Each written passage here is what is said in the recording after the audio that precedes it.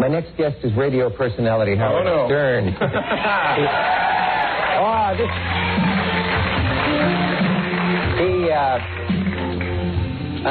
That's his theme music, and Mr. Stern is a New York radio personality, and I feel sorry for the guy because he was canned a couple times.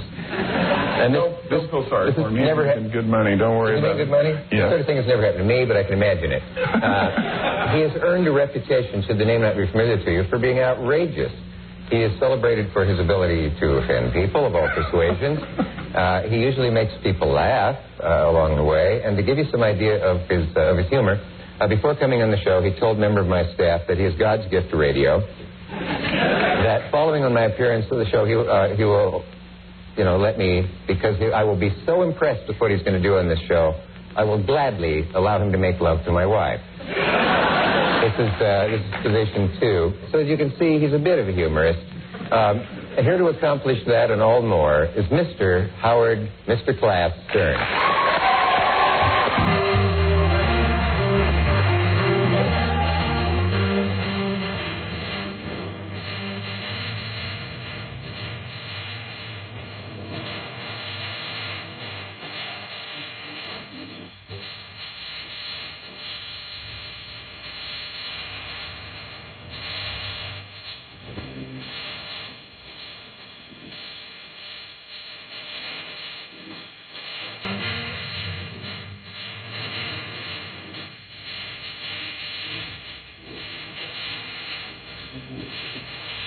Good morning, everybody. Okay, let me see if I can deal with this. I don't think I can. You sound different. Yeah. Is that a new mic? Yeah. How you like it? No, this is our microphone upside down. Oh, is it? Yeah, we're trying something for television, but it's weirding me out. Be able to work with it? I don't know. See, if I put my head down, it sounds weird. Yeah. Like that? Yeah, can't do it. Okay. It doesn't work upside down. Yeah, all right. Well, I'll fix it in a minute. I'll fix it on the air. Good morning, everybody. Okay, that's it. That's all you have to say today? Today's the day it happened. Ran out of stuff to say. I got a lot of stuff to say. Actually, why don't I take a break and figure out what it is I exactly want to say in what order, and then I'll come back. Let me take a little break and fix this microphone. We'll be back right after these words.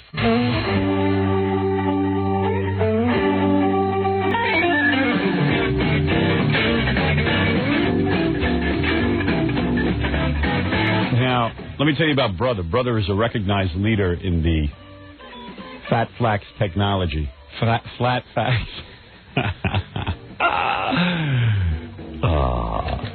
In the flat fax technology. In response to the growing demand for the convenience of plain paper fax machines, Brother has introduced a line of affordable plain paper fax machines. Scott, lower the air conditioning. I got to get some cold air in here. Or raise the air conditioning, whatever the proper term. I never got that straight. Brother makes a fax machine that is so good, that is so superior to all the other fax machines. If you went into my house, you would see a Brother fax machine. If you came here to our station, our radio station, you would see not one, not two, but maybe 5 Brother fax machines.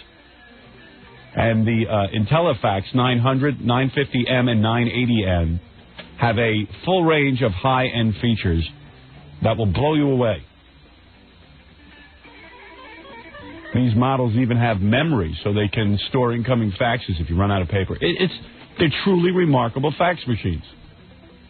With a 200-page paper cassette. You understand that these are flat fax technology. Do you understand what this is?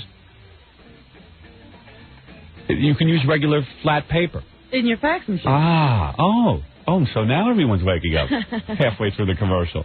All right, listen. Brother, available at Nobody Beats the Wiz, Top Supply in City, Office Max, and other fine dealers. Look for the Brother fax machine. The Howard Stern Show. It is so hot in here, Robin. Allow me to remove several articles of clothing. Why get dressed in the morning? I don't know. Why don't you come in and see what you need to wear? I might have to put a swimming pool in here. Come in your underwear and then dress. I'd like to do a show where we got like a big giant hot tub and girls in it. And I could relax during the show and be in my tub with the girls. Yeah. But what would I do that day? Can I stay home? No, you would watch me. Oh. You would watch me in the tub. You would get in a bikini and jump in. I have to watch you. Scott, what are you doing? You got the thing? Hello. Here's our engineer, Scott. Why does he need a flashlight to do the air conditioning? I'm mining for coal. You should have seen yesterday afternoon, we were working on another OJ bit. Yeah. You know, where I talked to OJ. Yeah. So we pulled Scott into the room to tell him what we needed him to do. And for like a half hour, me, Jackie, and Fred just made fun of Scott. Aww. One of the you know why it was brutal? Because we weren't on the air. Yeah, because we were doing it. Then you have an excuse to do it. Totally unnecessary. Because when we do it on the air, I always say, you know, hey, look, you know, we're doing it just to goof around and entertain the audience. You understand it's not for real.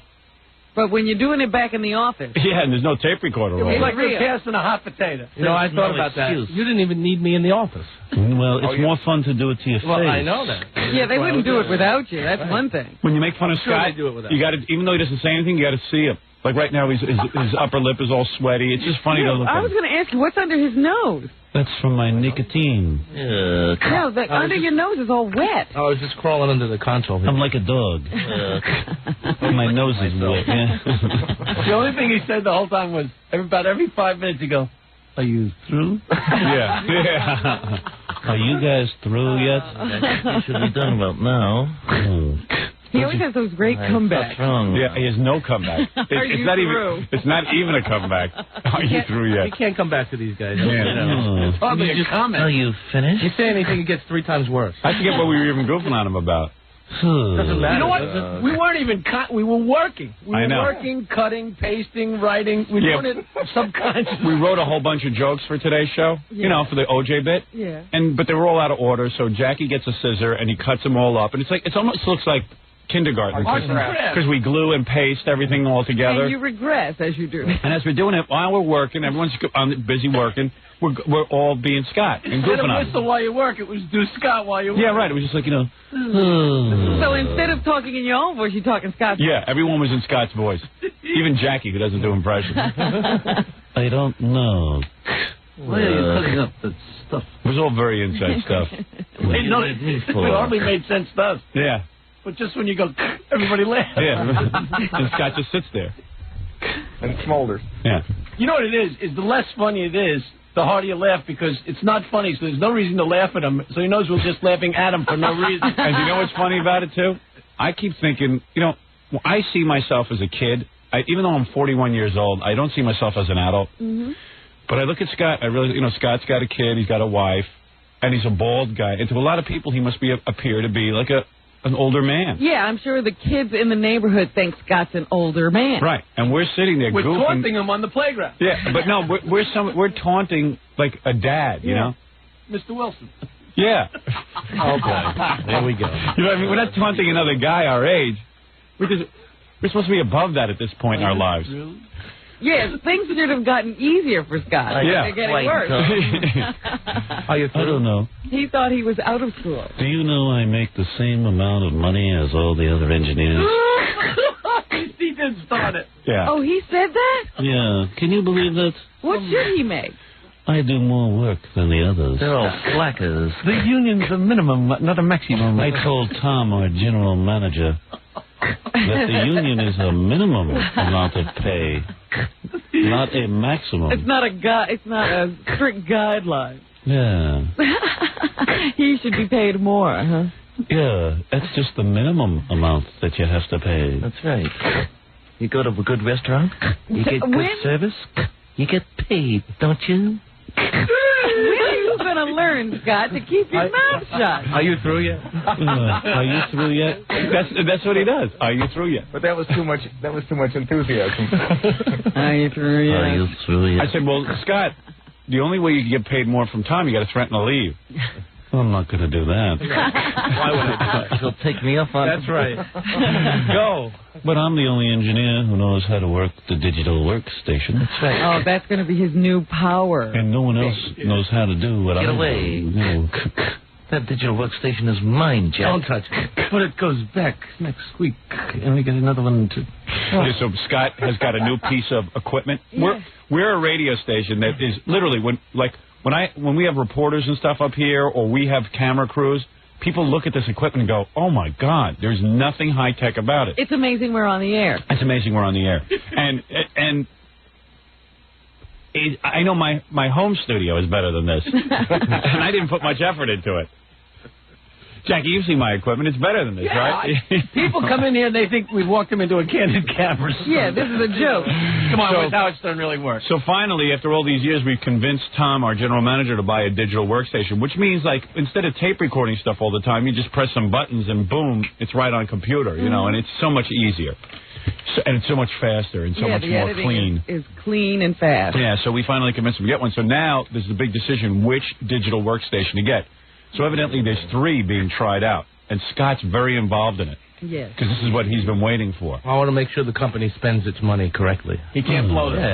Yeah. Yes. Should we do the Korg or the Roland, which is smaller, but I believe it has a keyboard. Let's see. And then there's possibly the... Oh, yes, I think it's the AKG. Yeah. You know what? It's very funny that just now when Scott was saying whatever he just said, he right in the middle. Yeah, he could. When he laughs, he goes, You know, it's real subtle. It took us years to locate that. Yeah. It's like, what is it about him that just... Well, Fred picked up on the laugh, because every time Scott would laugh, it would be... He kind of snorted. His signature. I want to make sure. He doesn't really have a belly laugh. He has a belly, but he doesn't have a belly laugh. He's like, you know... So he's like a guy, like, you know, who's making a noise to indicate laughter. This is where you should laugh. It's your cue. In the years of smoking, laughing would make him start coughing. Yeah. But he did. He went, I want to make sure. And he barely talks. It's like, I want to make sure the company spends its money wisely. It's warm in here, isn't it? and it's only fun to make fun of him to his face. It's only fun when you make fun of him to his face. So you don't do it behind my back? No, not a lot. We never even mentioned you when we don't see No one even thinks of you. Right. If somebody Out of does sight, it, out of mind. if somebody does it, it like ends. Yeah. Nobody grabs the ball. No. But when it's like if you do it and I see he's annoyed, like you just pick up the ball. You Yeah. just do. Yeah, yesterday's whole rap, you know. I'm the only one who can work the digital workstation. The other engineers don't seem to take an interest. Were we in the room? Same room together? Extra value, but I don't get extra dough. Yeah. So all of a sudden, this thing has been here 2 weeks. Scott needs a raise? I don't know. No. I've always needed a raise. Oh. That has nothing to do with the I think digital Scott workstation. feels he works harder. There's only 2 other engineers, and I think he feels he works a lot No, harder. we all work very hard. He feels he works harder than the other ones. No, they don't. They're lazy bums. And I think he thinks that he knows more than them. Mm-hmm. I wouldn't doubt it. I mean, I don't know. I don't know. The other engineers are fine with me. They're fine. I certainly smoke harder. And then, to get away from that, to try and bond with you, he'll change the conversation to Prodigy, which just backfired in his face because that was another half hour. I never even brought up Prodigy. We never even brought up Prodigy. Prodigy. Oh, maybe we did keep going after. Yeah.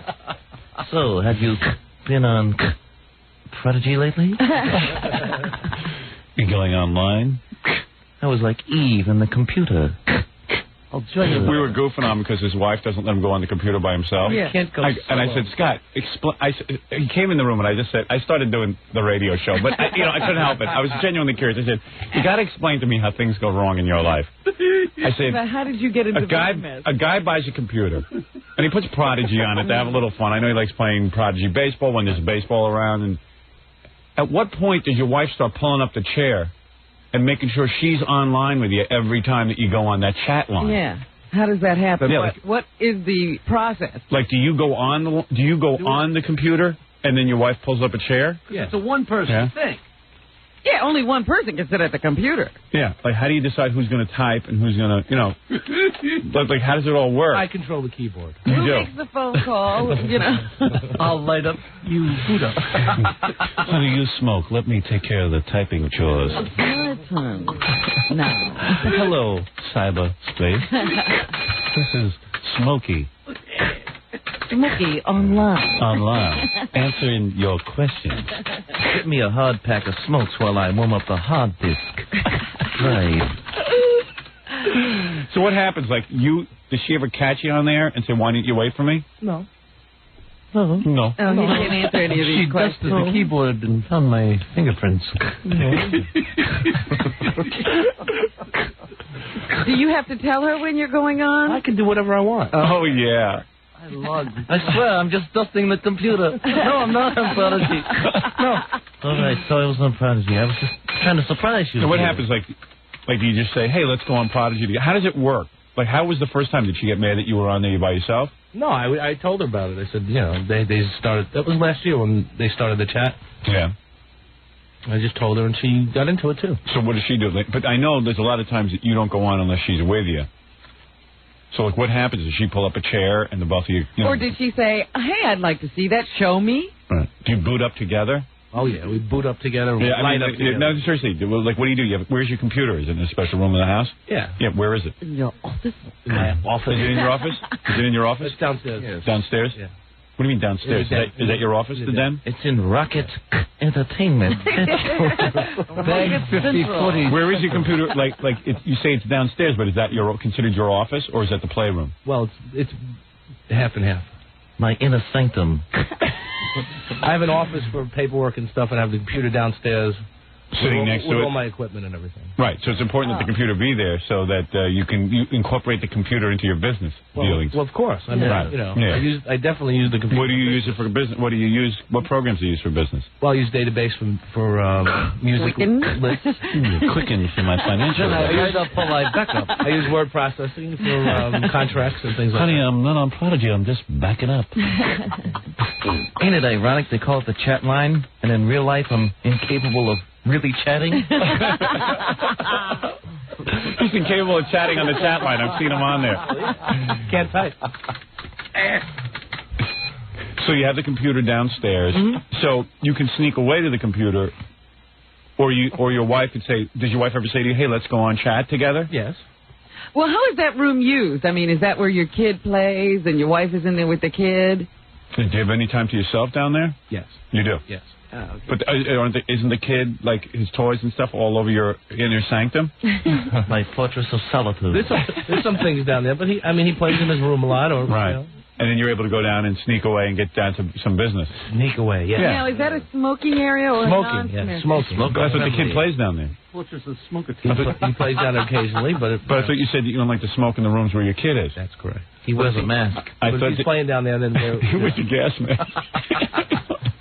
Do you smoke down there when the kid's playing? No. Liar. You don't smoke when the kid's Well, on we there? try not to. No. No, but they do. Yeah. Well, sometimes I have a nicotine fit. That's right. But I couldn't. I don't want to have a fit in front of my son. I'd rather smoke. It's neither that or let him see me at my worst. Listen, I got very important work to do. No, you don't. You sit here. I have things to do. Things to do. I'm behind 5 cigarettes. So then your wife comes down and you both get on. Yeah. I don't know what the fascination is with this. Oh. Sure you do. Even he has. But you would prefer to be online yourself, true? It doesn't matter to me. Really? I got nothing to hide. Oh, boy. Who said anything about hiding anything? Well, he did. I'm a lone wolf. Oh. I'm a loner or I'm there with my mate. Makes no difference. I'm just going through cyberspace. What is her title? Her handle? Does she share your nick? I know your nickname on Prodigy is something like Rocket DJ. Rocket DJ. She's the queen of nicotine. Does she have her own No. nickname? We just have one. I see. And she shares the Rocket DJ name? That's right. I see. So do people ask, are both of you there, Rocket DJ? Of course. Here's a picture of Scott and his wife on the chat line while the kid has free to shoot up because they're ignoring him. Make sure you use a clean needle, Scotty Jr. Oh, that's hysterical. I don't think Scott and his wife chat to each other in person, so I can't imagine them chatting on the computer. Getting through the screen. But what if, like, a sexy girl comes on and approaches you online? Because I know that happens to me a lot when I go on Prodigy. Ooh. Uh-oh. Time to go. And that's when you log off. I've seen him log off in a second. Really? Yeah. Computer locks. Uh-oh. Oops. Power loss. Gotta go. I think that's a weird dynamic that Scott has. I know Scott doesn't want to be online with his wife, but he has to go along with it. I enjoy it. Or she'll yell at him. No, I enjoy it. Yeah? Hey, maybe there's another couple cruising. Maybe we could talk to other couples. Especially when Big Al's on, she has a lot of good comeback lines. Oh, is that right? Obviously, I can't come back. Oh. You know. Oh, so your wife comes back. Yeah, I've heard her come back. All right, well, good for you. Good for you. You're in hell, too. Good. Goodbye. What else do they do together? We do everything together. We bowl together. We bungee bowl? jump. Oh, They bowl and chat online. That must be funny. Can we get tape of that? camera, I gotta go. Yeah, right. To have bowling league. Are you in a league? Yes. Oh, couples league? It's mixed.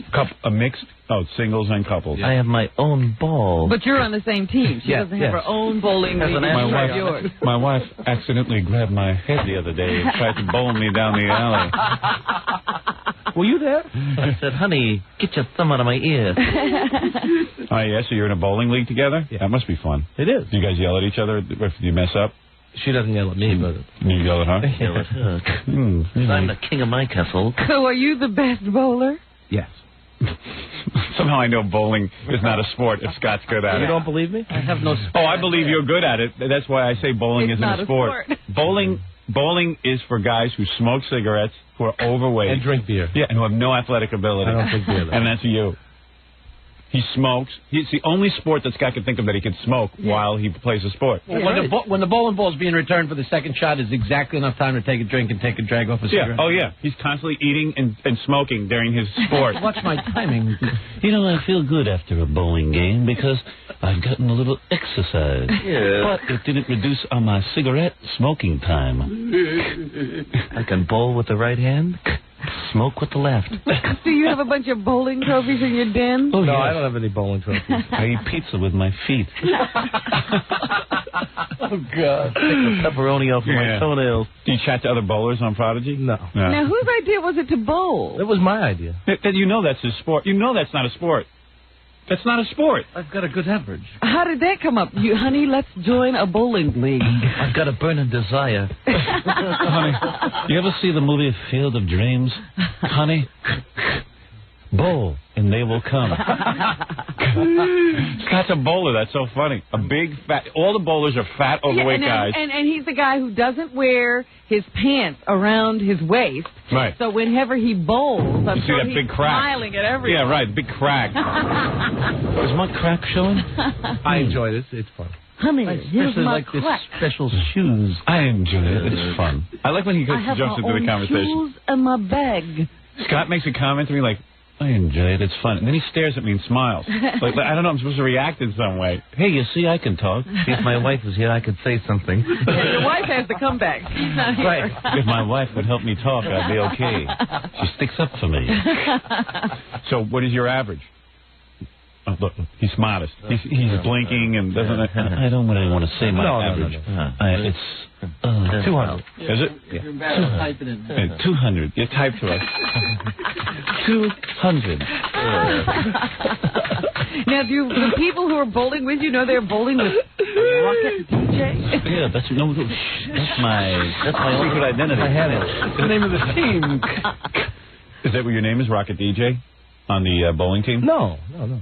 I have another identity. The name of the team? 3 Jews and a Goy. Is it really? Yeah. That's pretty. Who thought of that, Scott? Not me. That's not me. That was too creative. It's funny. I didn't think of it. Yeah, I just joined the team. I'm one of the Jews. I love to smoke. So what's the routine? You get down there. Do you eat dinner before you go bowling, or do you eat at the bowling? Sometimes we eat at home. Sometimes we eat at, in the alleys. Yeah. Sometimes the 3 Jews and a Goyim like to eat there, and sometimes they don't.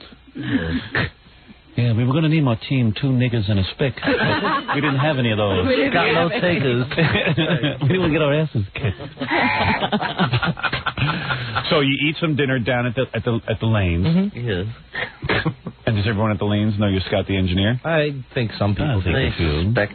They Who suspect on that your team? Are they friends, or did you Yeah. Did you make? apply for... Are any of the other couples becoming friends of yours now? And do you ever go out on dinners and stuff? No. No, it's strictly business. Strictly be our business. It's strictly bowling. Sometimes I go into the bowling alley bar and do a few guest spins. Do you get mad at some of the other bowlers when they don't bowl as well as you? Do you get a little upset?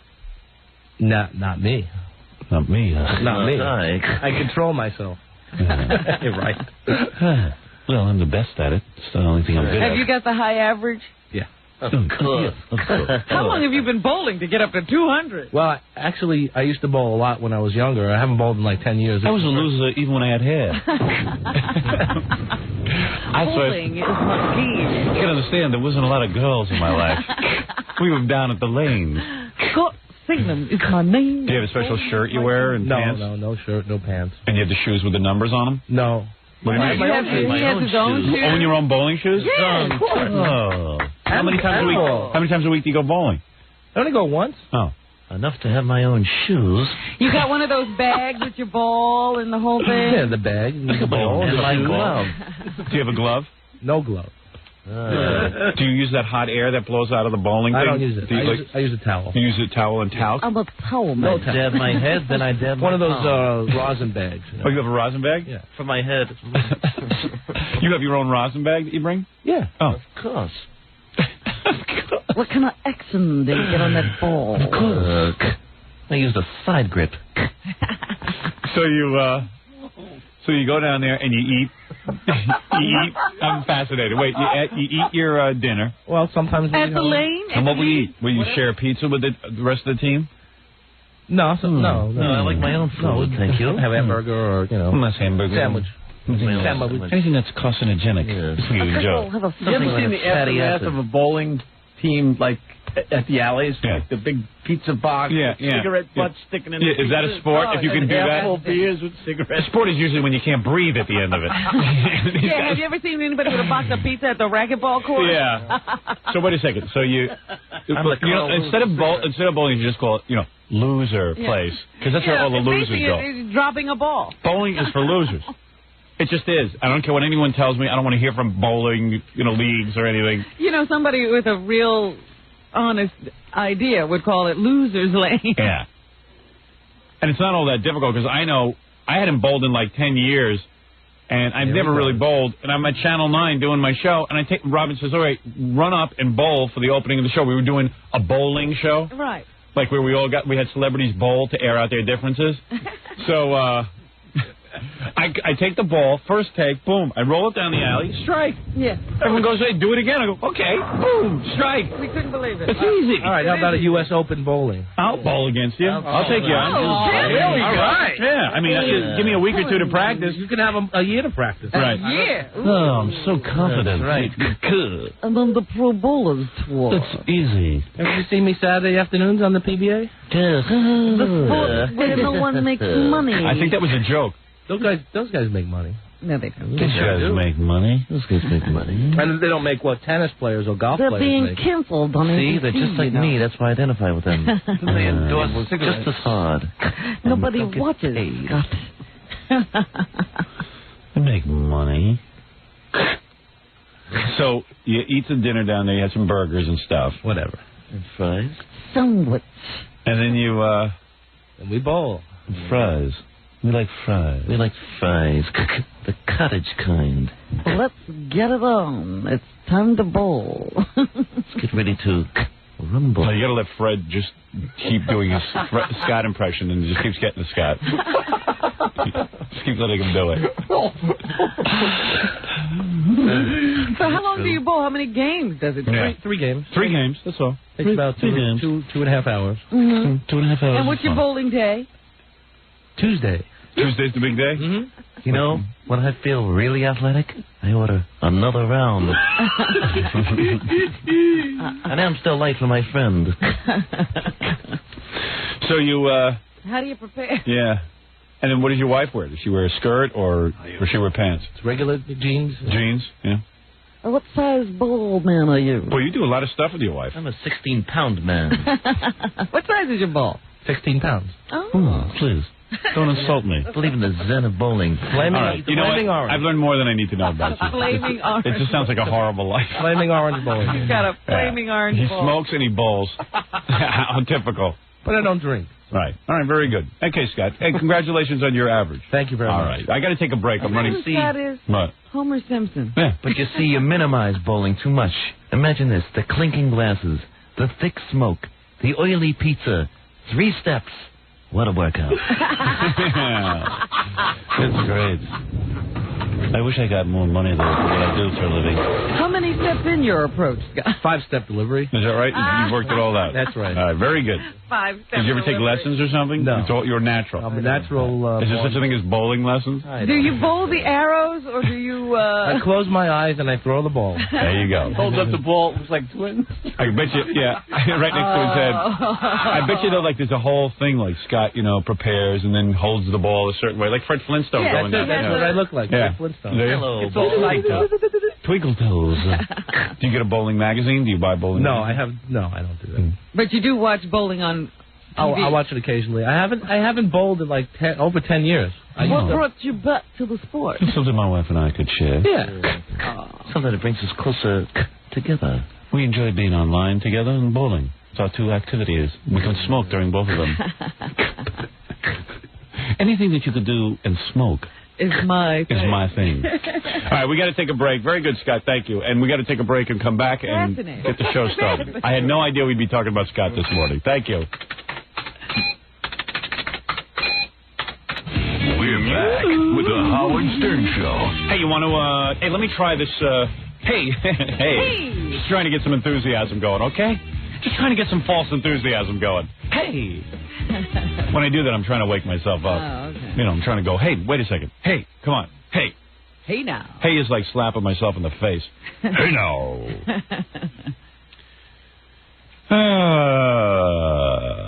So, hey, what do you want to try? I saw some dude with you this morning. I was going to beat the crap out of him. I thought he was trying to get something off you. I thought he was some new man in your life that I'd have to scare off. Like I'd bring him to work. I'd have to scare him off so he couldn't have you. Well, that was cute. Robin was being interviewed by some guy from People magazine, and all these guys are the same. They all... I hate to ruin the article for you, but... Well, hey. I'll turn the guy off. It's what you do. The guy has to... I'm sure it went like this. He called you and said, I'd really like to watch you work. Yes. And then, so Robin comes in the morning. I'll tell you exactly what she does. She sits at a desk. She puts on her makeup and reads the newspaper and blasts the ABC News or whatever news. What news is that? That's the ABC News feed. Whatever feed it is, she blasts it so loud. Well, I'm listening to several things, Oh, my Lord, what you doing there? I don't even know how you can hear. I can hear everything. I can hear the radio, I can hear that. What's going on in the halls. And she blasts it and sits there and listens so she'll know what's going on. So I see the guy just stand, no chair. Robin doesn't even... One thing about you, you're relaxed. Me, I'd be like, hey, you want a chair? Guys I thought about that, but then I got busy working. Right. The guy's got no chair. He's standing. I walked by, I thought it was a new intern. Yeah, so did I. If I had put him in there with a chair, then I would have been stumbling over the chair as I tried to get to things. So the guy's standing there, and at first I did think it was a new intern. I said, oh, this poor kid, he's going to last a week. Because, Robin looked angry, he looked angry, everyone looked angry and upset. What do you mean I looked angry? The guy was standing there. Give him a chair. I looked angry. That chair would have been in front of the door, You Howard. look thoroughly annoyed. I would be annoyed. Having to do my morning routine in front of reporters. I mean, come on. Who are you kidding? Howard, I walked by there. Hi, Robin. Good morning. And I walked by and it was like... Ooh. Well, anyway, so I went. So listen to this. I walk by, and every morning I see Robin, and I always go, hi, Robin. Robin goes, hi. I see the guy whip out his pad. And he starts, I almost cracked up at that. Yeah, like...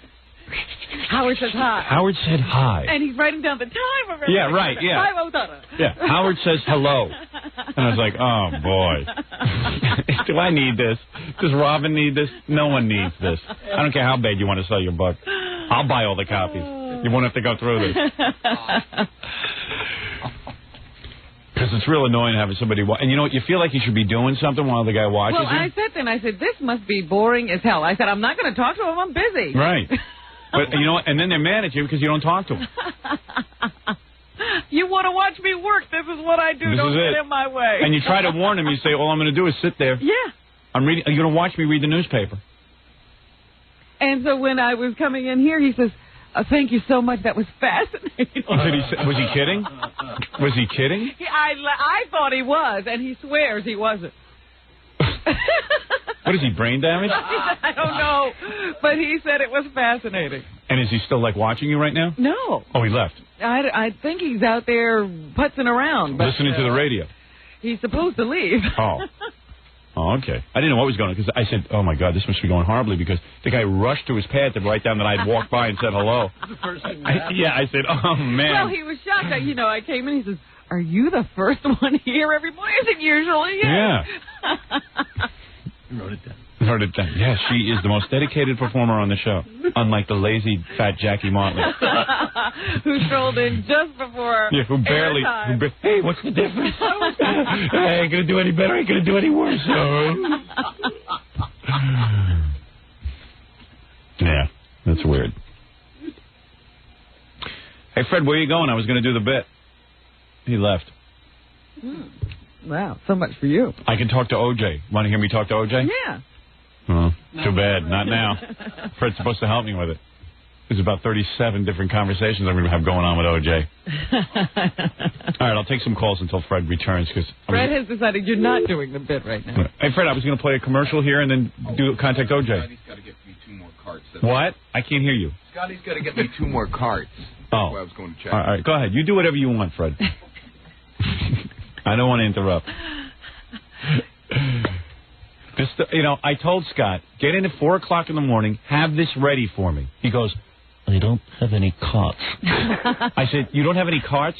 I said, do me a favor. At what point do you see that there are hardly any carts left and you reorder? Tom doesn't let us reorder until every cart is gone. I go, but then we were without carts. Carts are what we tape things onto. How can you... Where did they go? We use them, and we don't return them because, you're supposed to use them and then retape over them, but we save a lot of our stuff. Like, I use it a bunch. Like, I'm not going to replace... Are we making that much stuff? Yeah. Yeah? But we need it. It's not like we don't use it. What do you make? What? What do you make? What do you mean, what do I make? Okay, here's my father going, shut up, sit down. Shut up, sit down! We've had that for 50 years. Yeah, but what happens is you save everything. Here's Ed Wood, the clip from Ed Wood. We don't get rid of it in 2 weeks. You pick them up as you go along. Yeah, I just didn't know that how many cars would you say we make? In a week? In a week? 10, 15, something maybe 50. Oh, really? 50 in a week? Yeah, we can't throw out anything. No, I just don't think that you're making that many cars. Everything's a gem. Fred carries everyone in every day. Right. He sure does. Well, that's the truth. Yeah. So the thing is that Tom evidently doesn't won't reorder any carts unless he knows all of them are exhausted. That's ridiculous. Yeah, but that's the way he does it. He doesn't, They he don't refuses have a to box of accept. carts This is the same argument as recording over the tapes of the show. Yeah, of course. Can't you get rid of some? It's inevitable that we're going to need carts, Tom. And I always sign the cart purchase orders as soon as they're presented. Oh, really? So you're saying Scott's a liar? I'm not saying he's a liar. You can say it. Well, because I don't know. Are you saying that if Scott brings you an order? Well, Scott doesn't do it. Richie does. All right, so if Richie brings you an order, you don't say how many carts are back there now. Well, yeah. I'm going to ask him, when's the last time we ordered carts? Do you need the carts? And if the answers are, it's been a while. But why would he bring you a request if he didn't need them? Well, listen, it's my job to make sure we're spending money wisely, right? But Tom, just sign that piece of paper. It says it's okay to buy 10,000 carts. Put your name on it, and we'll buy 10,000. We'll never run out. Yeah. We'll get it all over with for the year. But clearly, yeah, if you needed carts, we'd make sure you had carts. So I said to Scott, I don't have enough carts for this bit. I said, Scott, I don't care what you have to do. You got to get... I don't care. It must be strange because the other day I sometimes don't use News Sound and they pile up back there. Yeah. Carts that I really don't need. Right. So the other day I took about 7 back to Scott and he said, Tom, thanks you. I don't know what Tom's got to do with it. Well, I don't know. Evidently you have something to do with it. Oh, here they are. Here's the cards. All right. Okay. All right, Fred, we're all set. I said to Scott, I need this ready at 6 o'clock. But I knew it wouldn't. Have anything to put it no on. matter how much I threaten him, it doesn't make a difference. It doesn't make a difference to him. He's more afraid of Tom. He's more afraid of Tom than me. Right. All right. Thank you, Tom. Okay. Good for you. Good luck. And Robin, you probably have 1,000 carts. Do we? Probably. Yeah, I would say so. All right. I just wondered. I didn't know. Tom's going off to Hawaii. Is there a big conference? Yeah. Yes. There's a management meeting again. Every year, that time of year? Every year, Infinity Broadcasting, who we work for, has a management meeting. And It's the biggest goof around. I'll give you a full report when I get back. Yeah, I know. Now, are you doing a speech this year? No. No, he did that 1 year. That was enough. the company never asked him to repeat. It didn't bowl anyone over. Nobody said, "Hey, we need that again for inspiration." Who's your big guest speaker this year? You know, I don't know. I know they have guest speakers, but I have not seen I haven't seen the schedule for the 2 days. It's a time when everyone who works for this company can meet all the managers, all the program directors and general managers. Share ideas. Yeah, share the one idea they all came up with. Hire Howard. Yeah. There you go. Put Howard on in mornings. And you know what? What if we do the rest of the day, Al? Don't let him leave. That's it. Try and hold on to whoever you can. Howard. Yeah.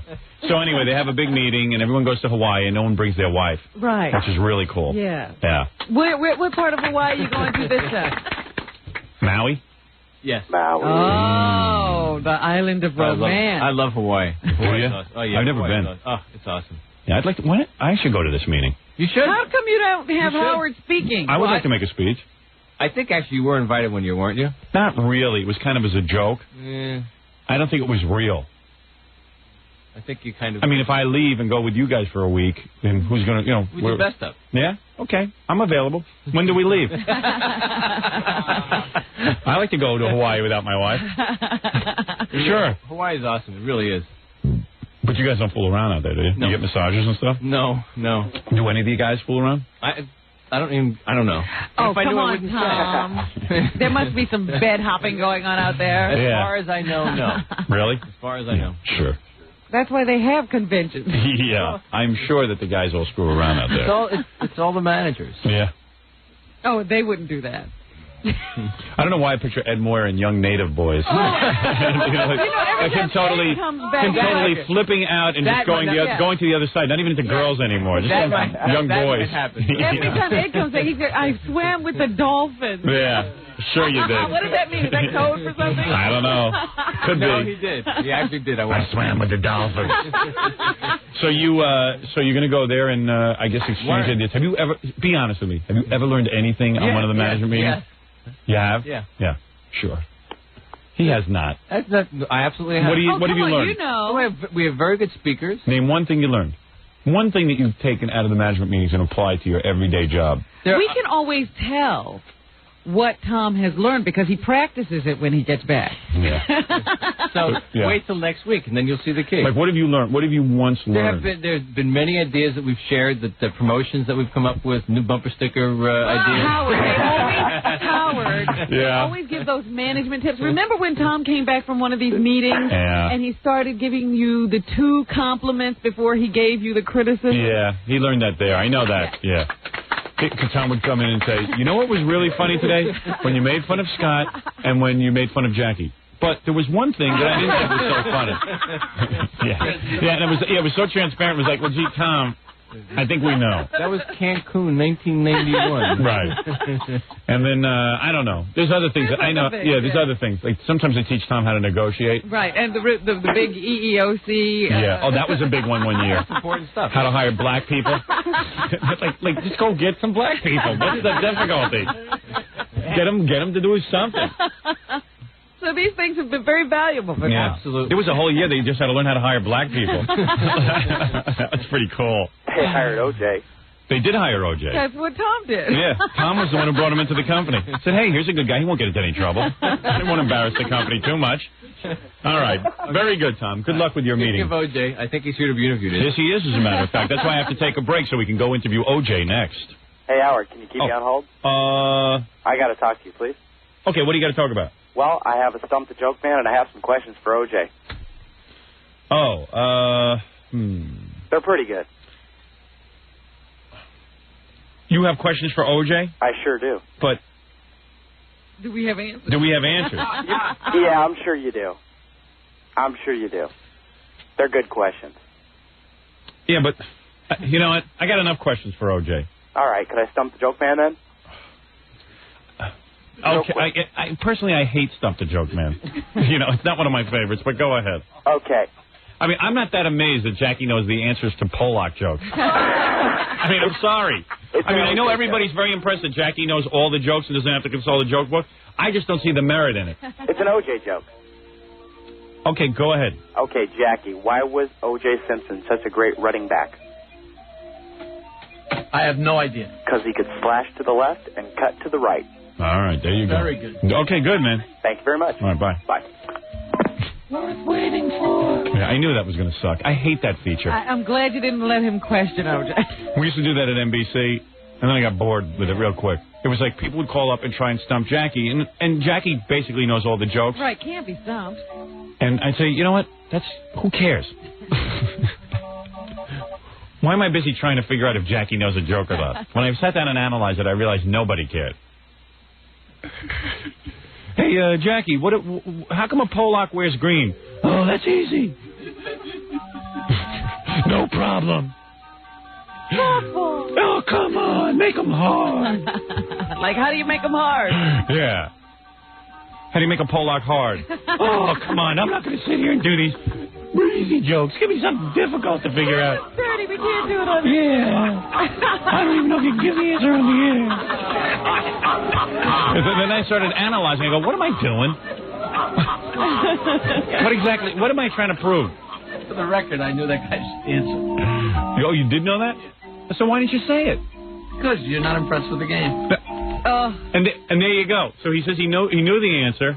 And that's why I couldn't deal with it anymore. I got to deal with Jackie's emotional tantrum. Hey, you know what? I know the answer. I'm not going to say it because he doesn't like the game. Held out. Great. You just made it. him. I won't answer. I'll sulk over in the corner. You don't like the feature. I'll sabotage the program. Yeah. I knew the answers to there. No, he gets the serious Jackie voice and he goes like this. I knew the answers were there. For the record. For the record, Your Honor. For the record, I knew the answer. All right, very good. I got to take a break. We're going to talk to OJ next. You're listening to The Howard Stern Show. The Eagles toll-free line, 1-800-54-STERN. Serious OJ music. The most important radio show of the century, The Howard Stern Show. Okay, and Jackie is, of course, busy with his wild comedy CD or cassette. He's the most important comedian in the world. That's right. Only $10 plus $3 shipping and handling. Jokeland special, buy two, get one free. Call 1-800-323-KING. And this Saturday, March 11th, it's Jackie at Seasons Resort Cabaret at Great Gorge in McAfee, New Jersey. For filthy jokes and info, call 516-922-WINE. Remember, 516-922-WINE is not a pay service. You know, I'm so fascinated with this New York Magazine article on Saturday Night Live. I just love this stuff. I love to read articles about what goes on behind lousy shows. It's a fascination of mine. And the person I can't stand the most is this Jean, I think her name is Jean Garofalo. Something. Yeah. I think that's how you say it. She's the one Saturday Night Live hired her because she was kind of successful on the Gary Shandling show. She has a small part on there, but she's good at it. You know, she basically is an actress. Yeah, for some reason or other, everybody was going crazy over her in Reality Bites. Yeah. Did you ever see that? Yeah, I saw it. I thought Reality Bites bit. Yeah. I thought it sucked. So, I couldn't understand getting excited at all about anything. Yeah, I don't know what the hype is on Ben Stiller, but I'm still trying to figure that out. I still don't know what he's done that's good. That's a phenom I won't understand ever. I know, like, a lot, and like, he's one of these guys, like, he's debating what his next project should be. Oh, yeah, and everybody wants him. Yeah. I know Reicher was, like, looking into directors, unbeknownst to me, and I guess somebody contacted him, and he goes, I don't know if that should be my next project. I'm like, I can't believe you even have a next project. They're worrying. Yeah, he's worrying. Yeah, like, should be. Yeah, and I'm like, worrying. I think I would take any project I could get if I was You should him. be leaping, my friend. Yeah, he's one of those guys. I don't know who he's made money for yet, but evidently he's all excited about his career, and a lot of other people are. Reality Bites. Hey, yo, come down to Reality, my friend. It does bite. You're right. I mean, it was a cool name, Reality Bites. And that was about it. And the soundtrack was kind of cool because it had some hip songs, but I don't know what the movie was talking about. It was really bad. It was dull. It was hard to... The first half was incredibly bad. The second half was somewhat merciful in terms of the listeners... the viewers... from the viewer's point of view, like trying to stay interested in the thing, but by the time you get to the second half, you probably tuned out anyway. You know, I don't even remember it. Yeah. It was awful. It's an awful movie. And his show on Fox was awful. They canceled it. Fox never cancels anything. I saw that, but it's not on now. Fox doesn't cancel anything.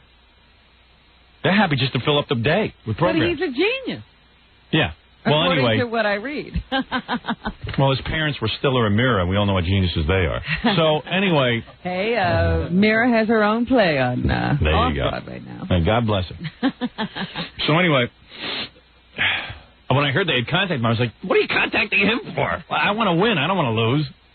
I need a guy with a sense of humor. And his dad is doing that great commercial for long-distance telephone rates. I would have his parents direct my film before I'd have him direct my film. What do you think of that? I think his parents at least have done something. Yeah. I mean, Stiller and Mira used to be on Ed Sullivan, make me laugh. Right. I don't know how he suddenly inherited the comedy baton and got past it. So I'm sitting there and I'm reading this article on Saturday Night Live, and this woman, Jean Garofalo, like they have a big picture of her and she's smoking a cigarette and she's bitching about how her life has become a living hell. This is a woman doesn't write anything as far as I know. She just waits around. And she waits. She basically reads 3 or 4 lines on Saturday Night Live once a week. And she's like, this show has made my life into a living hell, you know. We're waiting around. I don't know. I'm confused. Privately, Jean Garofalo has, I mean, what the hell's her problem? What's so difficult about sitting around and reading a couple of lines? And collecting a paycheck. And if the show sucks, just leave. Then don't do it. Everyone's in such angst. But they act as if somebody should do something about this. That they're unhappy. If I'm unhappy, somebody should come and do something. Yeah. Jean Garofalo has told friends that Saturday night has been the most miserable experience of her life. What's gotten her through it? Cigarettes and Stoli. Now she's like drinking and smoking. She's had to drink because of it. Yeah, it's so difficult. It's so difficult to walk in, a guy hands you a script and says, okay, read that. Maybe the show's not good because you've got too much Stoli in you? Yeah. A friend reports, you know how depressed she is? She's absolutely destroyed as a person. You know what that's called? You're part of a show that isn't working out all that great. You're not getting all that great reviews. Yeah. You ended up going to Saturday Night Live. Nobody knew what to do with you. So therefore you're going to just sort of, go into your little depression. Who made this decision? Is this like mandatory that you must go through Saturday Night Live I don't know. to get into movies? I don't know. She acts as if this is a passage she must take. Yeah. I must go on Saturday Night Live and be miserable. Babe, you're not Meg Ryan. If I had my way, you'd be a toll taker. I mean, she whiz, mellow out. This is amazing because I've read articles that said her stand-up career was absolutely horrible. Yeah, well, I don't know. It's just kind of funny. Everyone's filled with angst. This is a woman who went on stage and said that the audience just didn't get her.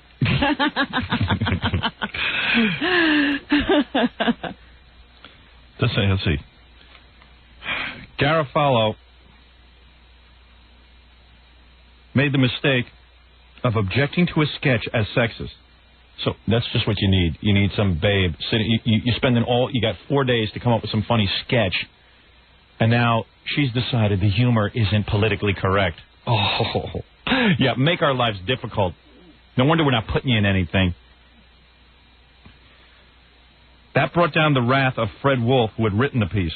Garofalo tripped over another unwritten SNL rule when she conscientiously attempted to memorize lines. Oh, come on.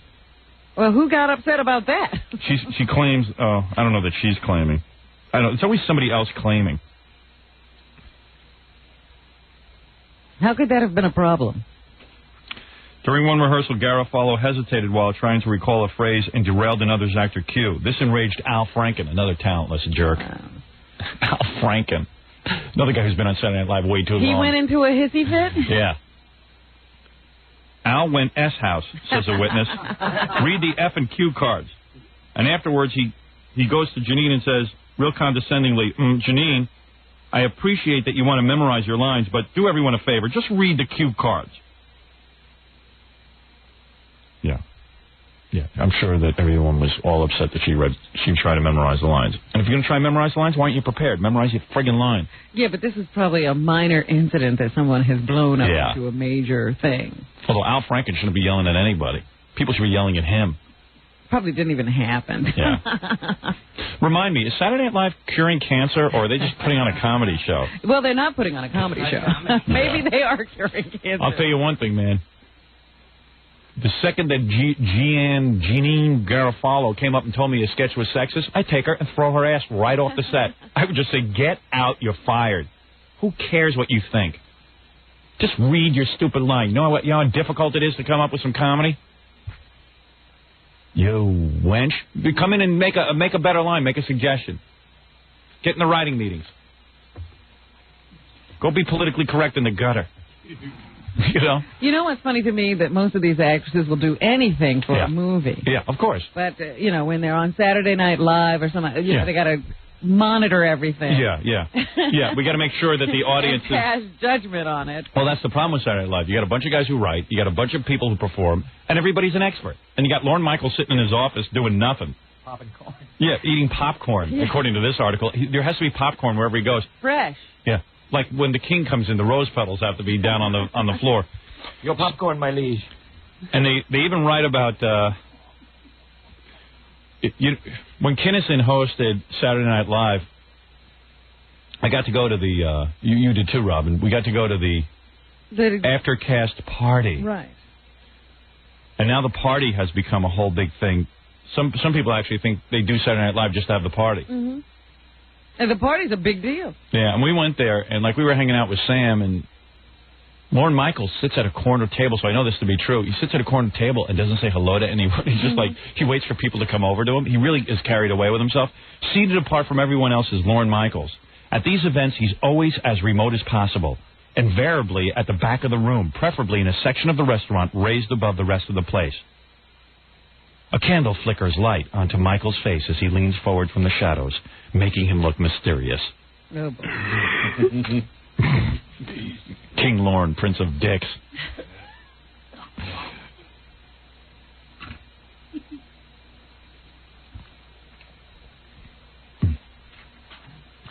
The next time Garofalo grins so broadly, she's standing at the very front of the Saturday Night Live stage. It's the end of the February 25th show, and it's the last one she'll do this season. In interviews, Garofalo says she's open to rejoining the cast in the fall, but as the credits roll, it's plain to see that Jeanine Garofalo is waving goodbye as fast as she can. As she's so happening. Oh, she's already left to do another movie. Yeah, whoever even knew about her. They know about her because she's the girl who bitches about being on Saturday Night Live. Anyway, I want to talk to O.J. Screw Saturday Night Live. Quite frankly, they could be beaten in 10 minutes. If the other networks weren't so lame, they could get something going against them.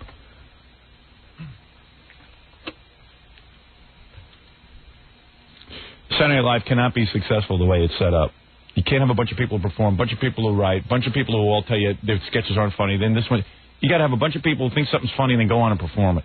That's the way it's done. Yeah. And if they're into fart humor, let them do fart humor. There's a whole big discussion over there. A lot of the writers are into ass jokes and fart humor and... What do you care what makes people laugh? Yeah. These guys are the writers. Go with it. And if you can't sell it, step down and let the next guy go in. I understand that some people have a debate about whether a fart laugh is a good laugh. Yeah. Well, that's like, you see these old-time comedians like Milton Berle and Sid Caesar. They're debating whether or not that's a legitimate laugh. Yeah. It's a cheap laugh. Yeah. So... Can you tell the difference? No, I can't. I'm laughing. I'm too busy laughing to analyze why I'm laughing. Guy pulling his pants down and whacking one right into your face. It's funny. That's it. Oh, man, I just ate something really foul. By the way, Baba Booey is not here today because it's day 2 of Baba Booey being absent because he went to... Play the important music. We have a news flash. Yeah. Okay. Hold on. I got important OJ music. News bulletin. Baba Booey is not here. Baba Booey is not here because he went to Atlantic City to appear in an incredible show. An incredibly dumb show that Ron Delsner put together, all behind my back. Baba Booey conspired with Jackie and Stuttering John, with Ron Delsner, and put together something called Friends of the Howard Stern Show, which I quickly put to a stop. And I even told Gary not to do, but he just went ahead to Atlantic City and did it anyway. And Well, we had it booked already, Boff. Well, unbook it. You think he's really sick? Oh, I think he's really sick. I think he went to he went all weekend to Atlantic City. He stayed up all night. He gambled. He had fun. He partied with his buddies there. So he did it all. He did it all, and now he's ill. So I don't have my producer here. I'm very shocked. Yeah. And I see he's booked himself for 2 appearances in Dallas. Right, he has weekend appearances in Dallas that probably he can't miss. Yeah, so I'm sure that he'll be fine for that. Guess what he can miss? Yeah. I've got work piling up back there that isn't being done. That everyone tells me they're too busy to do. You know what, Howard? He has sick time here. Yeah, right. Yeah, but not in Dallas. He better not go to Dallas this weekend. I better hear that he canceled those appearances so he can make up what he's not doing here. People think like maybe I'm a hard-on or something about this kind of stuff, and I know I'm not because I've spent my entire career. Where's Stuttering John? I want him to hear this. Come in here, dummy. And it's good for Jackie to hear, too, because I don't think Jackie understands my philosophy. Come on in. I want you to understand my philosophy. Okay, not that I should have to explain myself to you for the millionth time. No, I'm not. Why did I'm here. I'm here. I'm queer. I'm camping. I'm here. What? No, but I'm here. I know you're here, but I want you to understand something, because you are someone who acts really dumb and naive around me and acts like you don't know what's going on even in your... Oh, I don't know I'm making a mistake. You know, you're the smartest one here. You're smarter than Gary, and you're smarter than Jackie. You know, you are more crafty and sneaky. Sneaky? Yeah, you are more crafty and sneaky than any one of these guys. Jackie and Gary put together aren't as crafty. And Gary is a sneak. Gary's a little sneak. How, Gary? Wolf, can I tell the truth? It was Ron Belsner put this together. Oh, you couldn't tell me that before, could you? Howard, honestly, yeah. I swear to God this is true, I make less money doing these gigs with Gary than I do just to do them. That's not the point. That's not the point. I'm going to tell you something. I'm going to tell you something. I'm going to tell your friend Jackie something. And I'm going to tell Gary something. I love all three of you guys. You're fun guys. Jackie's very valuable to me. You're very valuable to me. Gary's very valuable to me. But am I willing to disassociate myself with the three of you? Yes, I am willing to. It would be hard. I would miss you. But I am willing to do it. It would tear you up. Now, let me tell you something. Let me tell you something, my friends. Is everybody listening? Jackie, don't read the paper now. Jackie, no reading the paper. I want you to hear this. Yeah, I'm talking to you. Jackie's talking to me. He's washed his hands of this right from the beginning. Yeah, so I know. Jackie's innocent on a lot of levels. Wash my hands. No. Like right from the beginning, you plead like you're ignorant of the whole. No, he's not ignorant. I'm not ignorant of anything. I said right that I from the took one gig. I refused to do the rest of them. I wanted to go to Atlantic City. I didn't want to go to do the other ones. I know, but just right from the beginning, it seemed like it was just like you were like, "Hey, these guys are idiots," and I'm happy. All right, listen, that's something for you two to take up off the air. That's a lunchtime at the Friars. Yeah, you guys can talk about that later. Let me explain my philosophy to you, and whether you believe it or not, I don't care. But I'm telling you my philosophy. I believe whatever you say. All right. What I have tried to do in my career, I don't owe you this explanation, by the way. I didn't ask for it. But I got to give it to you. He's doing you a favor. Right. Listen, shut up and take it. You're going to hear philosophy now. First of all, regarding you, Stuttering John, you are a guy who perceives himself as funny. When you go on the Ricky Lake show, when you go on the Last Call show, when you do these shows, when you go on the Conan show, you turn to people inevitably afterwards. You go, "Hey, was I funny?" I'm going to tell you something about yourself. You are the least funny person I've ever met. You are not funny. Okay. You're obnoxious. Okay. You're not funny. All right. I'll tell you what's funny about you. You stutter. When you go on TV and you try to be me, it's not funny. All right. It comes off obnoxious. Okay. It's a very fine line. You are funny when you are yourself. When you start to talk about yourself, there is a certain naivete about you that is interesting, that is heartwarming, and that is funny when you start to stammer about your life. Okay. When you go on the air and you run around like Howard, and you look like you're doing a bad Howard impression, you are not funny. Okay. So afterwards, when you come off these shows and you say to me, "Was I funny?" or you say to Jackie, "Was I funny?" That's funny. Because you're so insecure, you're funny. You're being you. When you go on these shows and you're me, and you're yelling at people, and you're stuttering, and you lose your charm. Now, here's the other thing you ought to learn about yourself. You don't take criticism well. You don't listen. I'm listening. When I told you to cut Gilbert out of your video, you didn't listen. I told him that. What? Okay. All right. All right. Shh. Shh. The smartest performers are the ones that listen. You know who's a smart performer? Madonna. You know why? You know why she's on top? She'll talk to garbage men. She'll actually watch what they're wearing, what they're listening to. You're not an expert. Mm-hmm. You know why I'm successful? You know why I've been on top for so long? If a postal worker came up to me and told me he had a good idea, I would actually listen to it. I would actually entertain it. Because I don't consider myself better than a postal worker. Mm-hmm. I consider myself garbage. That's why I'm going to go to the shrink. But that's what works for me. If I ever had a good feeling about myself, I feel too good for anybody. I wouldn't succeed. I am the genius of myself. I know myself. I know what has to be done. All right, so what have we learned so far? And I'm going to give you overall advice about career. I'm going to give it to you, Jackie, and everyone else. Jackie's got a whole other set of problems. These are your problems today. Okay. A, you're not funny. Mm-hmm. I know you think you're funny. Do you think you're funny? Tell the truth. Do you think you're funny? Do you think you're a funny person? Yeah. You're not. Okay. I don't want to disagree. You're not funny. I know, but I don't want to disagree. No, you can disagree. It's very funny because I hear him saying, that means he's not listening. If you genuinely disagree, I want to know so I can help you with it. No. I'm taking valuable radio time to help you with your career. Are you a funny guy? Let me ask you. Do you see yourself as funny? Do you think you're funny? But see, I'm not supposed to say that. No, you can say whatever you want. No, say what you feel. I mean, I'm trying to help you now. You thought I was funny. No. You are funny when I tell you what to say, and you're yourself, and you're genuine, and you stammer. That's funny. So you say I should be more genuine? Words, you would never be a stand-up comedian. Mm-hmm. You're not funny. And when you try to be funny, you come off obnoxious. Okay. When you're yourself. If Conan O'Brien asks you a question and says, John, what's it like when you ask these people these horrible questions? Yeah. And many times you'll say, gee, Howard puts the words in my mouth, or Jackie and Fred put the words in my mouth, and I'm embarrassed, or whatever your genuine feeling is, and then all of a sudden you start to stutter, and you go, whoa. That's funny. Yeah. That's funny. People are laughing at you, not with you. All right. Do you understand? Yes, I understand. It's fun to watch a guy stammer. That's what's funny. I got you. When you go on and you try to be funny, you're not funny. Like I tell jokes is not good. Right. Okay. Right. I got you. I see you on the shows. I've watched your shows. You stand up and you start yelling at people. Sometimes you do a little No. I tell them a question that I've asked on the show. Right. I see you with the girl on the show and you stand up and you go, hey, come on, baby. Come on. Don't you want to go out with me? Don't you want... That isn't you. It's not your style. Excuse me. And it comes off obnoxious. It's hard to watch. She's a gorgeous girl, but I see what you're doing. Right. You're trying. You're forcing it. Okay.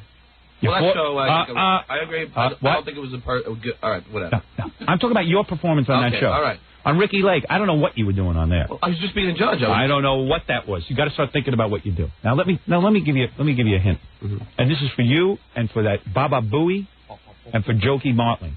Jokey Martling. Here it is. I have turned down a lot of money in my career for T-shirts, bumper stickers. I've had offers to do all kinds. If I showed you the pile of offers that I've had in my career that I've turned down, you would get dizzy because it's a staggering amount of money. All right, let me ask you one question. Hold on. Okay. Okay, go ahead and answer. If you think your question is more important than what I'm going to impart to you now. Now I'm in a catch-22. Go ahead, catch-22. Is that because? But is it because you can afford to turn down these things? No. Let me tell you something. And Robin knows this to be the God's honest truth. I didn't have a pot to piss in when I worked at NBC. And I had cockamamie scam offered to me one after another. I couldn't afford to buy a house. You understand? Yes. You have more money than me than when I was at NBC. You have more money now than what I had at NBC. I didn't have the money to buy a car. Mm-hmm. You understand? I went to my father. He got me a 1970 Valiant, that bastard. Couldn't get me a nice car. You're driving a better car. You drive a better car, and you have the money for a house. You have more money than I did, and I got offered all kinds of things to market my name. And you know what I said? This is gonna blow your mind. I said no. Mm-hmm. Now, listen to me. The reason I said no is this was my philosophy about this show. I believed in this show so much that I said the rewards will come a little bit slower. If you cash in quickly, you become like every other radio personality. You become just another dog with a bumper sticker and the Mark O'Brien sponge and the this and the that. You understand? You become another one of the jerks that are just ripping off the audience. You become another guy. Hey, here's my Howard Stern T-shirt. Whatever outside project I did to try to make a little extra money, I tried to at least put some care into it. Integrity behind it, and also try to make it show business related, a videotape or a book or something like this. Not some goddamn keychain. You understand? Yeah. Okay. And I turned down keychain scam after keychain scam. I must have 500 letters on my desk. People want me to do a CD-ROM. Mm-hmm. Why don't I just take it and put out something real quick? Why would you guess I don't? Because you want whatever you put out to be that. To have. If I put out a CD-ROM, I'm going to change the computer industry. That's why. Right now they got all this technology, but nobody's buying CD-ROM. You know why? Because it's boring. Nobody's done it right. They don't know what to do. They got all the hardware, no software. Now most guys will jump. I got a CD-ROM. You understand? I have purposely backed off. I got you. Now I have a problem. I got a bunch of guys who work for me who I want to be nice to. I want to be fair to. I want you guys to make money. But now the sharks out there who are frustrated that I won't do certain things get a hold of my guys. And my guys are going to now, they're going to buckle. They see the money coming in. Well, we can't get Howard to do it, so maybe we'll get Stuttering John to do it. We'll go roundabout. We'll put together our Friends of the Howard Stern Show. It'll be a horrible show, but we'll do it through the back door. We'll get $28.50 a seat because people think they're going to see all the crew from the Howard Stern Show. It'll be poorly produced, badly put together. Sound check will be all wrong. And all disaster strikes. You know, I even found out that there was supposed to be a bikini contest. Oh, but yeah. Nobody figured out how to get the girls there. So only one girl showed up. They did a bikini contest with one girl. Yeah. How embarrassing. Okay? This is what people saw when they went to Atlantic City. Now listen to me. Listen to me. I'm not listen saying a to word. me. I'm listening. I mean, I could say that something there, but Oh, don't say anything. Okay. That's why I've never said, hey, let's go do Stuttering John books, Stuttering John T-shirt, Gary Baba Booey shirts. Gary Baba Booey came to me, got to have a T-shirt. He wants to make a T-shirt. Do I want the Gary Baba Booey T-shirt out there? No. Who made Gary Baba Booey famous? Why is Gary Baba Booey famous? Because you made it. Right. You think Gary Baba Booey has a talent? You think that he is someone people want to really wear his T-shirt? They want to wear it because I'm into it. I could have put out a Gary Baba Booey shirt, but why didn't I do it? Because that would have not only saturated the market, it would have just been stupid. Another stupid radio guy was selling stupid radio stuff. And you know what happens to the audience? They buy it because they trust you. And then when they get home, they look at it, they go, what the hell did Howard do to me? He conned me. I got a Gary Baba Booey shirt. What am I going to do with it? I'm not going to wear this. And I just spent $12 for this. I don't like it. Gary has no talent. So when I say to Gary repeatedly, I don't want you to do a shirt. I don't want you to do Friends of the Howard Stern Tour. Oh, Howard's a bad guy. You don't want us to make money. Gary's talent is smiling and showing those disgraceful caps. That's his talent. If I didn't bring Gary in on here, no one would hire him for an appearance. So I've said to Gary, I try to be gracious. I say, Gary, if someone calls on you to get an appearance going, go do it. Fine. You want to show up at a supermarket, you want to say hello to the crowd, sign a few autographs, that's fine. But what does he do? He turns his back on me. Behind my back, he's plotting against me with Ron Delsner, putting together the Friends of the Baba Booey, Friends of the Howard Stern T-shirt, Friends of the... Why does he put out a Baba Booey keychain and why don't we make a Baba Booey store? Why do I not say to Baba Booey, go make a Baba Booey store? Answer my question. Because you don't want it. You think it isn't a good product, and you don't want to be associated with it. I don't want it. I've turned down money for the Baba Booey keychain. But you're not asking the right question. No. Does he have the ability to discriminate? No. This is where this is where I had to disagree because on everything I. Let me ask you something. Why do you think you're popular? Why do you think people like you? Because you made me popular. But I always come to you and ask you every single time about these things. No, you don't. No, you don't. Did you ask me about Friends of the Baba Booey tour or Friends of the Howard Stern tour? Did you ask me about it? Can I just be honest with you? No one told me about it. Gary didn't tell me about it. You didn't tell me about it. To tell you the God's honest truth, have so little to do with the whole thing. It was like just say, hey, John, want to do appearance together? Yeah, okay. The Stuttering John book proposal, did you come and tell me about that? Yes. Oh, you did? Yes, I did. Oh, you came and told me about it? Yes, I did. You want to know why you did? I knew about it 2 weeks earlier. I'd already killed it. Howard, don't even talk to me about Howard, it. I find out about it. You came to me too late. I never brought it up to you. Howard, behave yourself, John. Howard, behave yourself. Wait a second. I don't want to know about these things secondhand and through people that I don't know about. I came up to you. I knew about it 2 weeks before you came up to me. How could that 2 weeks. possibly be? Trust me, I knew about it. Yeah, but I still I didn't know you knew about it. I knew about it. The proposal was around. I still came up to you. The Stuttering John Buck proposal with all the questions from this show. No, I still came up Why don't you rate me? Do me a favor. I'm going to pull my pants down. Here. Put it in. over. Go ahead. Come on, rate me now. Come on, do it to me now. Don't do it to me. Don't give me slow rates. Do it to me now. Just give it to me. I've been bad to you, right? Come on, Howard. Come on, Howard. Here it is. Howard, here it is. Take it now. Rate me now. Are you kidding me? Come on, put the probe in. Howard, you know. Go ahead. Take my temperature. Goodbye.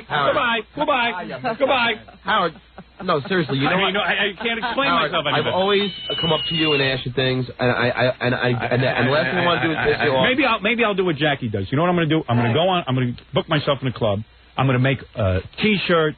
Use your finger cots. Use whatever cards. Cassettes and I'm going to get Joe cards. I'm going to get everything I can get. I'm going to cash in. Howard, I'm going to go and sell everything I can possibly think of. Howard, can I ask you a question?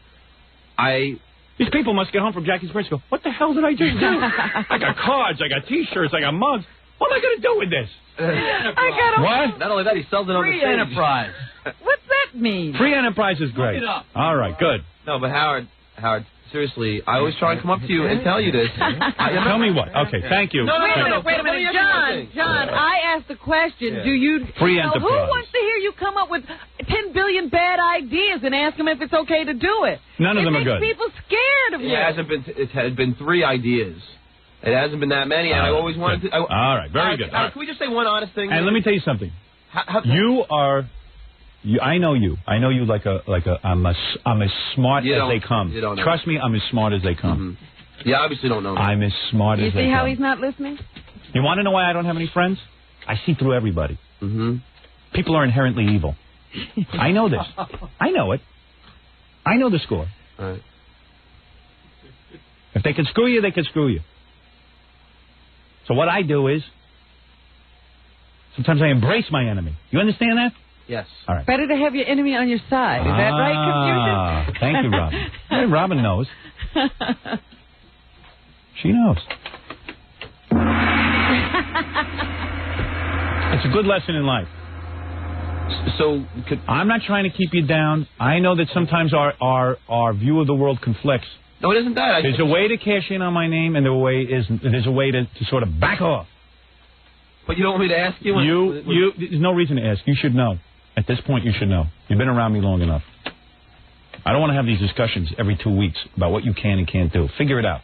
There's a way to cash in on my name, and there's a way not to cash in on my name. Can I say something here? But I have tried to tell him 50 times about things just not to even approach you with. But can I ask you something? But he does it Why anyway. is it okay for Rob? She does CNBC. She's done... Don't even bring up Robin in the same breath as No, but you. I'm saying why then... Don't even suggest it to me. But then, all I'm saying is that... Robin and I have worked out our way of dealing with one another to the point that we know exactly what we do. Mm-hmm. I don't think we take advantage of one another. No, and I don't want to... Now, let me tell you about you. Right. You're a sneak. I'm a snake. I don't see the Robin Quivers keychain. I don't see the friends Robin Quivers. Don't disgrace me. I'm not dissing her.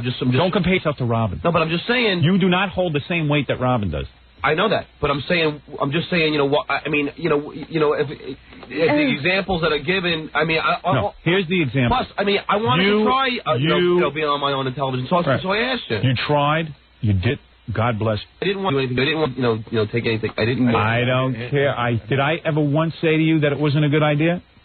No. Did I ever once say to you it wasn't a good idea? I did ask you. I said it's fine. You can go do whatever you want. But I did ask you. But you understand something. The way they used you on that show. It wasn't good. Not only did it make you unfunny, I didn't want you on my show. It wasn't a good... It made you unfunny. It's like, I'm sure Letterman feels that way about Larry Bud Melman at this point. I don't think it was a good show. It wasn't a good show. All right. It wasn't. It was an awful show. So I made my mistake. I went out, and I'm not saying you shouldn't go out, but do me a favor. Next time you go out, warn me how they're going to use you so I can get you off my show first.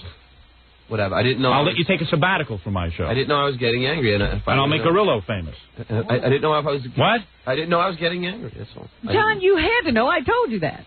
Robin, this is... When I start getting book proposals with my material being circulated around, I don't want to hear it. John, I caught you. Caught you. No, you didn't. Okay. All right. Oh, my God. I must be hallucinating. You know the truth. Now, listen to me. I hope you learned what I'm trying to say. The most important thing you got to learn about me, I've turned down a fool's ransom. a fortune. What's a fool's ransom? Same deal. Oh. I've turned down a fortune in these cockamamie merchandising scams. Yeah. Believe it or not, I actually do not want to steal from my audience. I got you. I think you're right. I appreciate the fact that I you shouldn't have an steal from audience. your audience, John. Right. John will do it for me. I'm not trying to do anything bad, Howard. I really am not. Baba Booey I don't have any T-shirt. mean intentions. I don't have, I'm not trying to do anything, I will never put... Have you seen a T-shirt with my name on it? Do you see that? Do you see me selling that? In fact, these radio stations I work for, they have pressured me. They have threatened to fire me. You know, when I came to this station, there was several sponsors who didn't want to come on the air unless they could have Howard Stern mugs. This was a whole big thing. I remember. Remember this? Yeah. They almost fired me here over it. I said, guys, I'm not doing it to hurt your sponsors, but unless I put my foot down, I'm going to open up the floodgates with these little dopey Howard Stern plastic cups, Howard Stern this and that. So as a compromise, so they have a Howard Stern all morning T-shirt, rock and roll all day. I don't want a Howard Stern. They want to make Howard Stern T-shirt. I said no. And I had companies come to me. They want to pay me all kind of money, Howard Stern T-shirt. I said no. I did it because I believe that this show is more than just another dopey radio show. Maybe I'm delusional, but that's how I feel about it. I feel that if we go that route, we look like jerks. You know, like Morton Downey. The guy had 5 minutes of fame. This guy was into more products. He looked like a jerk. Rush Limbaugh's got a store. He's selling Rush Limbaugh. This is a guy who's panicked. He knows it's going to end at some point, someone's going to go on against him, give him some competition, and blow him off the dial. Anybody with any kind of reasonable talent will blow Rush Limbaugh off. Mark and Brian in California are two imbeciles who had no career, had no personality of their own, adopted my personality. They go out to California. They get hot because I'm not there. And what do?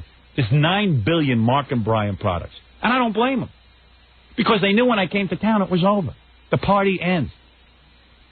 I see those little creeps. They're now going into San Francisco or something. They're one of our markets. Syndication. You think they thought up syndication? They didn't think of syndication. They don't have an original thought in their head. No one in this industry has an original thought in their head. So I'm very protective of my name and how it's handled and what happens with it. And tell your friend Baba Booey the same thing, who's out sick because he's got too many personal appearances. Can't handle his life. You know, every year there comes a time in the year where you have to slow Baba Booey down. Yeah. Oh, boy. Because he gets sick and he misses his time here. Baba Booey had wheeled and dealed himself into a 6-city tour with the Friends of the Howard Stern. Him and Ron Delsner had cooked up with Gary's manager. Ron was in on the whole deal. Oh, yeah. Oh, evidently. I'm not even sure. I'm getting bits and pieces. No one has come clean yet. That was the first time I'd ever heard that. No one will tell me what happened in this whole thing. How it happened, how it got hooked up. I was nowhere in my life. You understand? I thought of me. I thought this up. Since I'm 5 years old, I waited to do this. I'm not going to let anybody ruin it. I did it. I did it. Rate me. Rate me now, John. Put it here. My pants are down. Take it from me. Take it off from me now. Pull your underwear down. You get behind me. No, I'm not going to do that. Yeah. Come on, go for it. I'd like to pull my underwear down once you're behind me and ready to mount me. Get ready. Rate me. And let me tell you something. You're no dumber than, like, Tom Chiusano. When I first got to this station, the general manager, Howard, we can't sell the show. We need cups, we need mugs, we need saucers, we need your name. I said, Tom, better you don't sell them. Better I leave. Then I get embarrassed with Howard Stern sponges. Well, Mark and Brian sponge. Well, Schivos are Mark and Brian. Death to Mark and Brian. Radio death. Well, Howard, you realize that, like, Oh, he realizes. What is he? What don't I realize? Have I made myself clear? You mean I still haven't made myself clear? What did he realize? Go ahead. But I'm just trying to defend the past things. Just saying, that there are people going to, offer all of us stuff because of how famous that you made us. You know what I'm saying? So, and you're saying you're too weak to resist? No, I try and go through you, and I talk to Gary, talk to you. So this is what I said. You have no way to discriminate. Mostly, God, you know how many... That's okay. As long as you have no way to discriminate. Let me know about it. Don't let me hear about it from other publishers that there's a proposal around. I sat you down. No, you sat me down 2 weeks after I found out about it. Well, somebody spilled the beans that I know. Well, you didn't seem to know anything about it. No, I hit it pretty good. Ask Gary if I didn't know about it. All right, well, then I didn't know, but I came up to you and asked you. You know what? Because I don't want to be a bad guy. You see, there's one thing you don't know about me. I'm a sap for a guy down on his luck. I'm too nice a guy. Robin will tell you about this off the air. No, in fact, when you talk about how sneaky he is, how he presented it to you was the most ridiculous thing I've ever seen. He didn't know about the proposal. It was out there. Someone wrote it. No. That's not what I said. No. He's standing in a room with me, you, and Gary. Yeah. And he goes, I just need to ask you something real quick. Yeah, real quick. Can I do a book deal? Can I do a book? Somebody wrote up a proposal. I don't know about it. And he ran out of the room. Howard, I asked you like I was supposed to. And you said, no, I didn't do it. I found out about it, too. It was already on the publisher's desk. No, it wasn't. That was 2 weeks after. How come Judith had it? Because I'll tell you 2 weeks before you came to me. No, that's BS. It's not BS. How? I came to you a month before that She told me about it. Robin, that's what I told you over the weekend. That was a month before I came and sat with you. John, you sound like OJ. No, Howard, it was a drug deal. No, but Howard, someone else did it. Howard, I swear to God. John, I knew about it. How can you tell me I did it? Because timing right now, you're being... Hold on. John, I knew about it. Howard, let me just say one thing. No, I know you knew about it. I could bring in 17 witnesses. But you didn't know. First, I came up to you and told you about it. Yeah. Then I said no. Okay. Then that... No. John. Then the proposal came about, and then I called you. Remember? Listen to me. A month after. Accept your punishment. Listen to me. I'm just trying to... You know what, John? The bottom line here is you make big mistakes.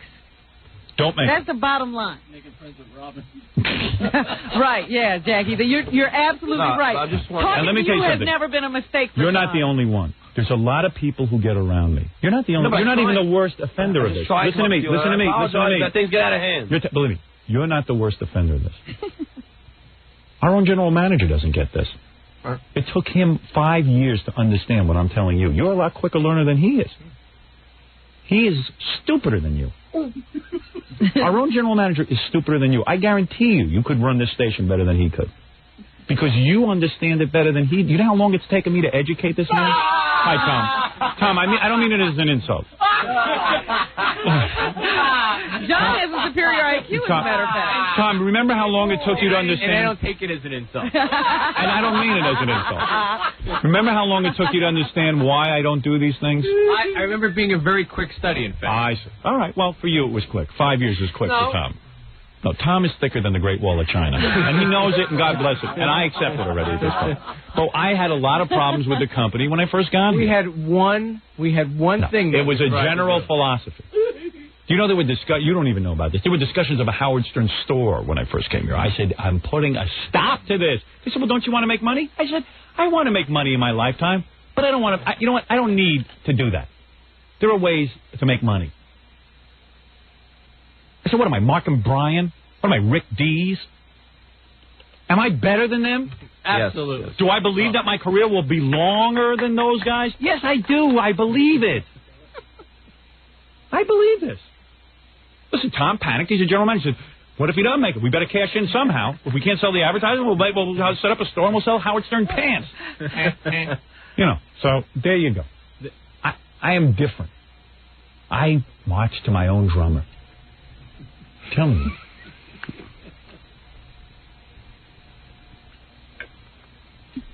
Do you help the grease man? What is he selling? Waddle daddle shirts? Get rid of him already. Would you fire him and wise up? Don't you know when you cut your losses? Fire the grease man, will you? You still won't even learn about that. Yes, sir. Killing the station. Like my heels.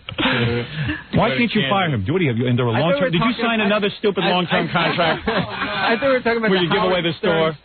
You know, here you learned to negotiate at the management meeting, and the grease man walked off with the store. John is funnier and more talented.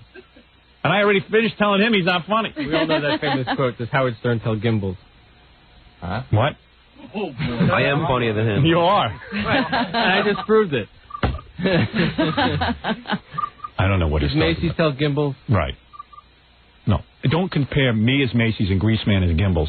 Let me tell you something, my friend. I am. That wasn't the comparison at all. I am steak, and he is a plastic cup That's the difference. He talks into a microphone. That's the only comparison you can make between me and the grease man. Conversation. I have to point out every problem and how smart I am and how stupid everyone else is. My father pointed out to me my whole life. Now I'm pointing out to you guys. There you go. Now you know the basis for it and everything. I'm real upfront. I like that you're not laughing, by the way. I see you taking me seriously. John, Stuttering John. I think that you have gotten through his wall. Right, John has been taking you very seriously. He for should. the last week or so. And let me tell you something. I like this kid. Imagine if I didn't like him. John's great. Not today, he isn't. Tomorrow, he's going to be better. I hope Gary comes in. See, now you're funny. That was honest. That was real. You're funny on this show. You're not so busy trying to be me. You're being yourself. Why now you're can't funny. we call Baba Booey? I want to know how sick he is. I don't want to know how sick he is. I'm going to tell you something, Tom. I do want to know how sick he is. Baba I want to Booey. know if he's working this weekend. Oh, Baba Booey better not work this weekend. He better be canceling Dallas because he wants to be in tip-top shape for next week's programming. Oh, I better not hear he's in Dallas. Oh, boy. You want to call him and ask him? We don't call Ron Delzer. I think that's his manager. Somehow I don't think Ron had anything to do with that. Imagine I develop this Baba Booey. I give him a job. I develop him. I even give him a persona on the radio. Let him talk. And Ron Delzer's cashing in on this. Well, that's Ron. That's Ron, boy. God bless him. He's smart. Oh, Ron's very smart. I'll never call him stupid. He bamboozles. He must hypnotize my guys. Maybe that's what he does. Going to ruin my life. And I know deep in everyone's mind here, everyone thinks that I'm saying this because, Howard wants the money for himself. He don't want us to make a living. How much money are we getting? You got to understand something. I wouldn't think that at all. John, I purposely turned down. You know what? I almost want to show you my personal papers. I know. Money turned down merchandising. I know. You know how many calls I get People, you want to know something? I killed movie deals over merchandising. You want to know what busted up me in New Line? New Line, I know you said that. Had nothing to do with scripts. Had nothing to do with anything. They wanted my merchandising. And they wanted to sell Fart Man dolls, Howard Stern, this. I said, guys, I got to walk. I want to make a movie real bad. They were ready to finance it. They were ready to open a bank. The Bob Shea Bank at New Line. They were going to open up to me, John. No, I know. You understand that? Yeah, I know that. They were going to open it up to me. With the big bucks we pay John, he doesn't need the extra money. Right. Well, that's the problem. Aren't you clearing like 17 grand? Exactly. That's not even that. No, I want you to make extra money. Please don't misunderstand me. When you signed the record deal, who was your biggest supporter? You were. All right. Did I lie and say the music was great? Yes. Oh, okay. Come on, Howard. You know the music was great. I loved it. Did I call you and tell you the music was great? Yes. It was probably our best conversation. You're damn right.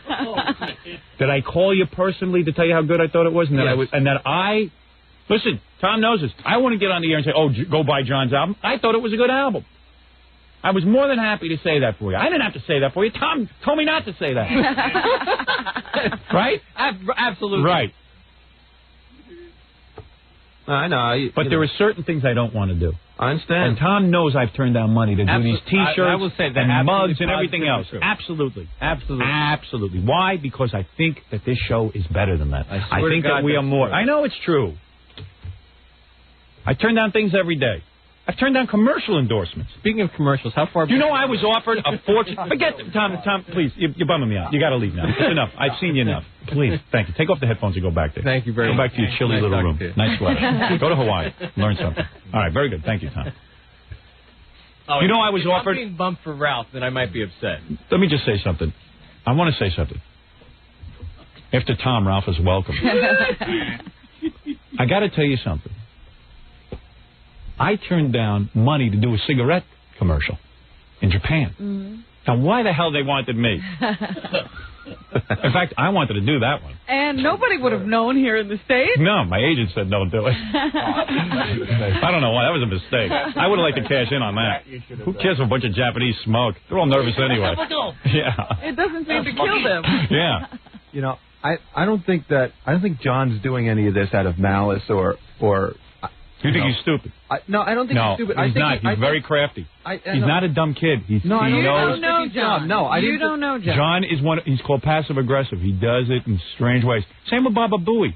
You're no different than him. Baba Booey is genuinely a dick. When he said, "Oh, Wolf, I'm no different. Wolf, I'll never do anything like that again." I plead ignorance. And let me tell you something. And Jackie blows rings around both of you. All right? So don't... Jackie's the king. Right. I plead ignorance. Look, Jackie came to me and said... I'll tell you the difference between you and Jackie, just so you're clear. Jackie came to me a long time ago. He says, listen, something that's very important to me, I would like to get plugs on the show. Mm-hmm. All right? So he has his products and stuff. Would I prefer Jackie didn't sell mugs on the air and T-shirts and stuff? I'll be honest and say yes, I prefer he didn't. But that's Jackie's career, and Jackie's got to manage his career the way he's... Listen, his wife manages his career. And I was doing it before I met you. Exactly. Well, dude, I was in freaking college making... Except before you met him, nobody Jackie, was buying that him. has nothing... Yeah, exactly. Be honest, Jackie. That was not a lucrative business. It still isn't. Right. That's got nothing to do with the argument. I thought you said it was free enterprise. My point of view was that Jackie... It was hard to get Jackie... Jump, it was hard to get Jackie paid around here. Much like Nobody myself. sees his value. And it was a way to get something going. All right? Yeah. So it's Jackie's products, and we make it very clear it's Jackie ripping people off, not me. All right? Well, Howard, it's no secret that I don't make any money around here. John, let me tell you something. But you can't abuse me. No, I don't want to. That's That's why, I know. Otherwise, I got to pull my pants down. No. Why don't you make a Howard Stern mask and sell it? No, Here, come on. Here, let me pull my pants down. Stop it, please. All right, let me pull my pants down. Want to make money, shave your head. Look, all I'm saying is this.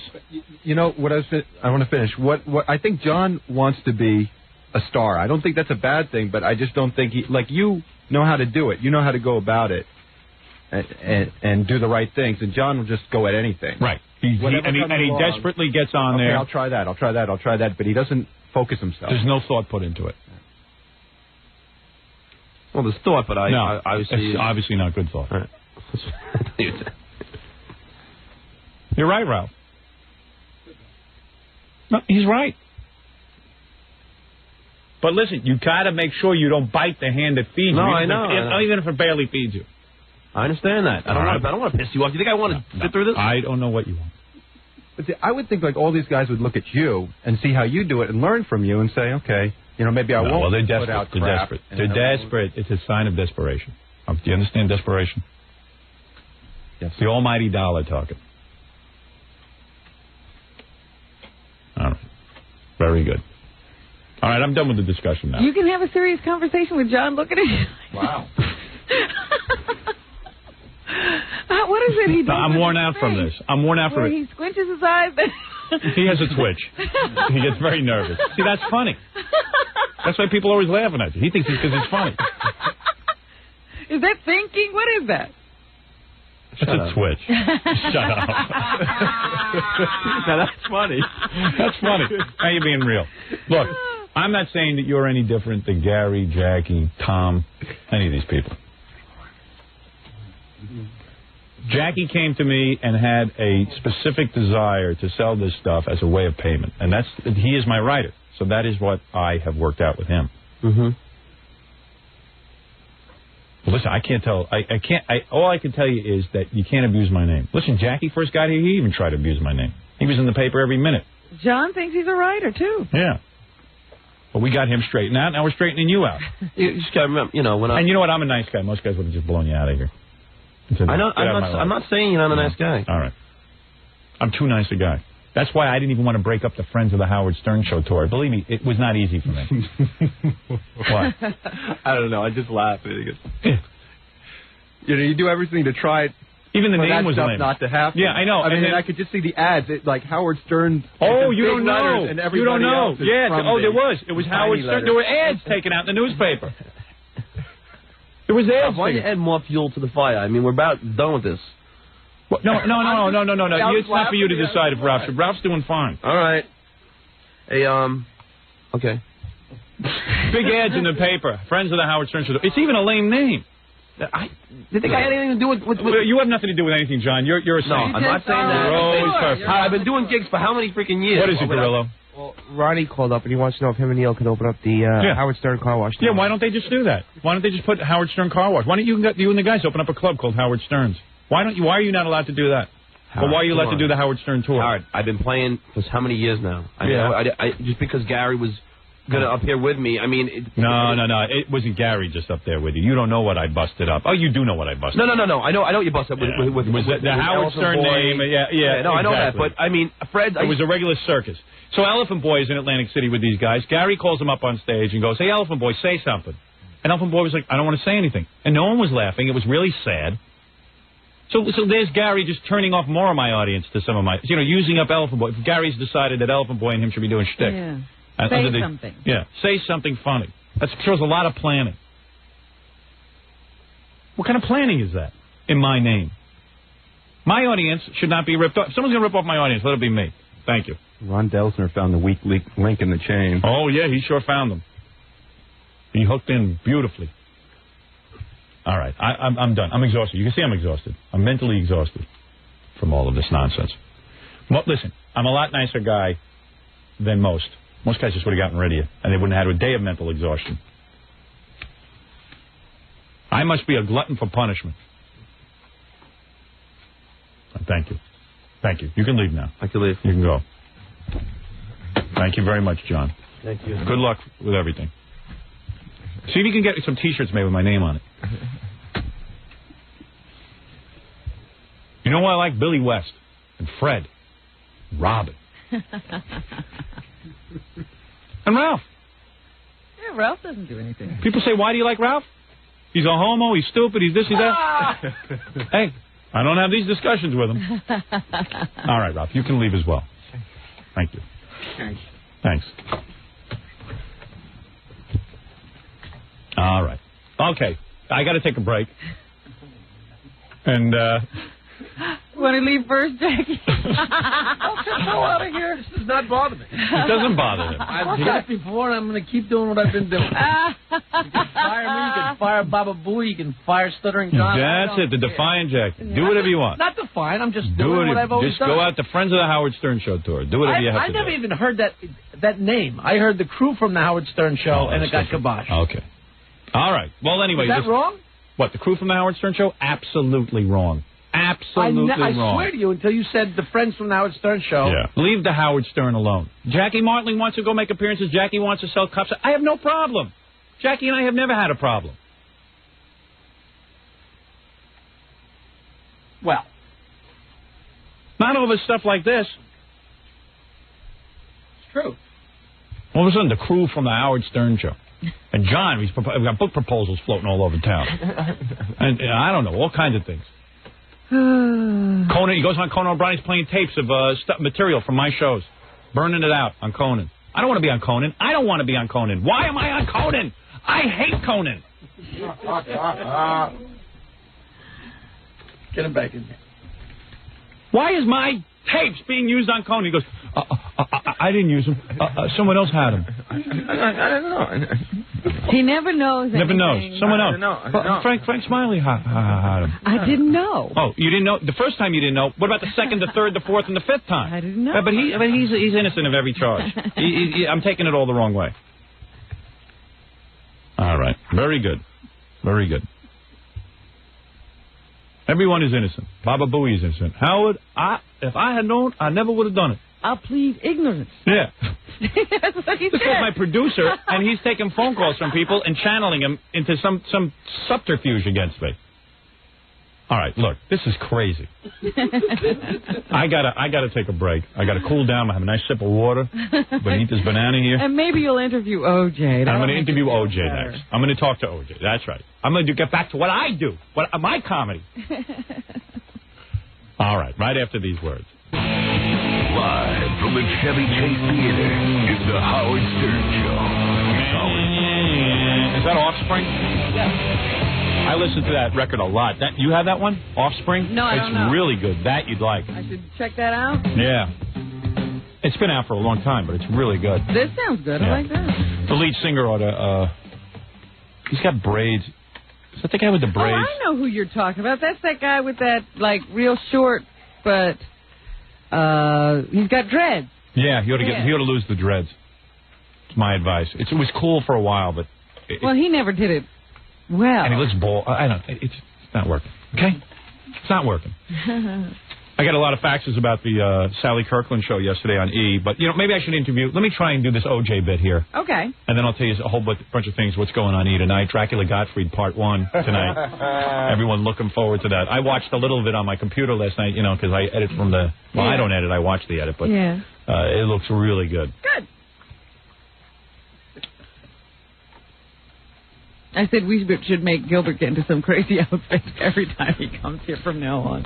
I got this whole computer system that they hooked up for me where I can watch them edit the E! Show. Yeah. But they've been doing such a good job editing the E! Show, I hardly have to watch it anymore, which is pretty cool. That's nice. Yeah, it's really nice to have some competent people involved. See, I compliment people. It's not often we work with competent people. I just like to give them a plug. Yeah, I tuned in yesterday. I was like, hey, it's a pretty good show. I can't add anything to the mix. Don't have anything to add. No. Oh, that's nice. Yeah, it's really good. So Dracula Gottfried tonight. What's so funny? Dracula Gottfried. Oh. Didn't know you were such a fan, Fred. This is, when Fred reacts, I got to know. I mean, something's... What did it? Wow. Man. I've never Fred. heard an outburst like that from him. You have Dracula, you have Fred, Gottfried. you okay over there? I'm doing fine. Man. It happens. It happens is right, O.J. O.J. surprised. No, the only reason I react is because if you react to something, then I know it's good. He's a man from Mars. It's universal. Yeah. He can read your mind just like an open book. Yes. He's a man from Mars, and he's extremely clever. Yes, he is. Brilliant but kind in every endeavor. Whoever heard of putting endeavor in a song? Those guys. Every endeavor. Anyway, I did have opportunity to speak with O.J., and O.J. has agreed to come in the studio right now and talk with us. Great, okay. And, O.J., I just have a few questions. I know that you have limited time because you got to get back to your case. Yes. Where's my CNN O.J. music? Hold on. We have an exclusive interview. Yeah, O.J. Have you noticed that Marsha Clark's mole keeps growing and growing and growing? That one on her lip, on her lip, on her lip. What's that mole? I had noticed that when she first started, but now it's really prominent. Is she like painting it on like Cindy Crawford or something? I hope not. But it is. It looks like it's getting bigger, like it's growing. It's the incredible growing mole, incredible growing mole. Marsha Clark is very stressed out because her husband is coming after her with a lawsuit while this lawsuit's going on. And it's amazing, too. Did you see, while they were talking about the case with her husband, they get all this old file footage of Marsha Clark. She's a and tomato. They really have changed her look. Yeah. Because she used to be in these long, flowing, clingy outfits all the time. Yeah, she's not bad, I'm telling you. There are certain angles. She looks kind of nice. I'm sure With the hair longer and wilder. Yeah, she is wild. If she should get hair extensions. I mean, I'm a beauty consultant. I'm so ugly, I think of ways to make myself beautiful, so... She's so hard, but once in a while the little girl comes through. Yeah, oh yeah. She's frustrated. She looks up and and all of a sudden she's gentle. I like when OJ rolls his eyes. If OJ rolls his eyes one more time, I'm going to get up and chop OJ's head off. I mean, it's the greatest. As soon as I wish they just keep the camera on OJ. Whenever anyone says anything from the prosecution, he's like, what? The best was when he points to himself. Me? Wait a second. What are you talking about? What you talking about, Willis? It's like he's saying, big deal, I killed 2 people, enough already. Yeah, it's almost like he's rolling his eyes. He can't believe any of this. Yesterday they were talking about the ice cream. Oh, never mind. Yeah. And he rolls his eyes. They were like, did you try chocolate chip cookie dough? Yeah, unbelievable.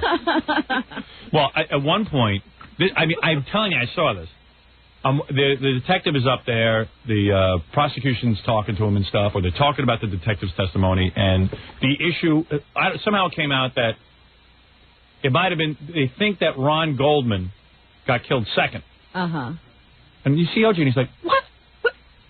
That's not the way you have it. I think he forgot. He's almost giving it away. What the hell are you talking about? But anyway, let OJ... No blood doesn't mean he was killed second. OJ, come on in here and let's talk a little bit. Robin, I know you're anxious to I would love to know what OJ has to say. Yes, absolutely. About himself lately. Will he talk about the case or won't he? I don't know. OJ, come on in. Okay. All right, take a seat. And let me ask you a few questions. This is only happening today again because it worked out well yesterday. This is not O.J. on the stand. This is just an interview. He's not. Yeah, it is an illusion. It is an illusion. I understand. Okay. O.J., first question we all want to ask is, when the cramps in a murderer's hand usually, When do the cramps in a murderer's hand usually disappear? 15 years later. Oh, I see. So it will take that long, you're saying. I see. So when you were younger, let's go back to the old days. When you were younger, you used to make love to schoolyard dogs, right? What did you do to stop that habit? I married my high school sweetheart. Oh, so that got you away from the girls, huh? I mean, that got you into girls, huh? It happens. Right. You know, I got to tell you something, though. You're a better actor than I thought. When I'm watching the trial sometimes, you actually look sorry that you knifed Ron and Nicole. I say, yeah. It is an illusion. Oh, I see. Anyway. It is an illusion, huh? It is an illusion. Yeah. Now, someone told me you ordered a set of Ginsu knives in jail. Now, what do you hope to use them on? My ex-wives. Your ex-wives. And what's the most memorable thing you remember seeing your father do? Beating a dead horse. Not dressing up as a woman, huh?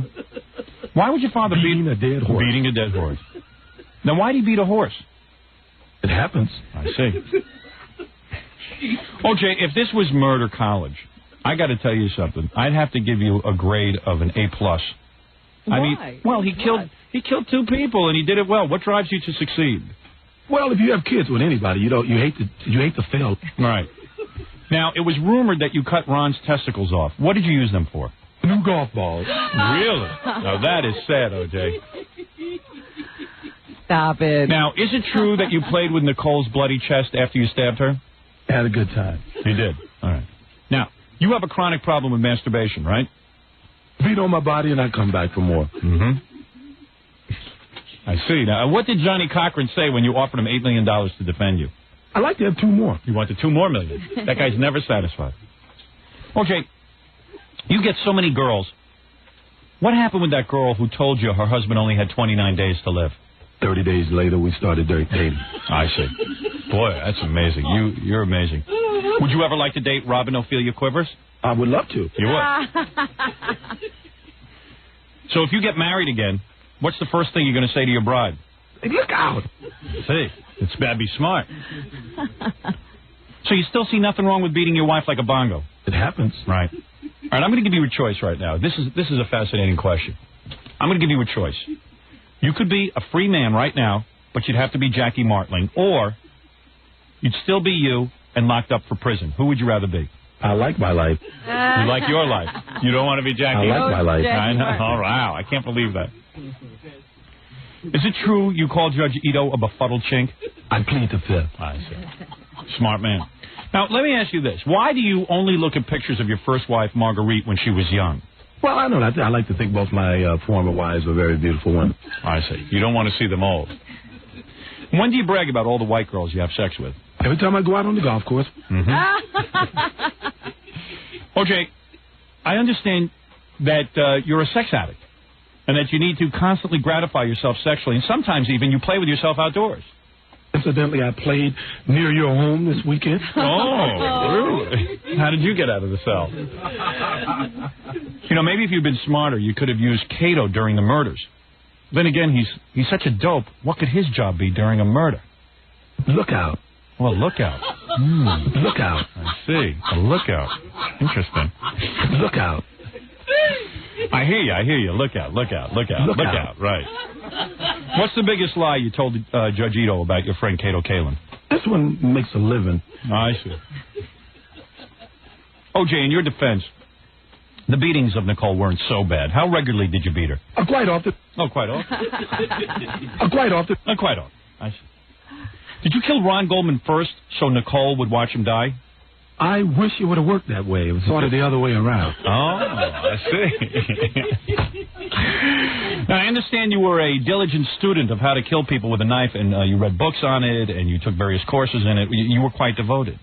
And I didn't go out for like 7, 8 months. Right, and you really studied hard.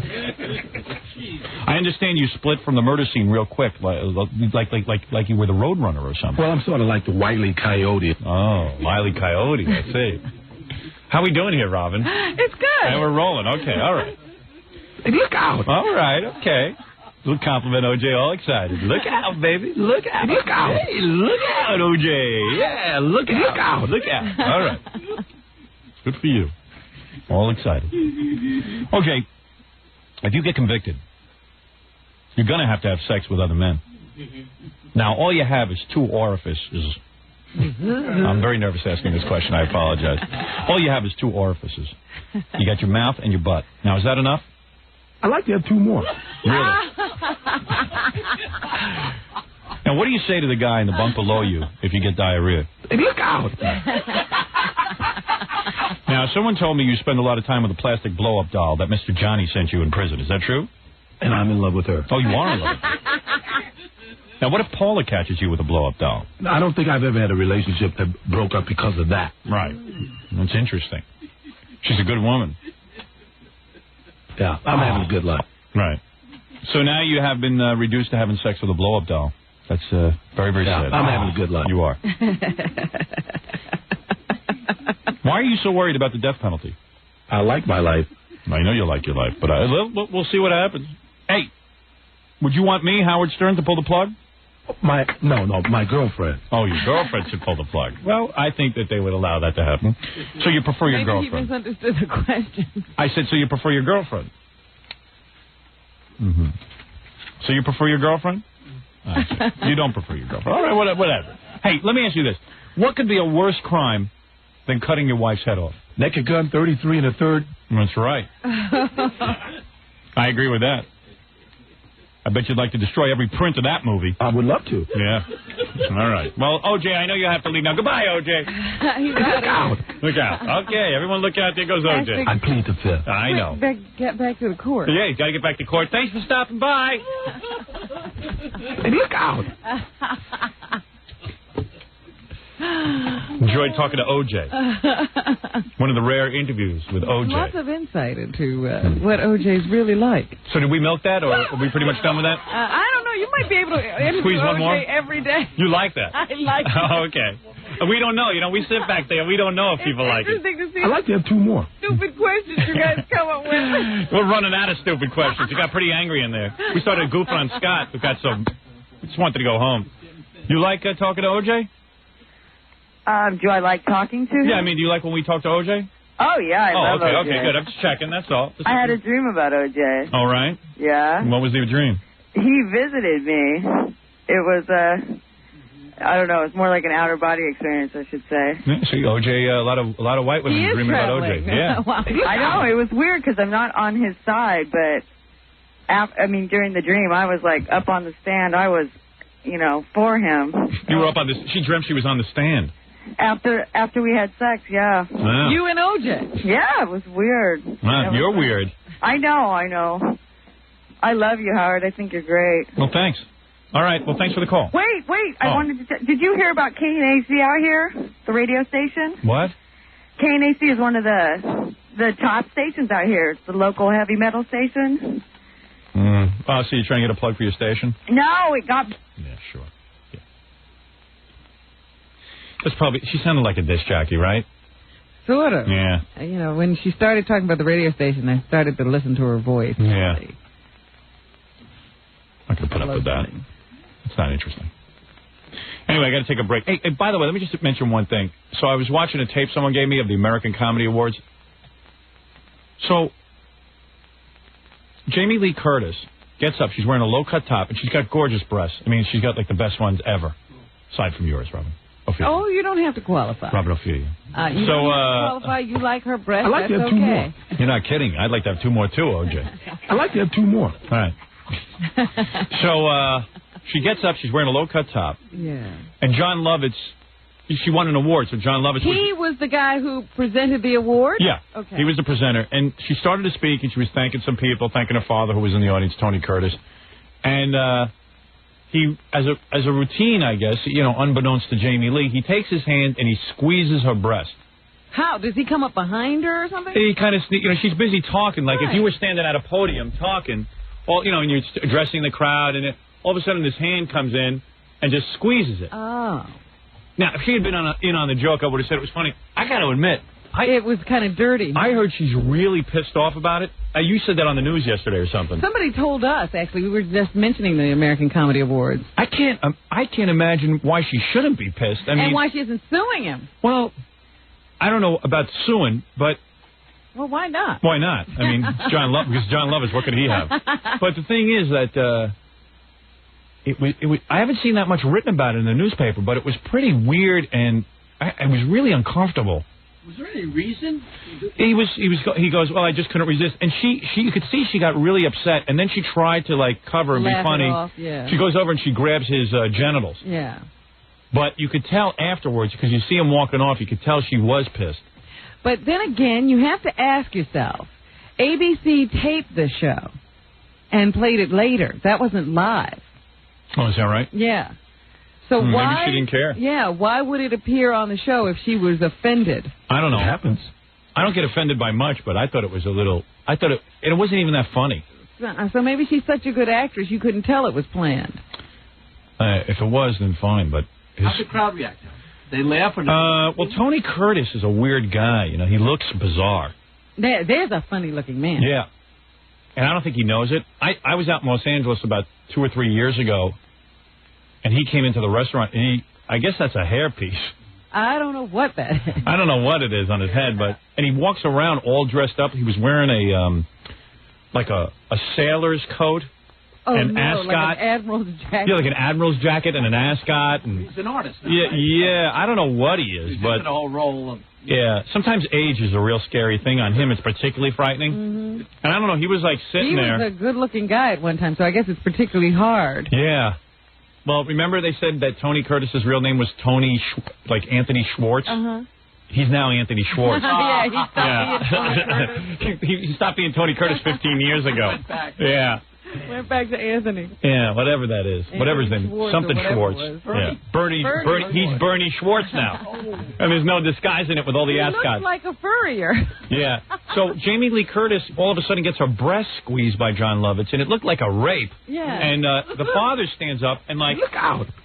Like you would have thought Tony Curtis was getting an award. You could tell he was so anxious to run up there and be a part of it because he stands up when his daughter he's standing up and he's like, but like kind of trying to get into the shtick of it. Uh-huh. Like putting on that dumb soupy sales face, like, with the mouth open. Huh. And then when she grabbed his genitals, he started applauding Tony Curtis. And Jamie Lee Curtis started thanking her father, but I thought she hated her father. No, I think they've all sort of made up. Yeah. Once you become famous and you become an adult, I guess everyone wants to know. Yeah, because I understand that she was at some function. Now, what's the deal with her husband? Was he there? No, he's never there. He never goes anywhere with her. I mean, I didn't see him in the audience. You just see Tony Curtis. Because I read last week somewhere where she had some function to go to, and her mother accompanied her there, and then she asked her father to accompany her to the Comedy Award. Well, if you had his career, would you really want to go anywhere? I mean, would you want to be seen with this big, successful wife? What is he, the house husband? I don't know. He's home with the baby. I guess. I don't know what's going on there. That guy, I haven't seen him around. But he's very wealthy, Is he? From what? He came from some wealthy British family. Oh, whoa. Well, I didn't know that. Then I'd be doing the same thing. I'd be home saving up my energy to have sex with Jamie Lee Curtis. We're goofing on him. Yeah, we're goofing on him, and he's having the greatest life of all time. For her to come up. Yeah. She comes home, he has sex with her, and then you know what? He says, I don't even feel like working. And I don't have to. Things out, she comes home. Yeah, and we're so superior. Anyway, I just thought it was kind of bizarre. Yeah. I still don't know what the take is on that. OJ, would you like to chop up Jamie Lee? I would love to. All right. Oh, OJ, you nut. I didn't know you were still here. OJ poking his head through the door. I thought he was gone. Stop that, OJ. You crazy man. Look out. Look out, my man. Look away, my brother. All right. Look out. We're going to take a break. OJ, we're going to take a break, okay? It happens. Right. And we'll be back in a flash. I'll take some phone calls when we get back. Look out. Right, OJ. You're listening to The Howard Stern Show. Once again, Howard Stern. Yeah, baby. Ow. I told you not to be stupid, you moron. All right. Look out. I said I'd take a few phone calls, Robin, and I will.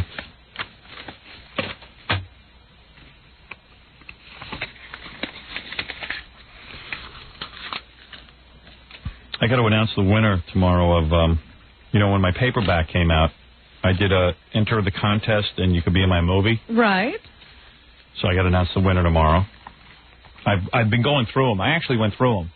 What were people supposed to do? They had to write in 25 words or less why they want to be in the movie. You going to read us the winner? Yeah. I got about 15 that I narrowed it down to. Uh-huh. Had to read through a lot of them. Nobody was all that inventive, quite honestly. But of those 15, are the 15 good? Yeah, I mean, they're as good as they got.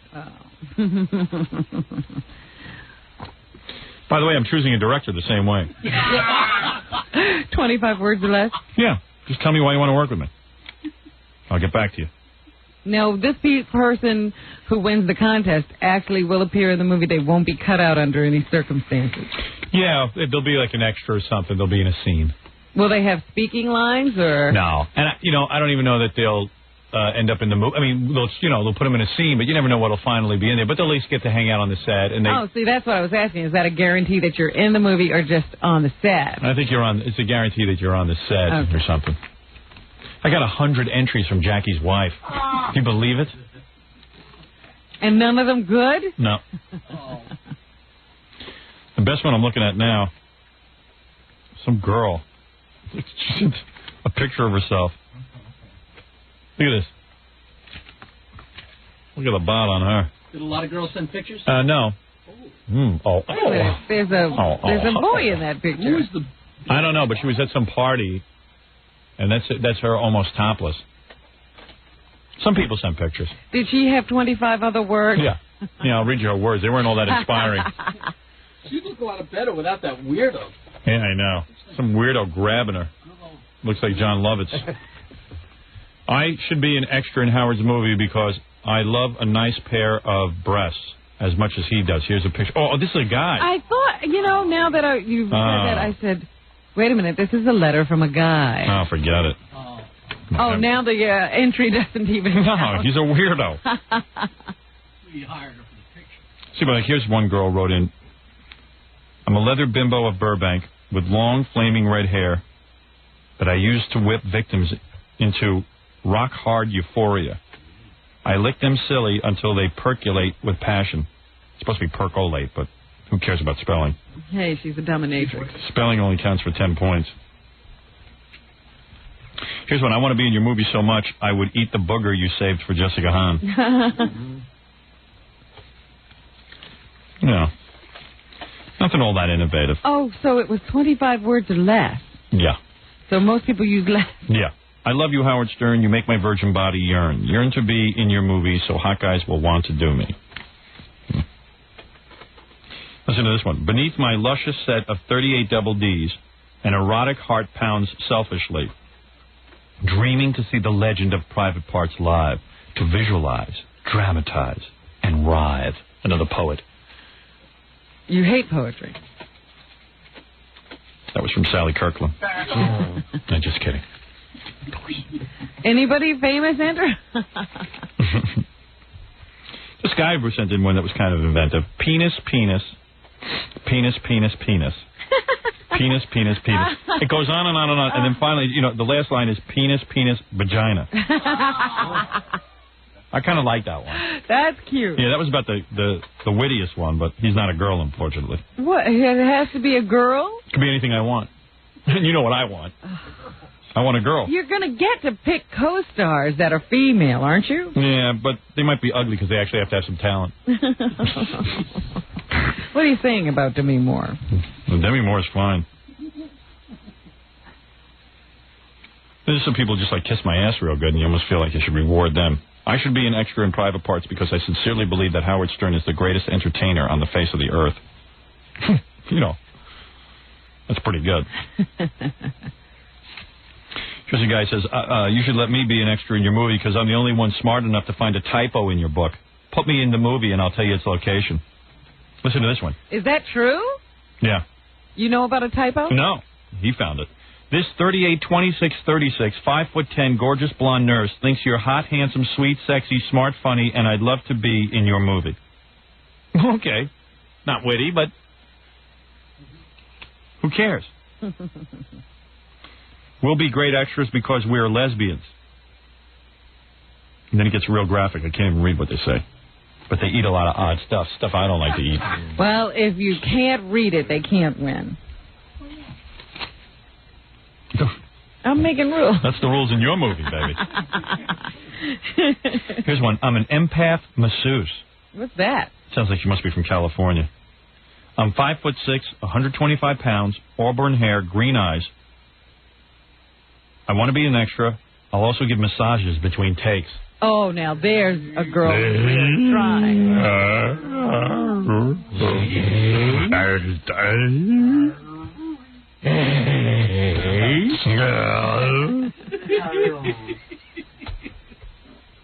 I'm a frustrated white Spanish man who's tired of being lumped in with other low-class Hispanics. Plus, I fantasize about getting it on with 2 black women. No, he's Spanish. English is his second language. I think I'm going to go with the blonde. Here's one. The guy sent a picture of, like, my book cover, but using him, and he kind of looks like me, but he's a little bit off. Let me see. He's, like, real skinny and emaciated, and he's a slight touch uglier than me, I think, I hope. It's kind of funny, isn't it? Yes. Yeah. But do I want to be on the set with this guy? No. No. You need a stand-in, though? Right. I don't want to be reminded of how ugly I am. Okay? Fishing for a compliment. Thank you. You don't look like that guy. Thanks, Robin. San Diego, you're on the air. Howard. Dude. Morning, Ophelia. Good morning. Robin Ophelia. Robin Ophelia. You can call me Ophelia. Oh, really? Okay. Howard, you were talking about the merchant? A-hole. I had to hang up on that guy. He called me Ophelia. I should have known. Something's certainly not going to promote that. Whatever somebody's up to, I'm not going to... Right, Robin? Inside and outside. They're all around. They're all trying to rip me off.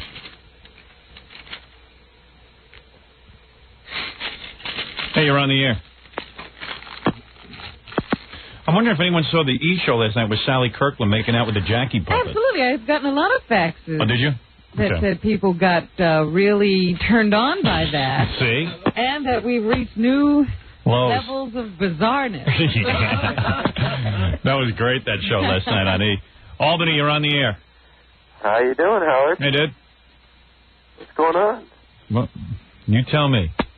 Dallas, you're on the air. Hey, I got to let you know what's going on down here in Dallas. Go ahead. This Gary thing going on, they're not even billing it as the Gary Show. They're billing it as a Howard Stern event. Yeah, I mean, that's what goes on around my life. Who's billing it? On the radio station? Yeah, the radio station. They're playing spots for it 20 times a day. I would like that spot played for me.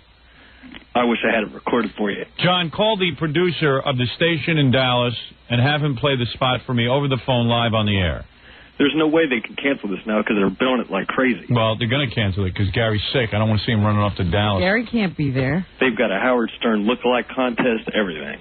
Yeah, well, that's okay. Gary told me about that. That's all right. Well, they even got cracks on you. They're saying, well, if you got a big nose. Oh, do they? Isn't that great? You know what? It's amazing. The Dallas radio station will spend all kinds of money to get this show on the air, to sacrifice a lot of advertisers until the new advertisers came in. I mean, they spent a lot of money in terms of what they gave up. And then they'll go ahead and just do everything stupid in the book to lose whatever audience we have. We're now up to number 2. I think we're about to take over the market. Yeah. But because Donna Fidel has the brain the size of a pea, who is the general manager there, what is it? We got the... You got him on? Yeah. Here. Hey, dude, I'm going to hang up on you so I can hear the spot. All right. Thank you. Hello? Yeah. Yeah. Do me a favor. Can you put a pair of headphones up to the... Phone. Do you know how to do this? Right, yeah. Yeah, play it for me. Okay, hang on just a second. This is the one that Gary did. Okay, go ahead. Okay, hang on. There's several. Hey, Dallas Fort Worth, the Howard Stern Show has been on the air for 2.5 years, and it's time you meet the real Baba Booey. That's me, Gary Delabate. I'll be at the Bone this Friday night with the Eagle and Cindy Scarlett at 9 p.m. to meet all of you Howard Stern fans. Now, the Bone features the blues Tuesday through Thursday and live DJs on Friday and Saturday. Coming St. Patrick's Day is the Bone Street Party. But this Friday night, come out to meet me, the real Baba Booey. I'm in town to lead the Eagle procession in the Greenville Avenue St. Patrick's Day I parade. have no problem with this. So this Friday, bring your copy of Private Parts for me to sign. Come early and get a great seat, because I'll be at the Bone Friday night to meet all fans from the Howard Stern Show. Dallas, this is your chance. Join the Eagle with Cindy Skull and me. There's no problem with that. Play me the good one. Friday night, beginning at 9 p.m. at the Bone. The Bone on Elm at Crab Dust in Deep Ellum. Hey, can you play me the one that we're talking about? That's it. That's the only one they're running? I think there might be a promo for it. Can I hear the promo, please? That Gary did. Yeah, hang on just Thank you. a second. Let me find Thank you. I got a feeling that this guy is not playing me the good one. The good one. Okay, you ready for it? Play me the one that caller was talking about. This is the other promo that we're running with Gary also. All right, go ahead. Here goes. Hey, it's Baba Booey, Boy Gary from the Howard Stern Show, letting you know that I'm coming to Dallas. I will be the Grand Marshal of the 16th Annual Greenville Avenue St. Patrick's Day Parade on Saturday, March 11th. I will award the best Howard Stern lookalike with 10 hot concert tickets, including tickets to see Van Halen. All Howard lookalikes will march in the parade with me, Baba Booey. I will choose the winner at the parade party. It's all brought to you by Coors Light. This isn't the one. Red, the official I bet you there's another one. They're hiding from me. 7-1, the Eagle. Hey, you groovy guys and groovy girls, if you want to be in the parade, just call the Eagle, 869-9700. Ask for Cindy Coyle. She'll get you taken care of. Otherwise, we'll see you Saturday morning on Greenville Avenue for the big parade with Baba Booey and 97.1 the Eagle. There's got to be another one. Matt, the guy said there's another one where they talk about the Howard Stern Big Nose. The Big Nose, actually, that one stopped running yesterday. No, let me hear that one. I don't think it's still in the studio. What? I think that one's replaced. Yeah, don't jerk me around. Come on. No, it was the same promo with Gary, except we had our promotion director on there. So yeah, let me hear that one. Like Howard, give me a call. Yeah, let me hear that one. I don't. It's. That's so. I just sat through this one to hear all the ones that I don't want to hear. Right. Well, that one, the one. No. Play me the one that ran yesterday. It's still in there. No, replaced it. It's got the same number. It's gone. It's there. I'll look for it. Hang on. Is there one that Gary doesn't voice? Everybody's calling. There's one. Yeah, there's one that Gary doesn't voice. Where Gary's not on it at all. Yeah. Right. That might be another parade promo. Hang on. No, it's not a parade. You're playing it during the show. Well, that's the only thing that we have for it is the parade, and the one for the. There's no promo where Gary isn't on it. What they say it said, Howard? I wasn't. What? What they say it said. Here you go. Here's the next promo for the Bone. This might be it. Okay. Thank you. Here you go. Go ahead. This is it. I'm going to sing this promo. If you sing it, man, sing falsetto like the Bee Gees. Do it. If you want too much, sounds like church. We want you to come to the Bone and Deep Ellum Friday night for the Howard Stern Lookalike Contest. If you want to march in the Greenville Avenue St. Patrick's Day Parade Saturday with the Eagle. You get to anyway, but we just want to see if you look like Howard Stern for the hell of it. It's going to be one hellacious party with Cindy Stoll and Gary Baba Booey Delabate from the Howard Stern Show. No, man, do it like Paul 97 will the Eagle Turner voice guy. Go ahead. Greenville, Friday, Baba Booey and the Howard Stern Lookalike Contest. The Bone. On Ellis Patterson Deep Ellum Friday night with Baba Booey and 97.1 The Eagle. Say 97.1 like Paul, then say Eagle like Russ Martin. 97.1 Eagle. Those are it. Well, that's a bad promo, but it doesn't say anything bad about you, Howard.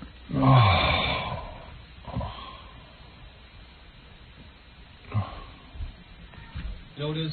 What? Just the Bone commercial, maybe. Yeah, great. That's it. Why is the Bone doing a commercial with my name in it? Why does my name have to be in the Bone commercial? Why? Why does my name have to be in there? I can't teach people how to do radio anymore. I got to retire in November. I guess the DJ ad-libs the Big Nose thing live. No, that was a different promo that, like I said, we were running yesterday. Oh, you still don't have yesterday's?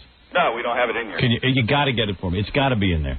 I got to be honest with you, Howard. I don't have it. Oh, it's there somewhere. With Gary, the second one that I played for you with Gary, replaced that one. Oh, you got to get that one. Yeah, so it's it exists on tape somewhere. I'm not hanging up till they find it. Spotmaster. Oh, it's there. Oh. You know what he's talking about, right? Do I? Yeah. Yeah. Of course he does. Yeah. He's being wise guy with me. He's playing me all the other ones. It was the second Gary promo, but it was with our promotion. Yeah, he's great, that guy. He should go very far in the business. I got to get out. Let me ask you something. Okay. What would you do if you were me? Would you take a gun and shoot yourself in the head, or would you just go off somewhere and try to live with it all? Well, because I'm tired. I've had it. Howard Stern. Why is my name in a Bone commercial? Why am I allowing the Bone to market my name? What am I getting for it? Why am I... The only thing I'm getting is aggravation. I don't even want to be paid. I don't want any money. I just want my name out of the commercial. I want Donna Fidel to suddenly grow brains in her head. What's the name of the general manager? Is that Donna Fidel? Yeah, Donna Fidel. She's got to get brains. She's got to get the panties off her head and start thinking. She's got to think clearly. She's got a product. You know, in a magazine, a radio station is like a magazine. You sell advertising, you have an image, you project an image. You got to think about what you're projecting. I'm your morning man. You could teach her. You sound smarter than her. I don't know what to say, Howard. You're a smart guy. Why don't they make you the general manager? I wish they would. I wish they would, too. Thank you. Find the promo for me. Come on. You know where it is. I swear, Howard, I have no idea where it is. Swear on Jesus Christ's name? I swear on Jesus Christ's name. I have no idea. The promo... You're a Christian? Yeah. All right. Yeah, second Gary promo I played for you. Replace the one with the big nose thing. All right, give me the big nose thing and play it for me. Call me back. All right. Thank you. People will want to watch me have a nervous breakdown. They enjoy that. They like to see me suffer. I gotta get out. I gotta get outdoors. I'm moving. You're gonna see, Robin. It's gonna happen. I'm gonna miss you. I love you, but I'm gonna miss you. Well, tell me where you are. I'll come visit you. I don't know. It might remind me of this day. See, I'll bring back all the bad memories. Bring back the bad memories. And Fred, hey, buddy, God knows what you'll do, but goodbye. Okay, man. I understand. Fred's following you. Maybe Robin will take you on. Look behind you, Fred will be there. I know. I'm going to pull up in the moving van, and Fred's going to come filing out of there. Grand Cherokee will be right behind you. I got Cato Norris for life. Cato. All right, Cato, you go in the pool house. All right. Very good. God bless you and your wife. Hope everything works out. Poor Baba Booey. He'll be working on ice cream truck. I got to hear that promo. I want to hear it. I demand to hear it. I want to hear the commercial for the Bone. The Bone. Why I am used this. Why I am abused. Because of this Baba Booey. If he would sit home, I would never be abused again. I know what he's going to say to me. Well, the ones I did didn't say that. Again, I was a nice guy. He came to me. Boss, they want to have a Howard Stern lookalike contest. And I should have said no. But I said, all right, you know, I didn't want to kill... Because Gary has nothing to do when he goes on these appearances. And imagine this is going on in every place that Baba Booey appears. Why can't he do what other people do at these appearances, which is give away the station bumper stickers? Right. And T-shirts. Well, David Letterman, if Larry Bud Melman goes out, he doesn't do David Letterman lookalike contest. Go out and be Baba Booey, whatever that is. You're just there to greet. Kill me. Why don't these guys... John, come in here and rape me. Come on. I got my pants down again. I swear I'm pulling them down. Here's my butt and everything. Right there. I'm naked as a jaybird, Bow. Get some lube and let's go. No lube. Get me. No, I don't even want lube. I don't even want the lube. I want it to hurt. Make it hurt. Make it hurt. Come on. It's right here, Robin. You can see it. I want the pain. I want it. It's waiting. Look out. Rape me. I would love to. Not you, O.J. O.J. stepping up to the plate. Gary's not here to rape me. I was hoping John would do it. He knows I do it. Yeah, you will do it. He's not calling you out. John, my cheeks are apart. Come here. Here, apart. Everything is ready for you. Come on. It's your turn. Come on, do it to me. Come on. Why me? Do it to me. Because Gary's not here. You do it. You're good at raping come on. me. What am I going to do with that? Come on. You know what to do. Come on. It's disgusting. Do it. It's the size of a. What do you want me to do? Of a watermelon. Take it. And what should I do? Just you know how to rape a man. Do best. Rape me. Get away from me, you little animal. He's going to do it. I just call him. Come on and rape me. What did you do, John? You say you were do it about like a prison rape. Use a broom. No, I just called Brad. I said, get the free, because there's a commercial that Gary's not on that right. he's talking about. They know what they're talking about. He says he doesn't have it. Oh, he has it. Get it, Brad. If any of the listeners have it, just call. Yeah, if a listener has it or has taped it, please. It's ridiculous. Tell Brad. You call Brad back and tell him to get it. Yeah, you just tell him to do it. All right. At least let me get some humor out of this. All right. Where's Donna Fidel? Yeah, call Donna Fidel. Hello, Howard. That Dallas accent. I hate it. Hey, Howard. How you doing, honey? We're just so happy that the show's doing well. Help us. Help us. Howard, help us. First of all, talk like an American. Howard, you got to help us down here.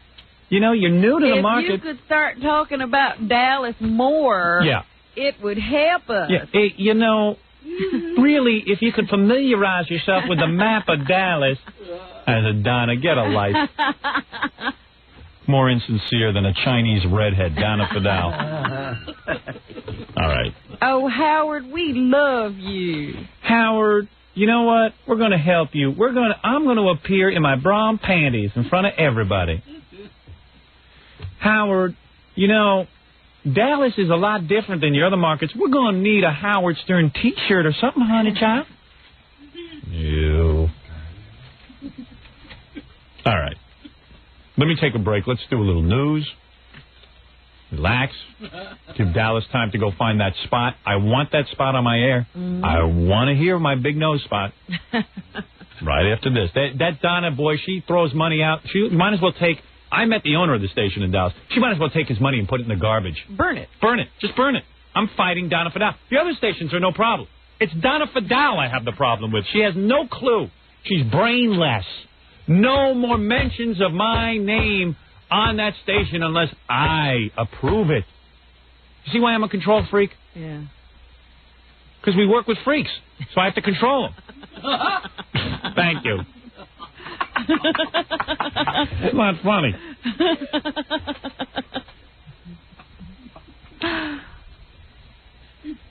Donna, I forget the owner's name. This young guy.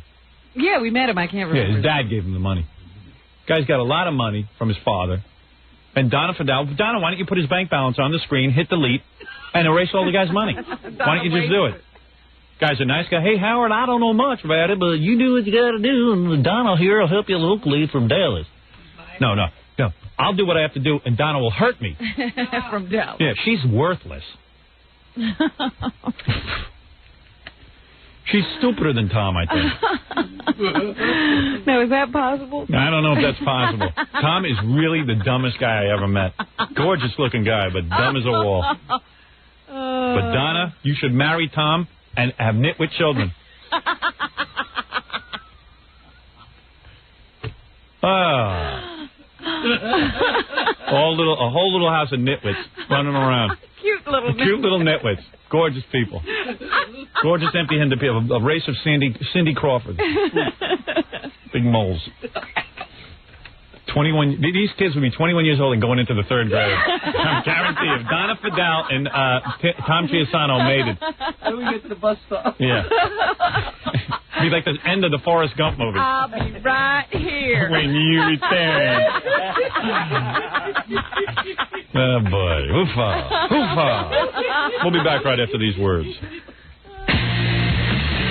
We'll return to the Howard Stern Show after these messages. For Rock 97.1, The Eagle. Hi, this is Bill Walton. Wherever I am throughout America, traveling the world, Howard Stern is the one I tune into for all the information. And please, nothing but the facts.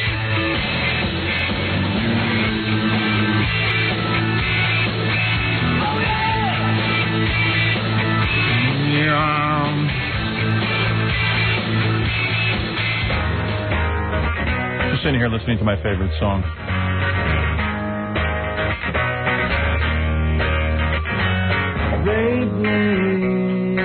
Rape me, my friend. This is dedicated to Donna Fidel out in Dallas. My general manager. Rape me, my friend. I'm wearing my I'm the only one. I'm the only one.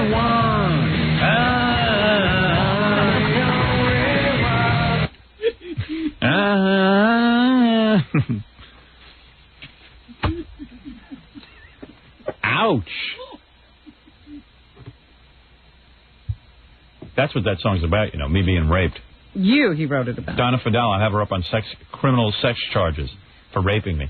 First time a woman's raped a man. Oh, I don't think it's the first. Well. She may be the first to be tried. Yeah. A big rubber dildo, I guess. Got me. She's not coming on the show? No. She's busy plotting my demise. She's being paid, I think, by the other radio stations to ruin me. Has no ability to turn down any money from any sponsor. None. No integrity whatsoever. Speaking of no integrity whatsoever, that sounds like Atlantic Records. What did they do now? I just got a test pressing of the Led Zeppelin tribute album. This is where record companies try to figure out how to charge you money for the same old songs. So, they release Led Zeppelin like 900 different ways. Greatest hits packages and all kinds of stuff. They repackage them constantly. Now, this is a tribute to Led Zeppelin. So you get a bunch of groups like Hootie and the Blowfish. You ever seen those guys? Yeah. They look like their name. Check out that. Hootie and the Blowfish is such a bad name for a band. I will never listen to something called Hootie and the Blowfish. I don't care what it is. And I was watching the video for them last night on MTV. They all look equally dorky. And then the drummer takes off his shirt. But it looks like a guy going, I better take my shirt off to make myself look cool. Yeah. Hootie and the Blowfish doing, Hey, Hey, What Can I Do? The funniest song on here, though, is Duran Duran doing Thank You. You know that song by Zeppelin? If the sun refused to shine. It sounds like a gay love song now. Wait, you got to hear this. Simon Le Bon doing it just... Yeah, wait, you got to hear this. Simon Le Bon. You got to check this out. You just listen to this before you start the song on the planet. If the sun refused to shine, I would still be loving you. Is the idea of the tribute to do it just like Led Zeppelin did it? I guess. Except worse. It's bad enough listening to Robert Plant posing all over the place. The phasing going.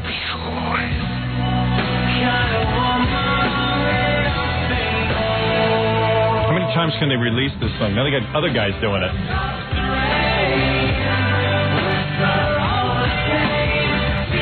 Well, what's funny is when someone tries to make it different than Led Zeppelin, at least they're doing it kind of like Led Zeppelin. Sheryl Crow's doing Diarmaker. I don't know. I hate that song to begin with. But I don't know. Hear that? Even Stone Temple Pilots sucks on this album. Man. They do Dancing Days and it sucks. And I like those guys. You want to hear Sheryl Crow? Yeah. You know that song? Oh, oh, oh, oh, oh. You don't have to go. Oh. That's like the worst Led Zeppelin song ever. Ow, ow, ow, ow. I know our station plays that a lot. I told them, please, not when I'm in the building. When I read the letter you wrote me, I had to say goodbye. So she tried to make it different, and I don't know. She's another one. She's going to be in strip clubs in 2 weeks. I know it. Her career's got to be going down. Oh. Jackie's on this, by the way.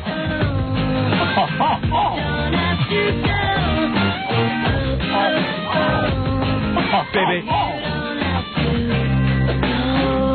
As we speak, she's out buying strip outfits.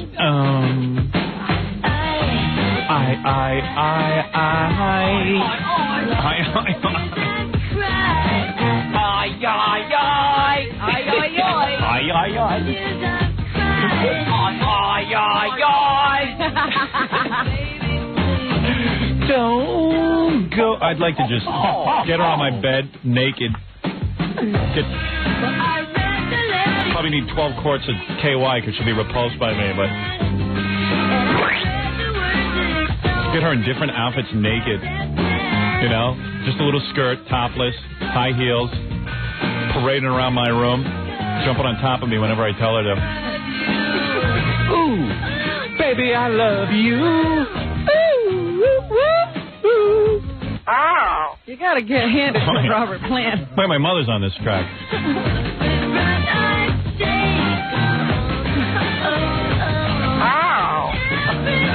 Oh.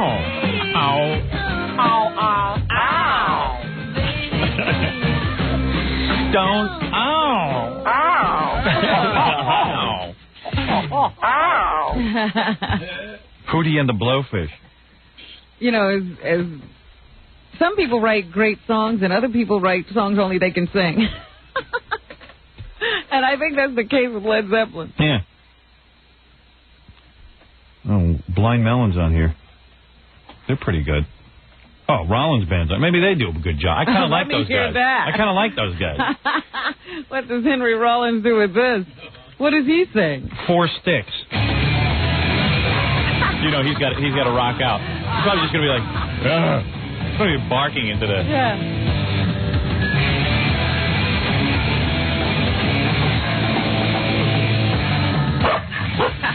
There he goes.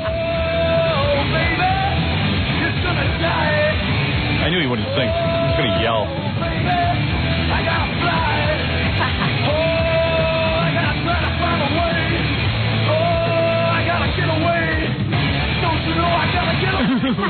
You don't know what to do with it. He could have any background going. You think he's...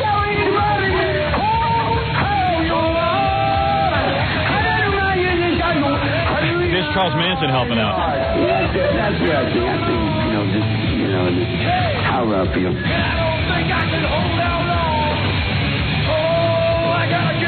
Here comes Charles Manson to do a duet. A yodeler? Yeah.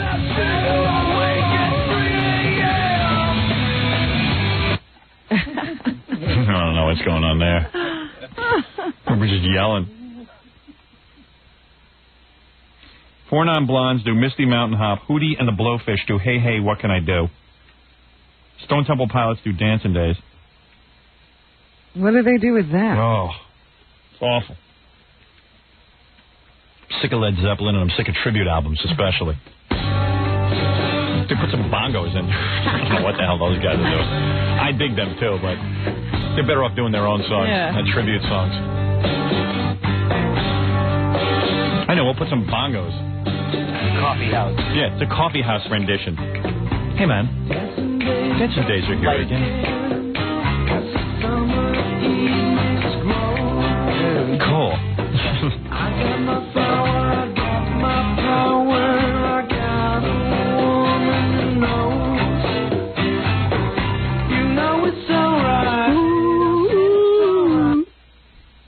Am I in a bad mood or does that suck? It sucks. I don't want to hear that. You know it's all right. It's almost like Bill Murray sings like Yeah, you know it's all right with me. You know it's all right. You know it's all righty. Righty with you and me. Well, nobody knows what to do with these songs. We're all bored out of our brain with them. It's enough already. Yeah, it's enough. Put them to rest. Let those 2 idiots go out on tour and make whatever money they can make. Robert Plant and Jimmy Page look like 2 old grandmothers. Have fab. Old goats. Have fab. They look like have fab. Yeah. I'll just read what's on here. Tell me if you want any of these other ones. Big Head Todd and the Monsters singing Tangerine. Blind Melon, Out on the Tiles. Out on the Tiles. What's that? Do I know that one? That's from Led Zeppelin 3. Yeah. I don't know that one.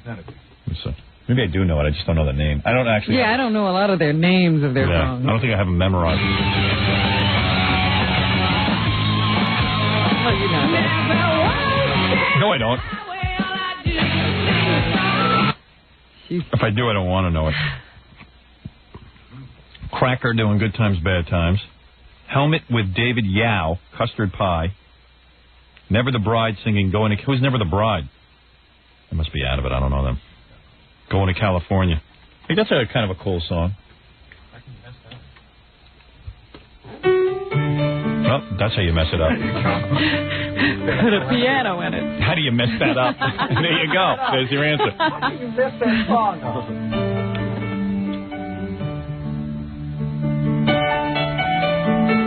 My days with a lover unkind. In my days. It's Jackie. It's all right.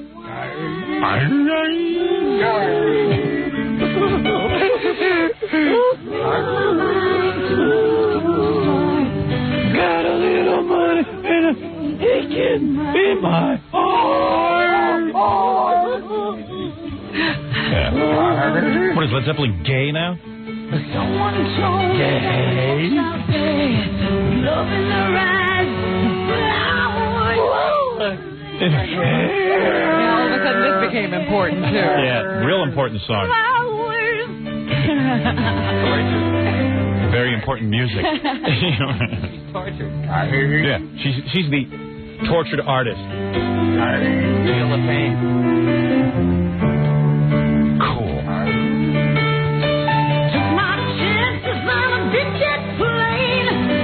I don't think you're supposed to understand the words as well.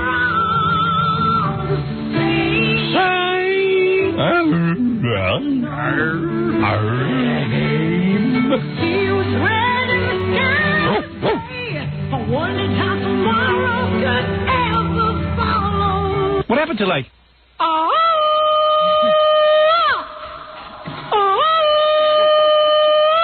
They should have you do the tribute. Yeah, let me do songs.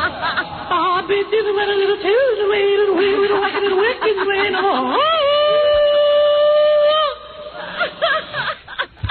That guy's a goof. Really? And they're just singing these lyrics like they're so important. I guess they got caught up in it like I did when I was in my teenage years. I just got wise to it. Here's Robert Plant and Tori Amos doing Down by the Seaside for our final selection of the morning. All right. Serious, because Robert Plant himself on it. Very serious. Oh, I don't even know if I can sing. Tori Amos is probably saying to herself. Yeah. Oh, I'm sitting next to Robert Plant. Some big old... Yeah, I can't look at him. All the lines in his face hypnotize me. Yeah, serious. Very serious song.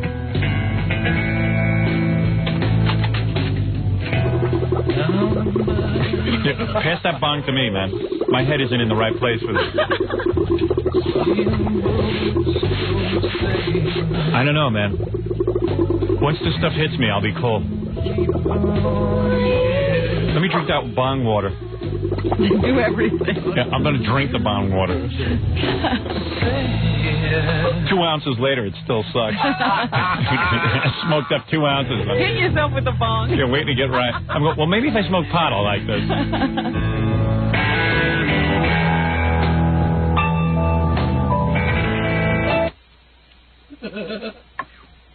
Where's Tori Amos? I don't know, man. He hogs the mic. I saw him at that Rock and Roll Hall of Fame show they had. Yeah. And Steven Tyler came out to sing with Robert Plant. Steven Tyler didn't get a word to sing. Robert Plant's ego just can't deal with it. He had to, like, blow Steven Tyler off the stage, you know. Meanwhile, he sucked, and Steven Tyler would have been more entertaining. Robert Plant's a stage hog. Big pussy. Kick his ass. Give me that bong. I want to break the bong and slip my wrist with the glass from the broken bong. We have a glass bong. Hitting yourself didn't work. Nah. Oh, let me take one more hit. Maybe I'll mellow out. Oh, super. Thank you. Now I'm good and high when I kill myself. I haven't gotten high in 12 years, something like that. Has it been that long, Robin? Longer. I would say 13, 14 now, I guess. I almost broke down at the Nine Inch Nails concert. What? You want to talk to someone from Atlantic? He's actually a pretty big guy at Atlantic. Who was it? Danny Bush. Bush? You said Bush. To rebut. He wants to call to rebut. You want to rebut? Yeah. Why are you winking at me? I'm not. It's a new habit I'm in. Oh, you have a new tick. All right. Yeah. Was that since I yelled at you? No, I've been doing that for a while. Oh, all right.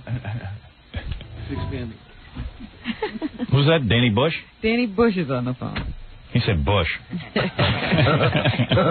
name is Bush. There's another record guy named John Faggot. Oh, stop I swear to God. Oh, you're... Hey, Danny, isn't there a guy named John Faggot? Yeah, there is. Yeah, is Faggot Bush? What else? Carol Vagina? And Harry Homo. Hey, Danny, how you doing? How you doing, Howard? Hey, Danny, I'm usually on top of your product, dude, but I can't get behind this one. No, I appreciate you giving us all the airplay and stuff, too, and letting people hear the records. Yeah, I mean, you know, I'm sure there are people who dig it. We were just listening to your version of Immigrant Song, and so we wanted to see if you wanted to send us a demo. Yeah, actually, man, I could have done Immigrant Song. You guys would have dug it. Well, we're probably going to be doing another series sometime next year. Oh, so there's going to be another one of these. Hey, seriously, man? I would like to be a part of that tribute album. You know, well, seriously, I'll talk to John because he works with us right now too, and we'll try to get you on. Yeah, I have a band and stuff. I'll put it together, and I'll just do. I ought to do a Led Zeppelin tribute. Yeah, put it on demo. I think it still sounds like Bally High awaits you. Bally High awaits you. La, la, la, la, la. Hey, man, make me a part of that. I want to get in on that. Well, we'll talk to you after the show, Howard. But we'd love to have that. But when you listen to these songs, these probably are the most familiar, most important songs to so many people growing up, and the bands that did them are so important right now. So I think that a lot of people are going to dig it, and just keep playing it. I don't care how you play it, but it sounds great. All right, Danny. Thank you. Danny, putting a positive spin on my negative. Man who believes in his product. Cool. That's Danny. Danny Bush. Bush. Wonder how he spells that. Well, I'll tell you one thing. I love Bush. There's not much more on the planet than I love. How many guys would give up half their income? It's the most beloved thing on the planet. So he has a great name, Danny Bush. He's named after the greatest thing. John Wenner just gave up like $100 million, and he didn't even go for Bush. He wanted to leave Bush. Yeah. We'll figure that one. That threw me for a loop. Yeah. But I know guys. That guy, Kluge, John Kluge, the Media Empire, he gave some woman, I think, interest on $1 billion a year for the rest of her life. Just to get rid of her so he could go somewhere else. So he could meet new Bush. So he has the greatest last name you could have, because that is the most beloved thing on the planet for at least 50% of us. Although our numbers are dropping rapidly. Every guy I see looks gay here in New York, I'll tell you that. I haven't seen a more effeminate bunch. I swear to God, the whole town's gone gay. I see guys walking down the street. They're doing their nails, they're getting perfumed. Yeah. There ain't a real man in town. I still can't get laid. You're the last man here. Danny Bush. God bless him. The only better name on the planet would be Vagina. That's his middle name? Danny Vagina Bush. Super. Good for him. Telling you. Unbelievable. Danny Bush. I wonder if there's Harry in his family. Harry Bush? Yeah, I believe there is. His father's name is Harry. Harry Bush.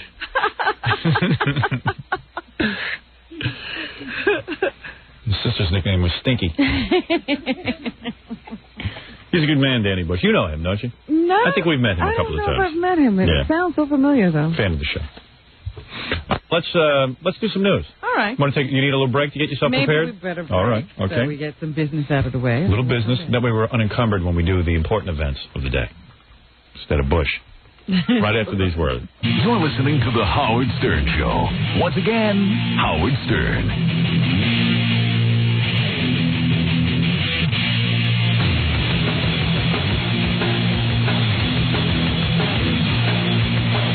All right.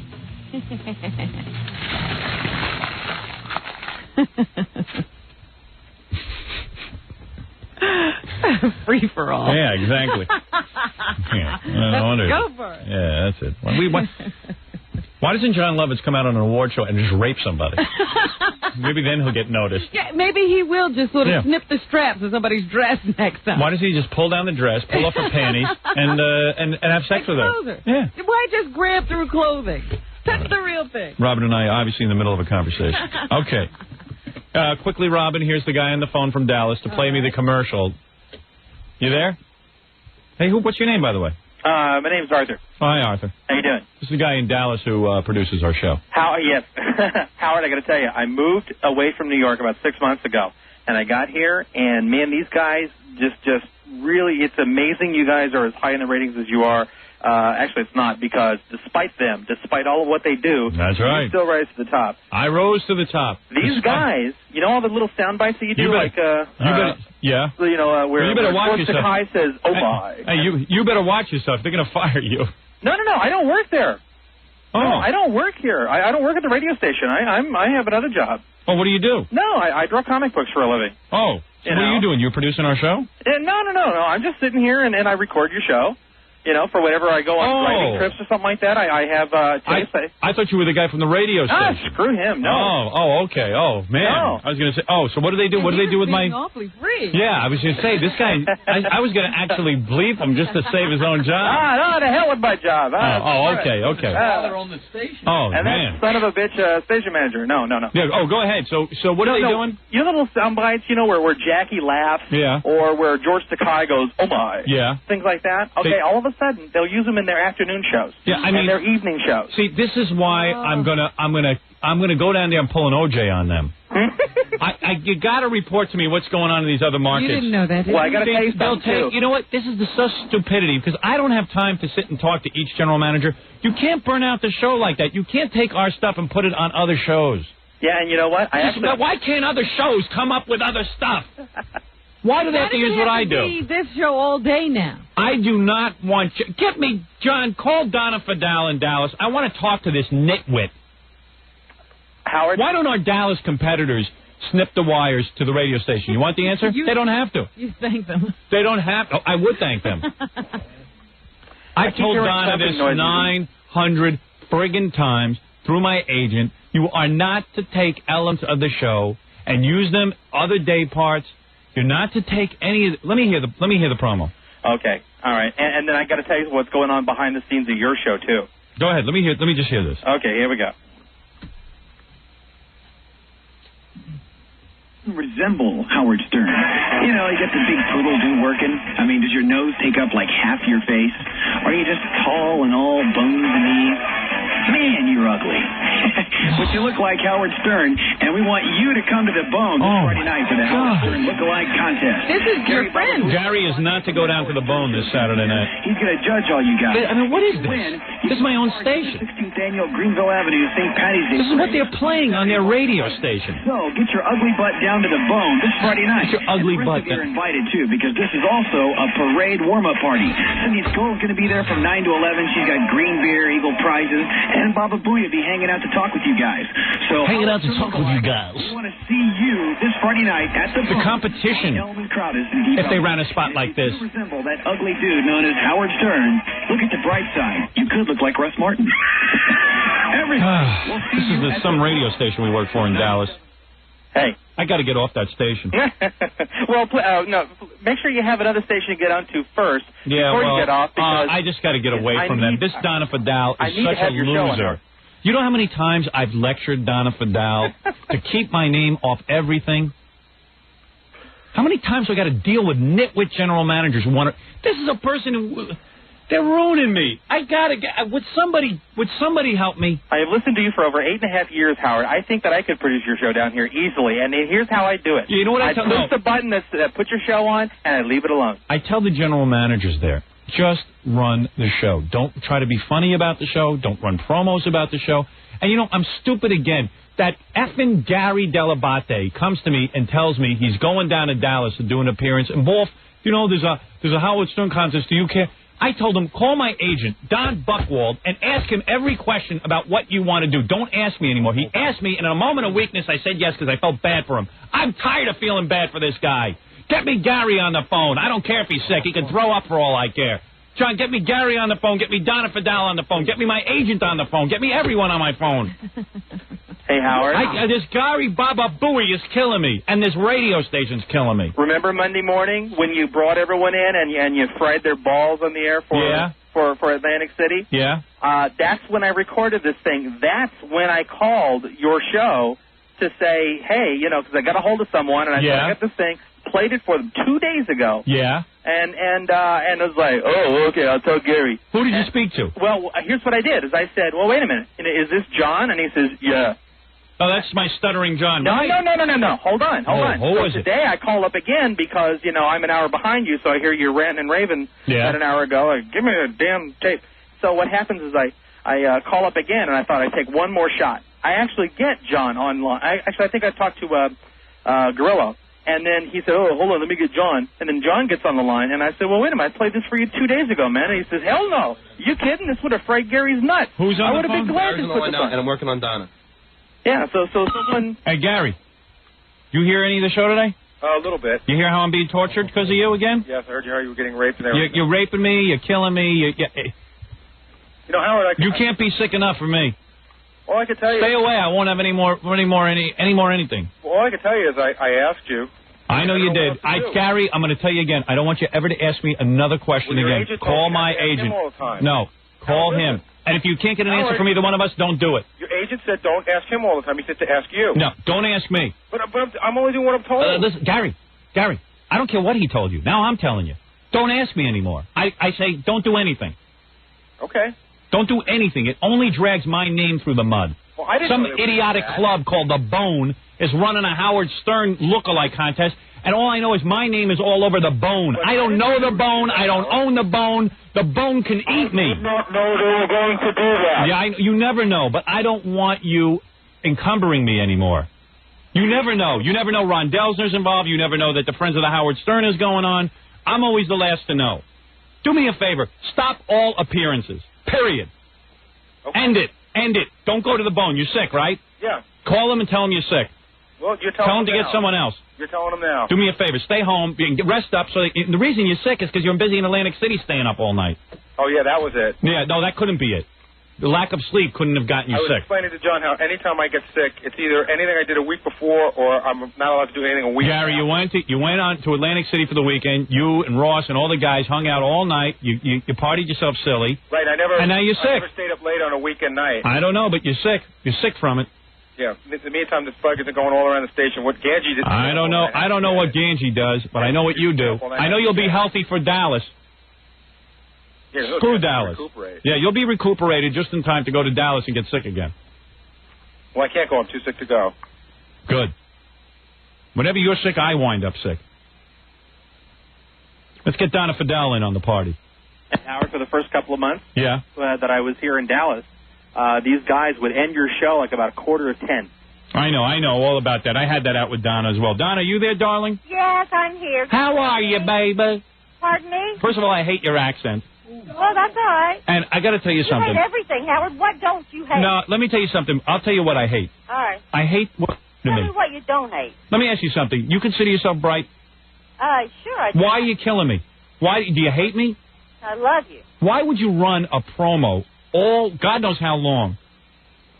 Howard Stern, The Bone. How much money did The Bone pay you that you have to sell my name out Well, you and have, whore my name out?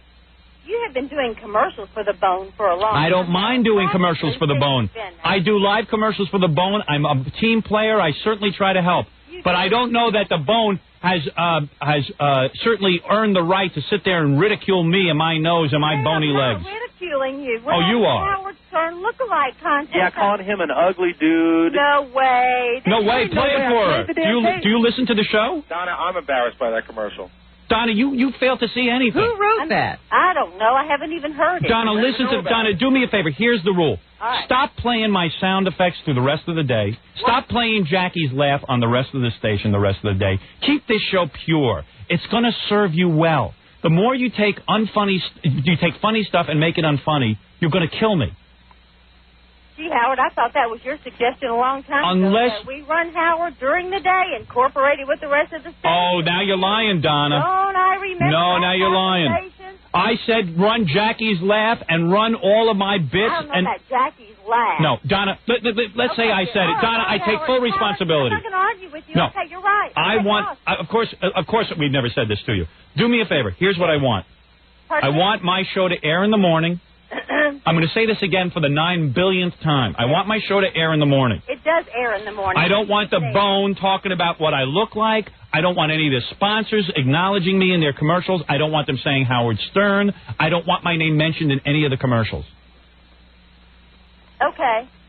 If you want to say Howard Stern all morning, classic rock the rest of the day, or whatever it is we're doing, pure rock all day, that's fine. That's the only thing. Jackie's laugh. I just can't. I can't stop advertisers from revering you, but I will stop them from advertising you. How about that? No, you can stop them from using my name.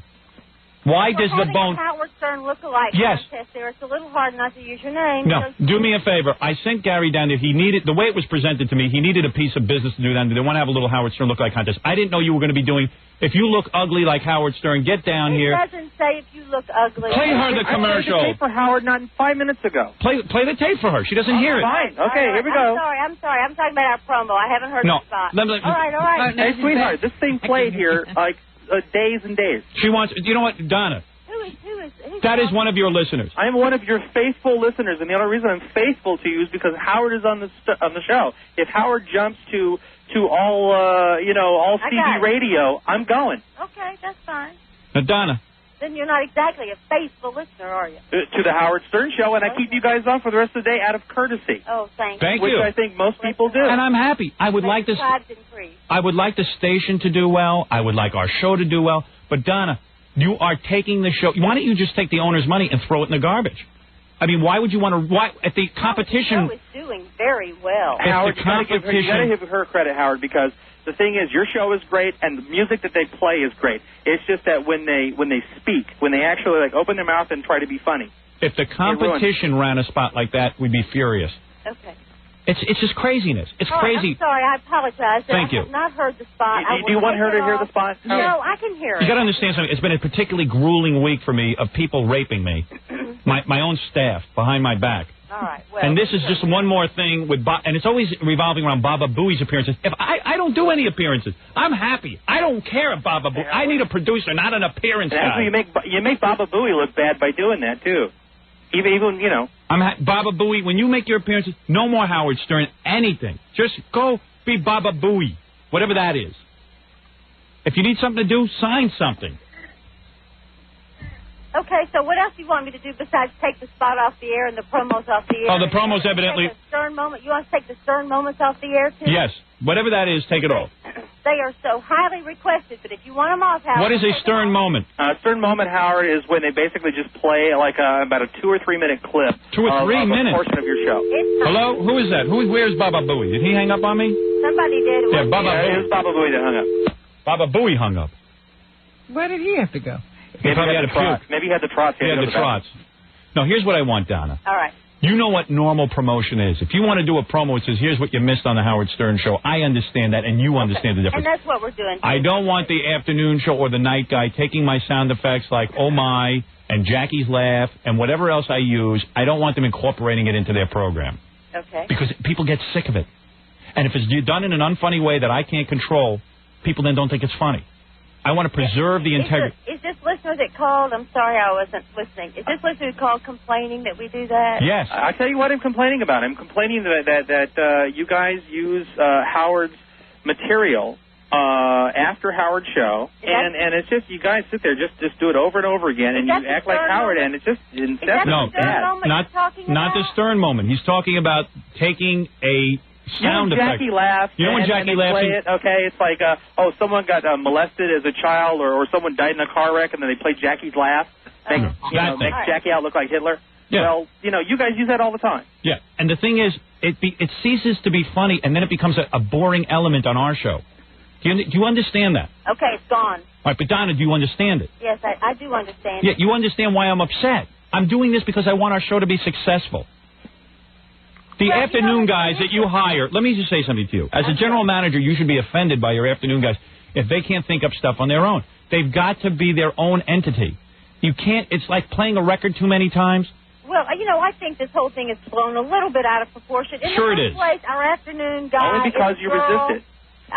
I beg your pardon? Only because you resisted. Does it get it blown so far out of proportion? No, it's not your career. Donna, long after you're retired, I got to have a career, and I am worried about it. Okay. I'm teaching you important concepts. I know every general manager knows everything, but I am teaching you... No, that is not true, and I've called you several times about different things, and I respect the fact that you know about your show, but I can tell you that typically, the more often we play Howard Stern, the more people we're pleasing, and I think that there's lots... No, there's a difference between playing Howard Stern and taking sound effects from the show and using them throughout the entire day. It becomes old and tired, and if it's not done in a funny way, maybe it's being done in a funny way, it becomes something that you just can't get exclusively in the morning. Okay, Howard. All right. And secondly, listen to the commercial that you're running on my show beforehand. All right, I will. If the commercial is going to sit there and ridicule me, I'm certainly the first one to point out how hideous I look, but it's different when I'm pointing it out. I don't need the bone guy pointing out what I look like.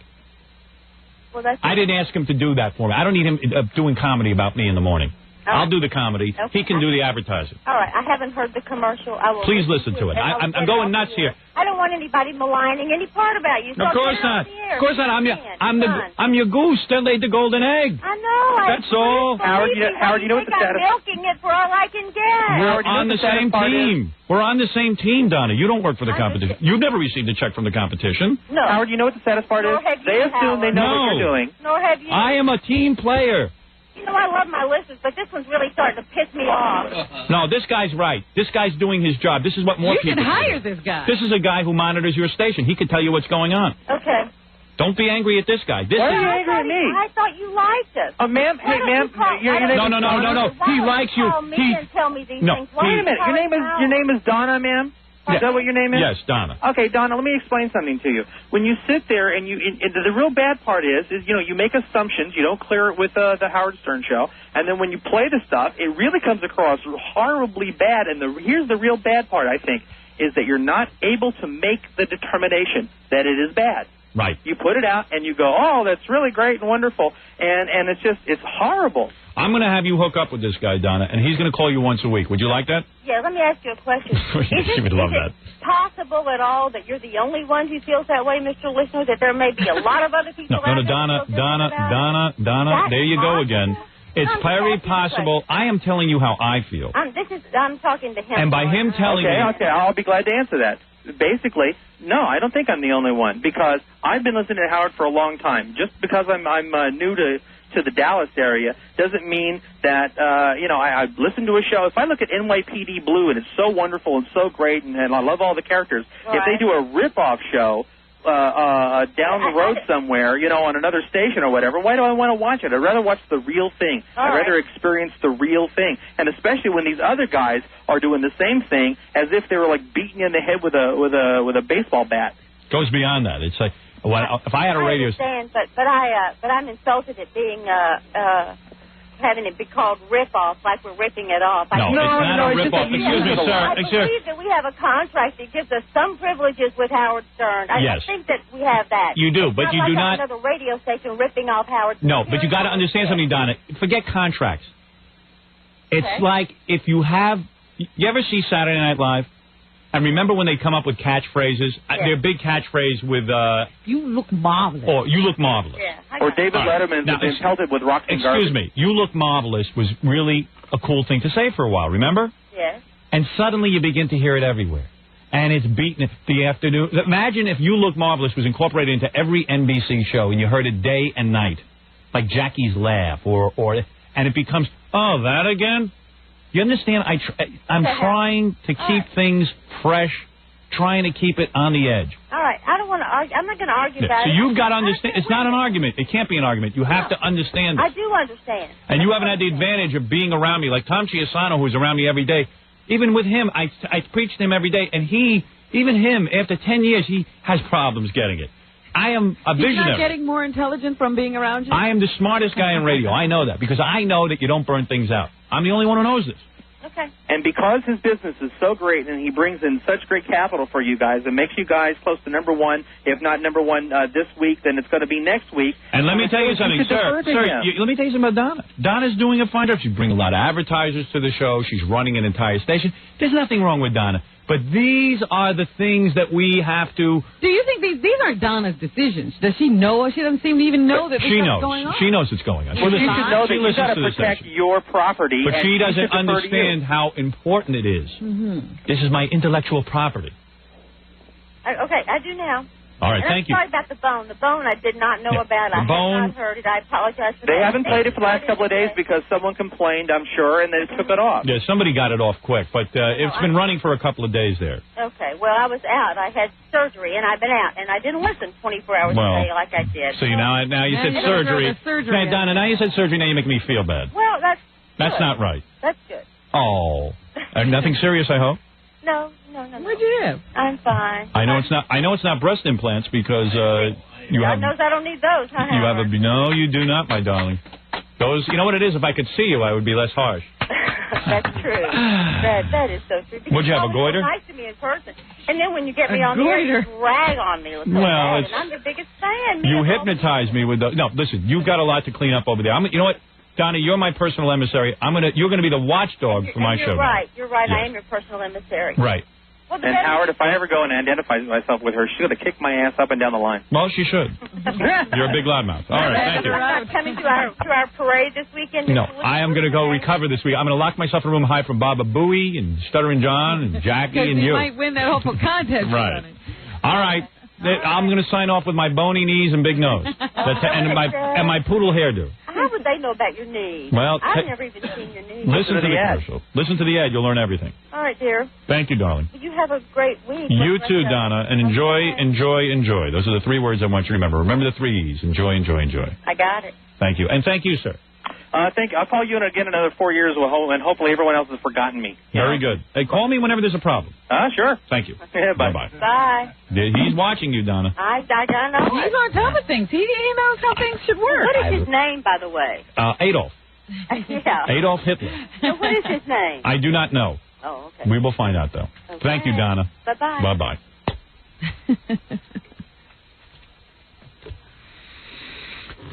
Let me just say something. I know you got something to say, but let me say something. Right now, I want to say something. Go ahead. This is how I spend every day of my life. Now you know why I'm going nuts. It's got nothing to do with our relationship working on the air. It's perfect. Everything's fine. Yes, but where is the person? There is no one person in charge of making sure this syndication thing goes well. I'm going to whisper the name of the person who reads the rules to everybody. Baba. Oh, no. Oh, no. Okay. Now I see why everything's a mess. Now, in his defense, you can see she doesn't get what I was saying. She gets angry. Yeah, it's not that I can't pin on him. It doesn't matter how many times you say it. But never mind.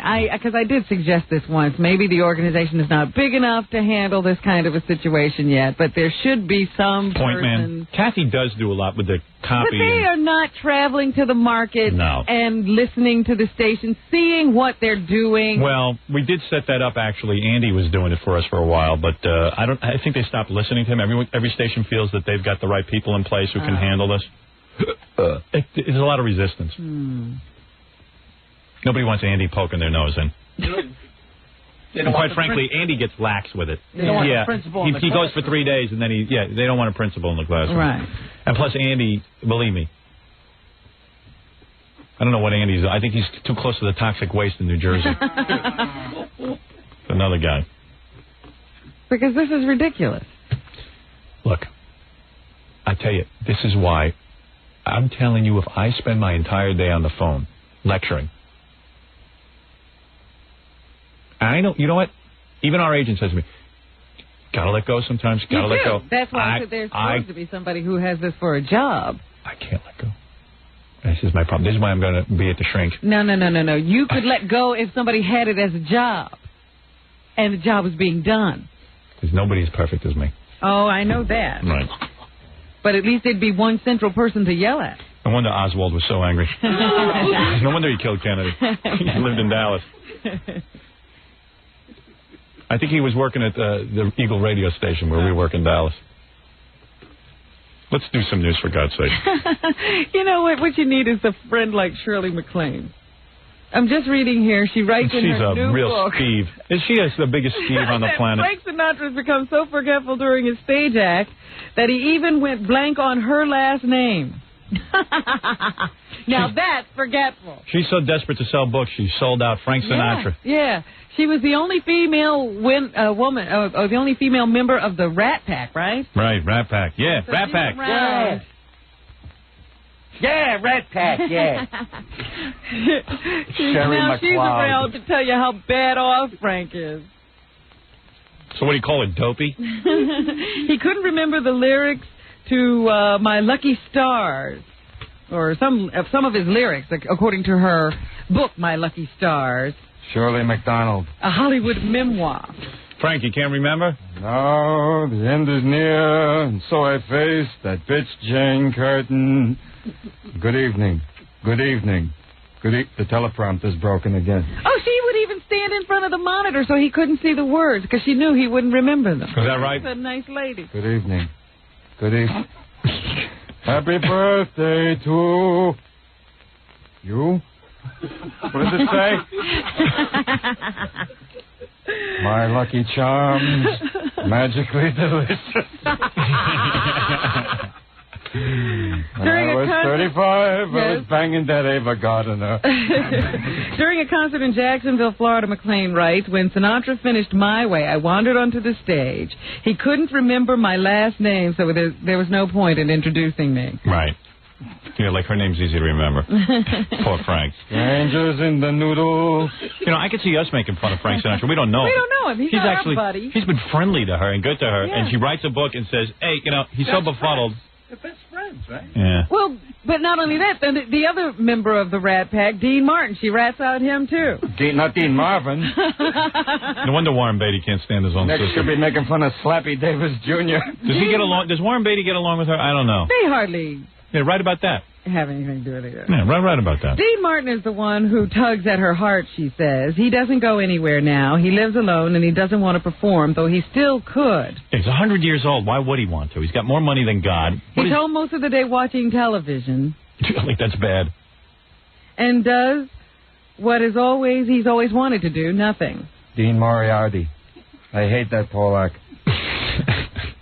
Frank, I don't think you know what you're talking about. Maybe you ought to watch what you're saying. Hey, Mr. Nice Hooters. You're half the man you used to be. Yeah, where's Slappy Davis Jr., the darky? I haven't seen him in milk. He died.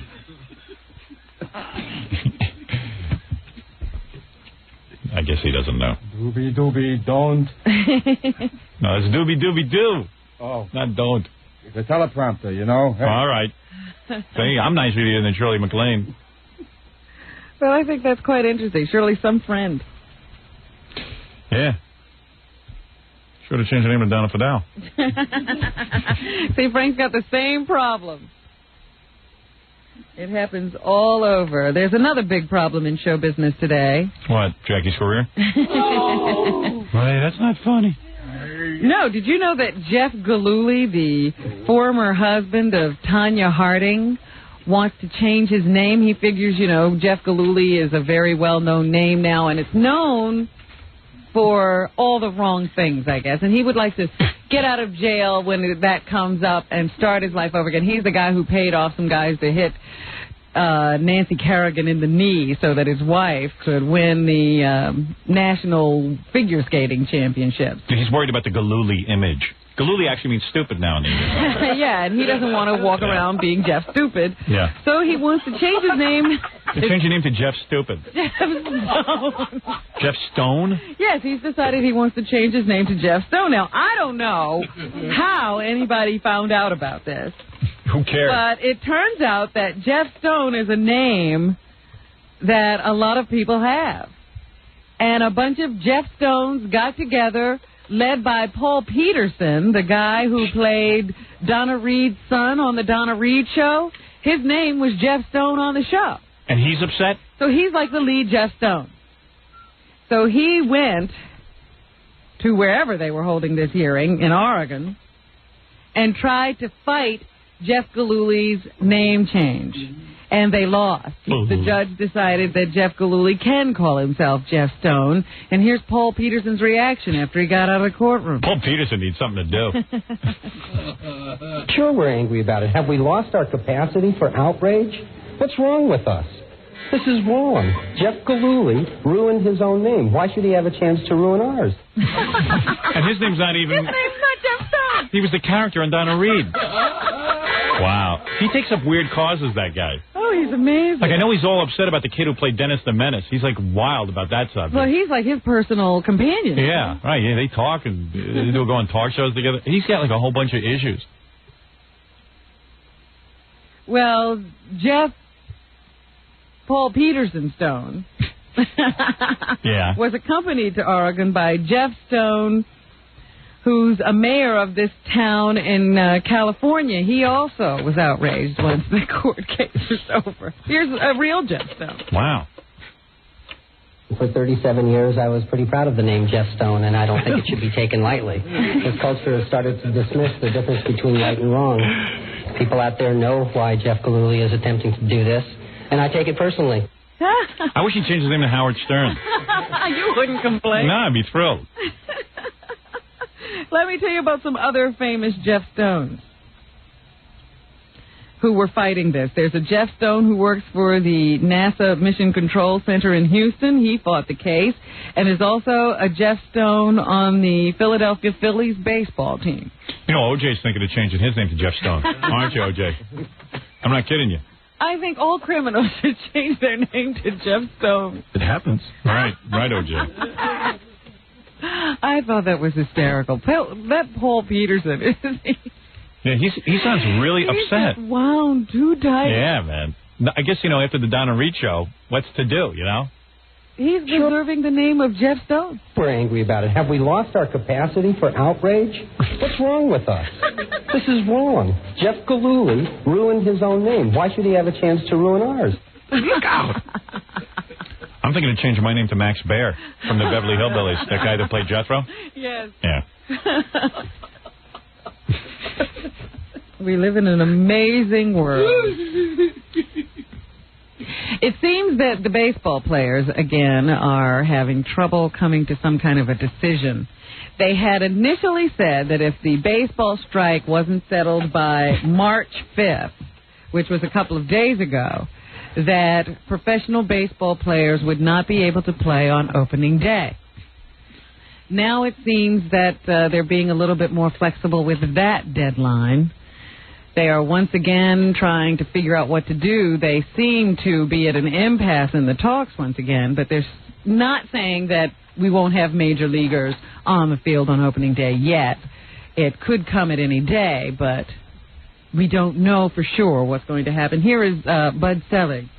Bud Selig with you. Who's he again? Isn't he the guy who's negotiating for the owners? Oh, okay. We settled on March 17th, as I remember, in 1990, and then opened the regular season. So let's again take each week as it comes. It's easy for you to say. So they still don't know what they're going to do about baseball. I understand that some of the replacement teams, it's pretty funny watching the sports these days because it's like the replacement Mets are playing the replacement Astros. Yeah, I think you can drop the replacement, we know. We all know that no one knows who's on the field. Yeah, those negotiations going nowhere. I hear they get behind the closed doors and they watch the O.J. trial. They don't even, discuss baseball. Let me take a break here, Robin. We'll come back and do some more stories. Yeah, we'll talk about O.J. since we can't avoid him. The O.J. right after these words. I would love to. You're listening to The Howard Stern Show. More after this. 97.1 The Eagle. There's that important music. Most important radio show of the century. The Howard Stern Show. Howard Rosenberg, that TV critic guy, he almost brought himself to give us a compliment about using that music. Says, Mr. Thoughtful, when it comes to law, I can't read this because it's a fact. When it comes to something sensitive commentary on the Simpson trial, no one tops that rogue of radio, Howard Stern. All the lawyers in the O.J. case now are almost in jail. Although Stern's brain and mouth at times appear only distantly related, he does have his moments. So that's almost a compliment. Every once in a while, your brain and your mouth are engaged. Out of 5 hours a day, I manage to once in a while be somewhat as intelligent as Mr. Rosenberg. That was Stern on Friday again, thinking deeply about the trial's subtle nuances that most of us are not perceptive enough to notice. Judge Ito, quote, had to make the half-day session so the lawyers can go be defendants in other cases. Naturally, Howard Stern would be a careful study of Lopez. She had heels on, and she's really foxing herself up.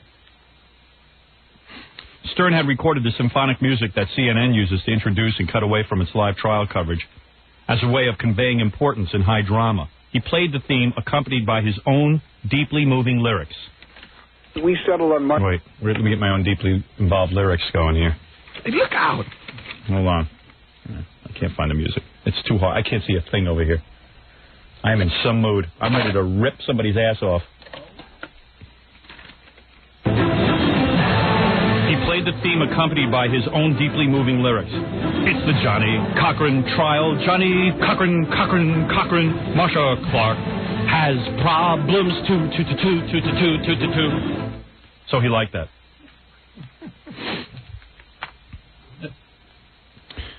So that was almost a compliment we got. Gee, I guess we're really on fire. Moving in the right direction. Gee, thanks for almost giving us a compliment, Howard. Thank you. I almost feel good about myself. I'm almost like David Letterman, just getting complimented all over the place. Letterman ripped off another little cute bit of ours. You know how we send Elephant Boy to award shows to accept awards? He had those two Indian guys go to the American Comedy Awards and talk, give a speech that they wrote. Wonderful. And I'm sure that when Letterman does it, it'll be great. Genius. Yeah. In a brilliant move, the cutting edge David Letterman sent Muhabi and Bubabi, the two Pakistani nitwits, over to the American Comedy Awards in this cutting edge humor. As opposed to today, Howard Stern had Elephant Boy accept an award. Some poor person known as Elephant Boy. It's awful. Made fun of him. How come it's okay to make fun of like Pakistani guys like that, but like if you send black guys up to accept it, it would be not funny? Please. Those Pakistanis better learn to organize. Yeah. They don't have a group yet. Yeah, I hear a bunch of them are starting to complain about that bit, but nobody cares. We don't like it. No, it's not good. No justice, no magazines. No justice, no magazines. Yes? It's not good. Not good at all. I like that. Kiss my dot. Kiss my dot. Kiss my dot. The NAAPP. NAAPP. Anyway, you were doing OJ, I think. Well, Officer Lang was on the stand again yesterday, and for I like that guy. The day he was the subject of redirect in the hands of the prosecution, where they tried to shoot down some of the defense theories about the murder case. The defense tried to introduce the idea that maybe drugs had something to do with this case, or that maybe there might have been more than one killer. The world's worst defense team I've ever seen. I mean, I know those guys are the dream team and they get paid $10 million. God knows why OJ's paying that. He could have defended himself better. So here's the premise. A drug hit happens. They kill Nicole. They kill Ron Goldman. This is what the defense is going to have you believe. With that, the first cop on the scene, or one of the first cops, is Detective Mark Furman, who is a racist and hates all black people. Well, he's not the first. Well, he's one of them. He's one of the guys. He's one of the later cops. Yeah. And magically, he, of course, goes, I guess he runs over to OJ's house and steals OJ's blood from out of his body. Without him knowing it. Without him knowing it. And gets the vials and pours them all over gloves. And pours them. I mean, what is it? Is this a scenario they really expect intelligent people to... Hey, they're floating up trial balloons, as they say. Yeah, okay, and then some people say, well, don't you understand? Mark Furman arranged for the hit. So he was all prepared. I say, so how did he steal OJ's blood? You know what, But they got that figured out. What? About 7 years ago, when OJ was on the football field or something, he bled, and Mark Furman stored his blood. He caught it. In a freezer. Yeah, he went down onto the field and caught it. And, see, he had the blood stored up, waiting for the day that he did the hit on OJ's yet-to-be wife. Do you know that I heard someone, you know how Court TV and all those other things, they take phone calls while they have these breaks in the case? Right, yeah. And somebody actually called up, and they said, has anybody checked on Mark Furman's whereabouts at the time Nicole and Ron Goldman were killed? Yeah, he was there. He was stealing OJ's blood to pour it all over the gloves. Finally, even, one of those expert lawyers they have sitting there said, look, there is no way that Mark Furman is a suspect. Yeah, now they got him killing her. Yeah, I believe he was dating her. Case. Yeah, and chopped off her head. because he hates everybody. Oh, you can't even put together. See, if I was the prosecution, I would just say to the jury, listen, I'm going to save you a lot of time. Mm-hmm. Here's what the defense wants you to believe. O.J. didn't kill anybody. This guy, Mark Furman, hates black people so much that he picked out O.J. Couldn't stand the fact that he was married to a white woman. Two dead people, and he ran and said, let me get some of O.J.'s blood and put it around. And we don't know exactly how he got O.J.'s blood, but he got it. He must have hypnotized O.J. while he was playing golf at the moon, while staring at the moon. I mean, what is that? I know what he did. He had O.J.'s blood on him, so the next time he investigated a murder, he could pin it on O.J. So any murder. Lucky enough, it was Nicole's murder. Nicole. Right. There you go. It happens, right, O.J.? Right. It happens. It absolutely happens. Didn't happen. The only unanswered question is which of O.J.'s... It didn't happen, O.J. It happens. There you go. The only unanswered question is which of O.J.'s lawyers is the biggest a-hole. Now, that's the big question. And the other funny thing is, too, you see, I wish that you and I could be the commentators for the O.J. trial. Although the E! Channel did offer us that. Oh, they did? Yeah, but you see, we can't operate the camera. I'm looking at this Judge Ito, and now, I don't know if it's my imagination. Help me out with this. I could swear there's more objects on this guy's desk. His desk suddenly became full, yes. And it's with stuff like I saw an hourglass. He has a whole collection of hourglasses. Is that what's going on? He has about 6 or 7 hourglasses. You mean he needs those? On the he's a time freak. He wears 2 or 3 watches at a time. Oh. You don't know this? No. Well, where are you? You're supposed to be doing the news. You're busy with that other crap. You're telling me he's a time freak? Yes, he has a couple of watches on a day from different places. He has his different collection of hourglasses, and then there's clocks in the courtroom. Did you read that article today that said one of his college friends said Judge Ito was a wild guy in college and used to run around naked in the halls? Did you? No. Wait, you gotta wait a second. That wouldn't escape me. Ito pal tells of Judge's wild streak. Lance Ito may seem like the picture of authority at the O.J. Simpson trial, but he was once a wild and crazy college student who thought nothing of running naked through his college dormitory. That's the word from Rob Rose, a former UCLA roommate of Ito. It would be of no surprise on December 7th, Pearl Harbor Day, to be awakened by Lance running up and down the halls yelling, "Bonsai, bonsai," wearing nothing but an old, weathered aviator's helmet. Are you kidding? No, on Pearl Harbor Day. Ooh. Ito was a hot rod nut and a stereo freak who was a big hit with the women.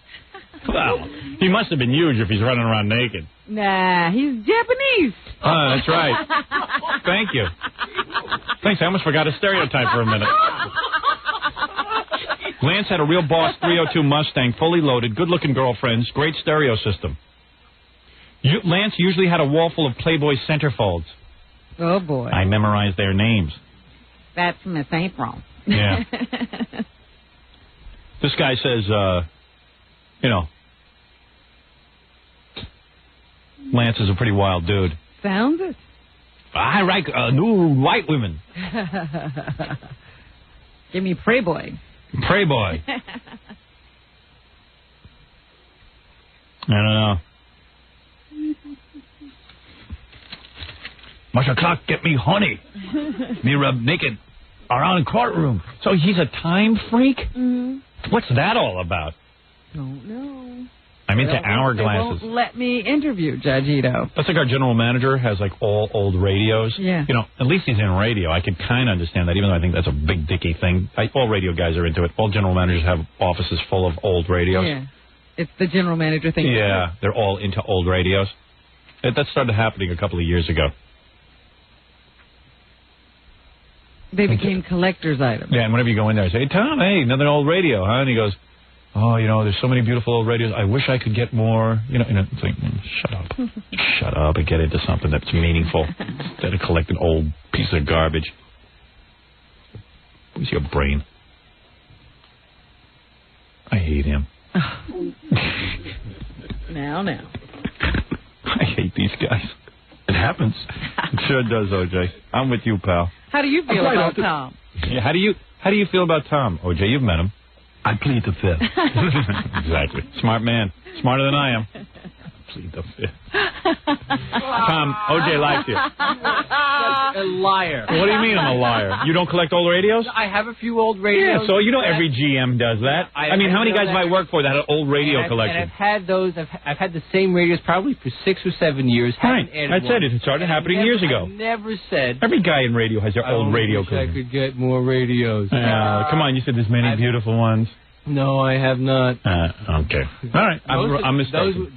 Most of those, in fact, were gifts. I don't think I bought any of them that are in there. All right. At least I can understand. At least you're in radio. I'll give you that. Thank you very much. Lance Ito, what he has to do with time, I don't know. I get that. I'm Mr. Clock. I'm the timekeeper. I'm the timekeeper. Yeah. I'm anal retentive. You know, what is that? Jesus. Lance Ito with his... For a short recess, according to my sundial. So he has like 7 or 8 of those things? I only saw one. Yeah. I didn't realize. No. Oh, there's big ones, little ones. And he's got to have that, so everyone in the world can know what he's into. It's a cluttered mess. Yeah. Does he always, like in other words, I have hobbies, but I don't have to bring them to work with me? Because, I mean, the whole world has to see his time. When you come in to have him pass on you, you have to know that he's into time. Yeah, we have to get a little bit of his personality. Even I don't bring golf stuff into my office. Yeah. Thank God. Now, don't say that, Tom. All right, come on, Tom. Please, you're upsetting me. Right. I've had enough of general managers for one day. You heard that, Donna? Do you think you're smarter than her? I think a low-stress day. Yeah. I think very low-stress day. That's what you sound like to me. Could I do your blood pressure? Yes. Please, Tom. It's turning into Meet the General Manager. Yeah, I can do shows after show after all the general managers. Thank God I don't know what's going on in the other markets. All right, listen, I respect you a lot. Please leave. And I you. All right, thank you. Overruled. These guys with their clocks. And, you know, if you're like a defendant in a case, let's say you're innocent, not like an OJ's case where I think he's guilty. I mean, do you really want to be annoyed with some guy's sort of personal collection?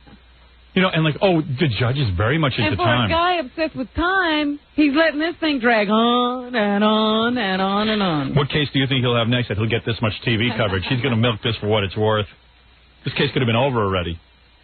As soon as the defense said, oh, no, Mark Furman got the blood and brought it over to the... Judge Ito said, okay, you guys want to rule on this? I think I'm done. I think we've heard all we need to hear. I don't need to see any more pictures of the body. Is this your idea of a defense? I throw those guys out. Say, hey, wait a second. You guys got $10 million for that? But you know what I love about Judge Ito? When he goes, overruled. Overruled. I said it was overruled. And what's the other thing he says?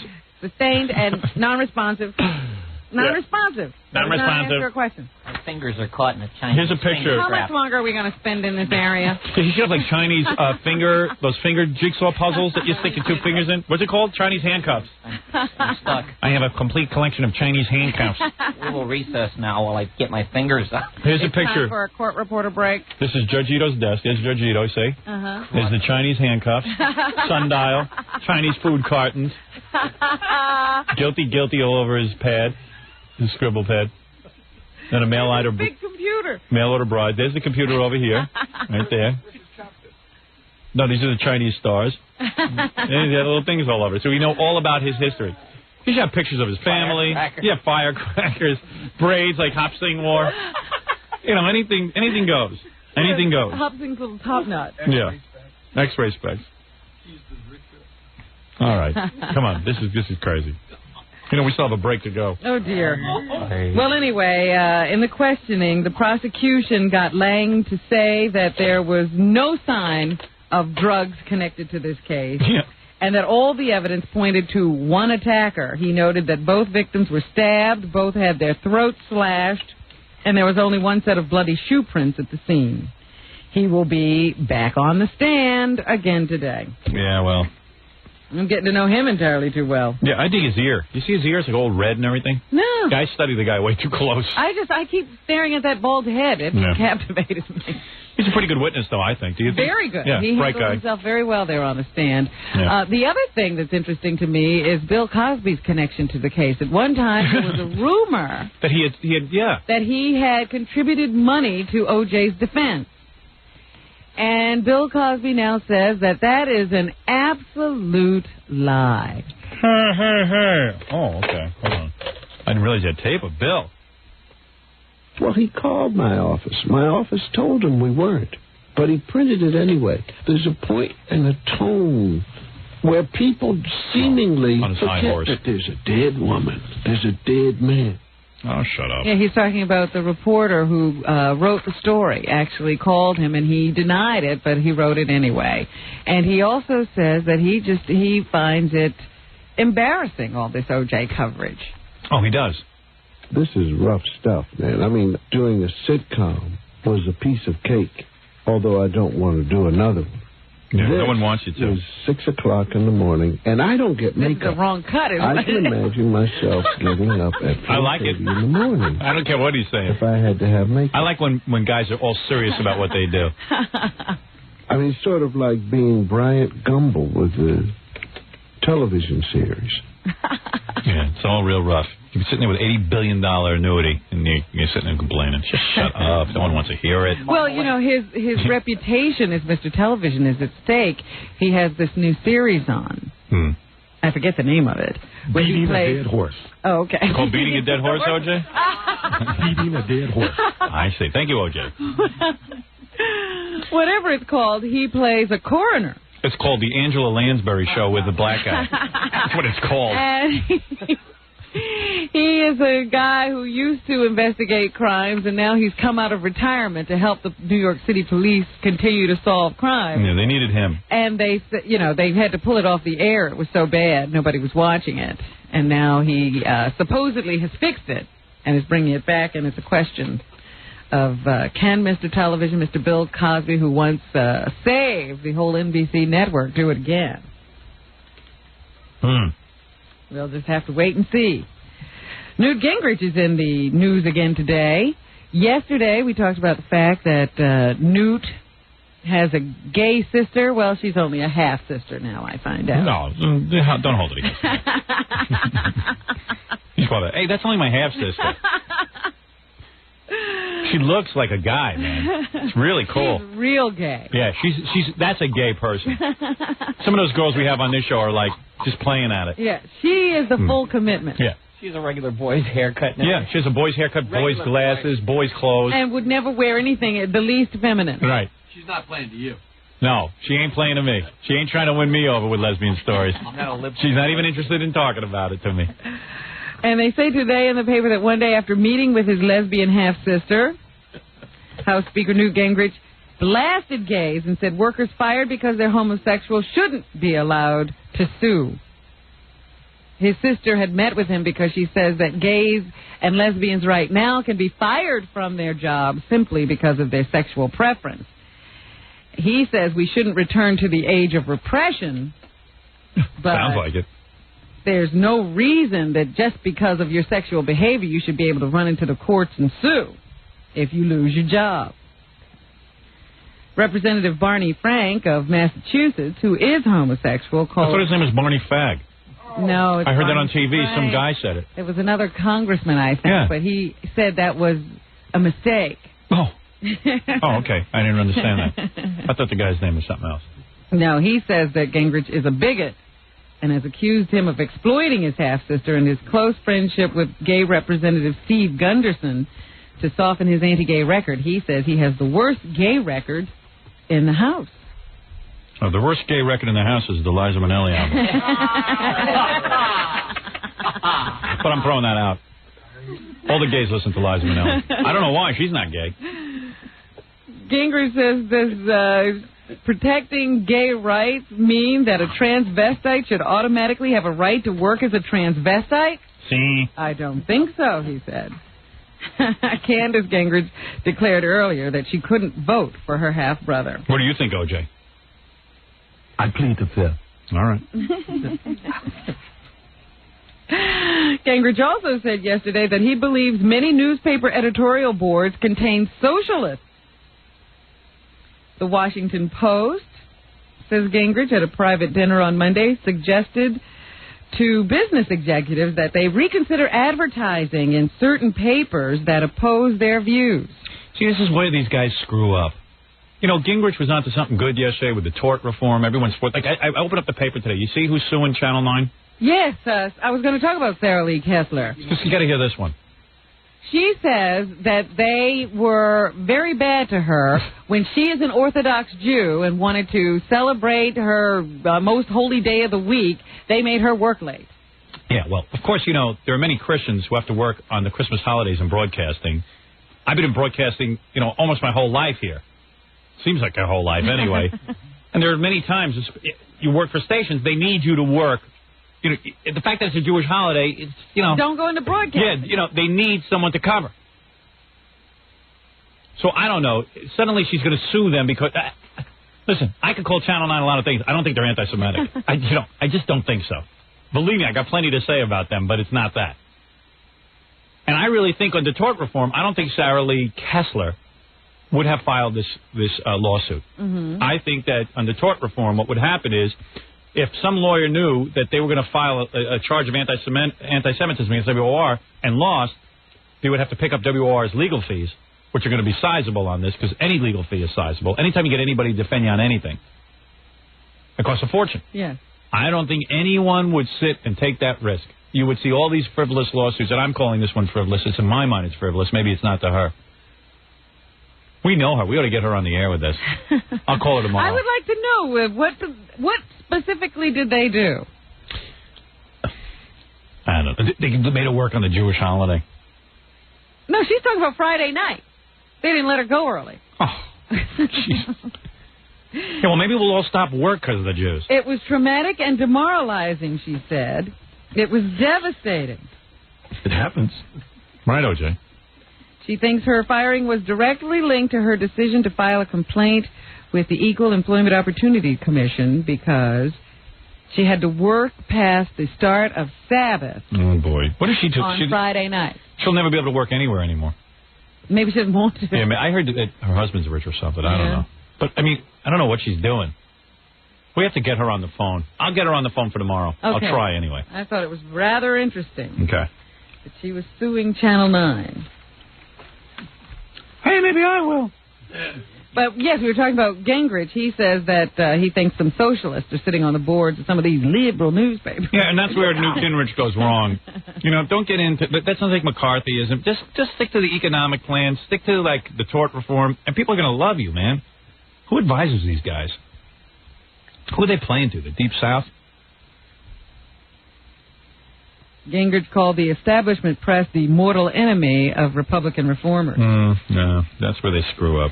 Confessed serial killer Joel Rifkin has fired his attorney. Oh, great. But he's not defending himself. No, too bad. That would have been better than the O.J. trial. You know why he fired his attorney? His attorney was considering using, now get this, a defense of adopted child syndrome. Oh. This works for me. Rifkin is the guy who's accused, or actually he's confessed. Rifkin! To killing 17 women over the course of several years, most of them prostitutes. Had a good time.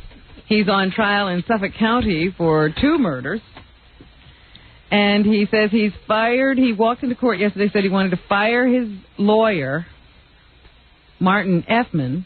Effman. That's funny. You can't say the F word? Is his name really what I'm thinking it is? And you can't say it, or is that really his name? It's really Effman. Oh, Effman. All right, go ahead. And decided to hire Kathleen Trum. Trum is a protege of ex-Governor Mario Cuomo. She became a lawyer in 1976 without finishing law school. Interesting. Yeah, I don't think you really need to go to law school to be a lawyer. She's never really handled criminal cases, but was active in adoption cases where adopted children track down their natural mother. So that's a very... O.J. says she's good, and he knows. He knows how to pick lawyers. He interviewed a lot of lawyers. He found one that has had a few affairs with some white women and started other families. Look out! Effman says that Jean Rifkin, Joel's mother, opposed his defense strategy. Why?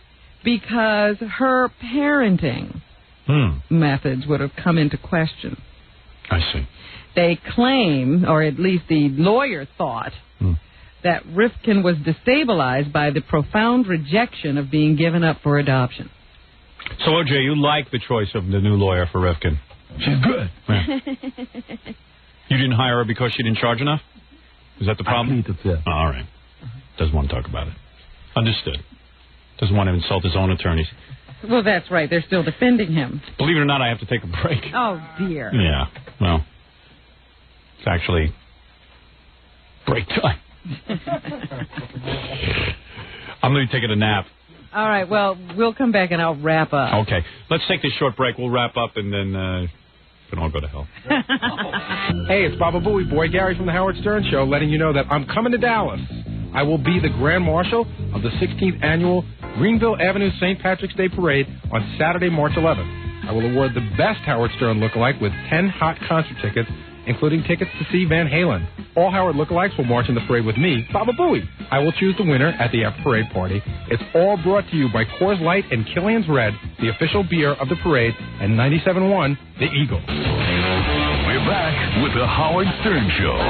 Here's Howard. All right. We're going to wrap up the news and... Carol Shia, the woman who for Playboy last year, while she was still a member of the New York City Police Department, has been fired. Police Commissioner Bratton lowered the boom. Doesn't Dominic represent her? Good job, Yes. Dominic. Good job. What's that, Jackie? He did a good job. Got his client fired. He's excellent. Bratton rejected an NYPD trial judge's Top attorney ruling Dominic Barbara had his client fired. Good job. that Shia be suspended for 30 days and put on probation for a year. Here is... Have another buffet, Dominic. Here's the Celebrate. Good job. Good job. Good job. Jackie's mad at Dominic because Dominic put his limo driver up to giving him a bad review from Atlantic City. That Jackie was only funny for 20 minutes. Yes. So Jackie now wants to yell at Dominic. Oh, he's just on making fire. Just making a comment. You're saying Dominic's not a good attorney? I didn't say that. It's a shame his client got fired.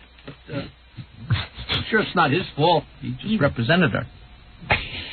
Gave her the advice and told her what to say. Take care of her career. Hey, in Dominic's defense, the judge recommended a 1-month suspension. It was the police commissioner who said, no, fire her.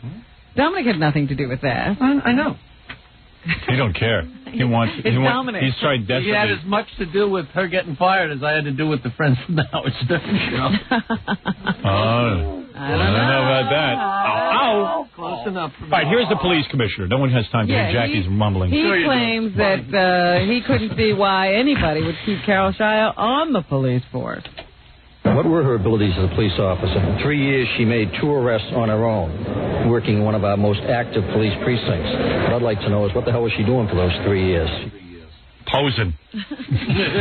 Posing in that nudie magazine, Playboy.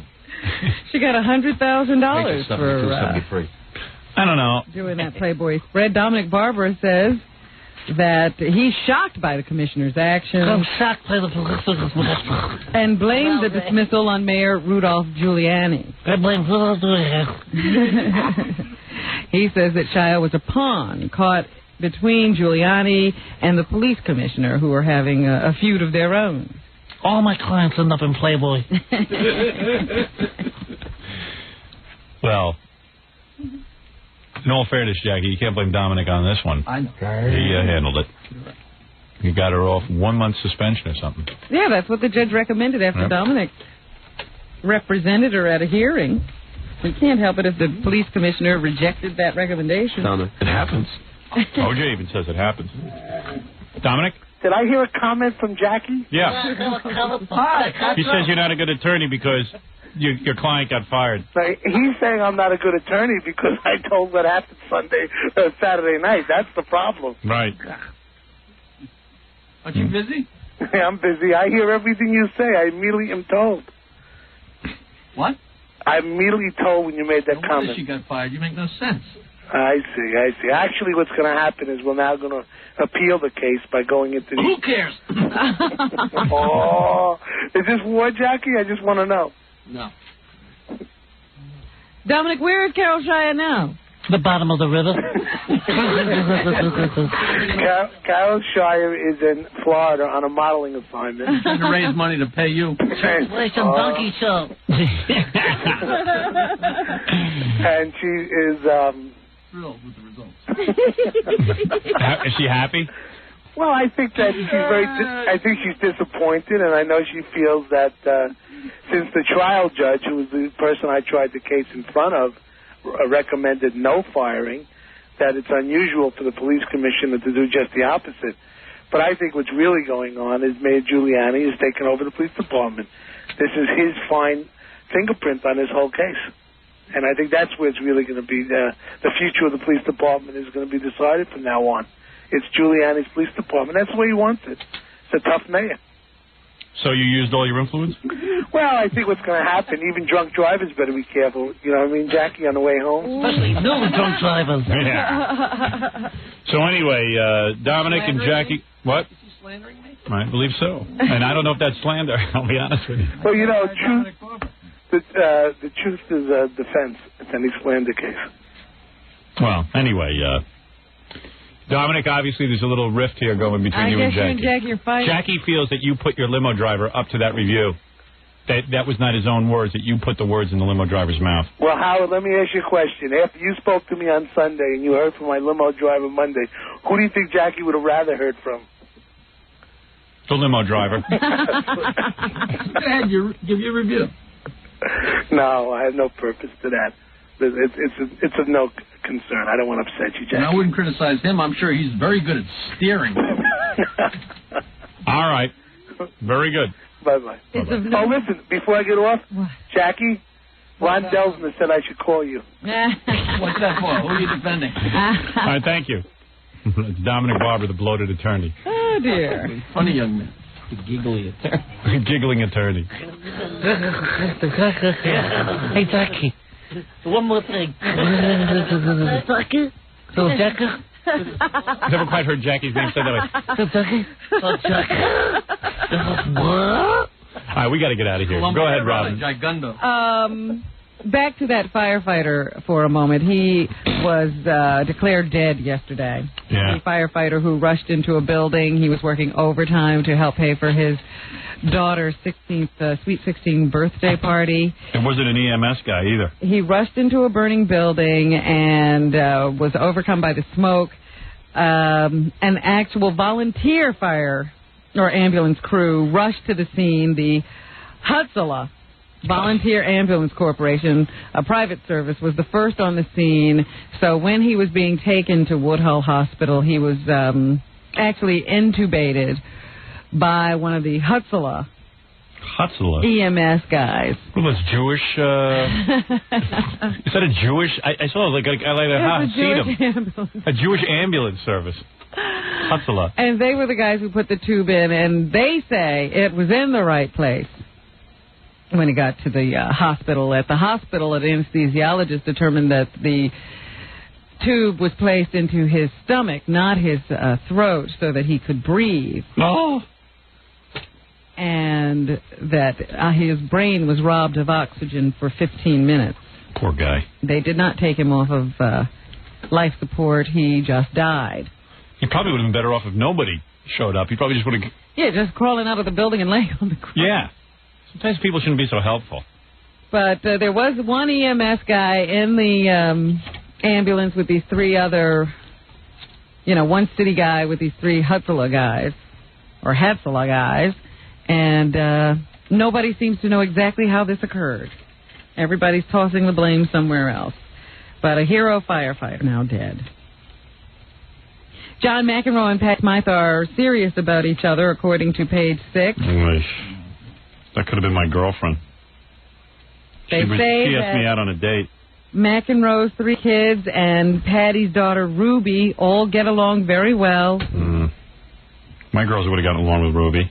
When McEnroe and Smythe aren't playing house at his apartment on Central Park West, they're at her house in the Topanga Canyon. Wow. She asked me out, Patty Smythe. She wanted it. Notice we don't hear from her now that she's got a boyfriend. Yeah, she's here all the time. Yeah. He's only on Central Park West. She doesn't call. Yeah, well, she doesn't want to blow that whole scene with McEnroe. We'll hear from her when it's over. Yeah, as soon as he dumps her. Because he ain't marrying her. I hope she's getting smart on that. McEnroe's got a hard on for rock stars, wants to be one. He's going to hang around with her for a while. He ain't marrying you.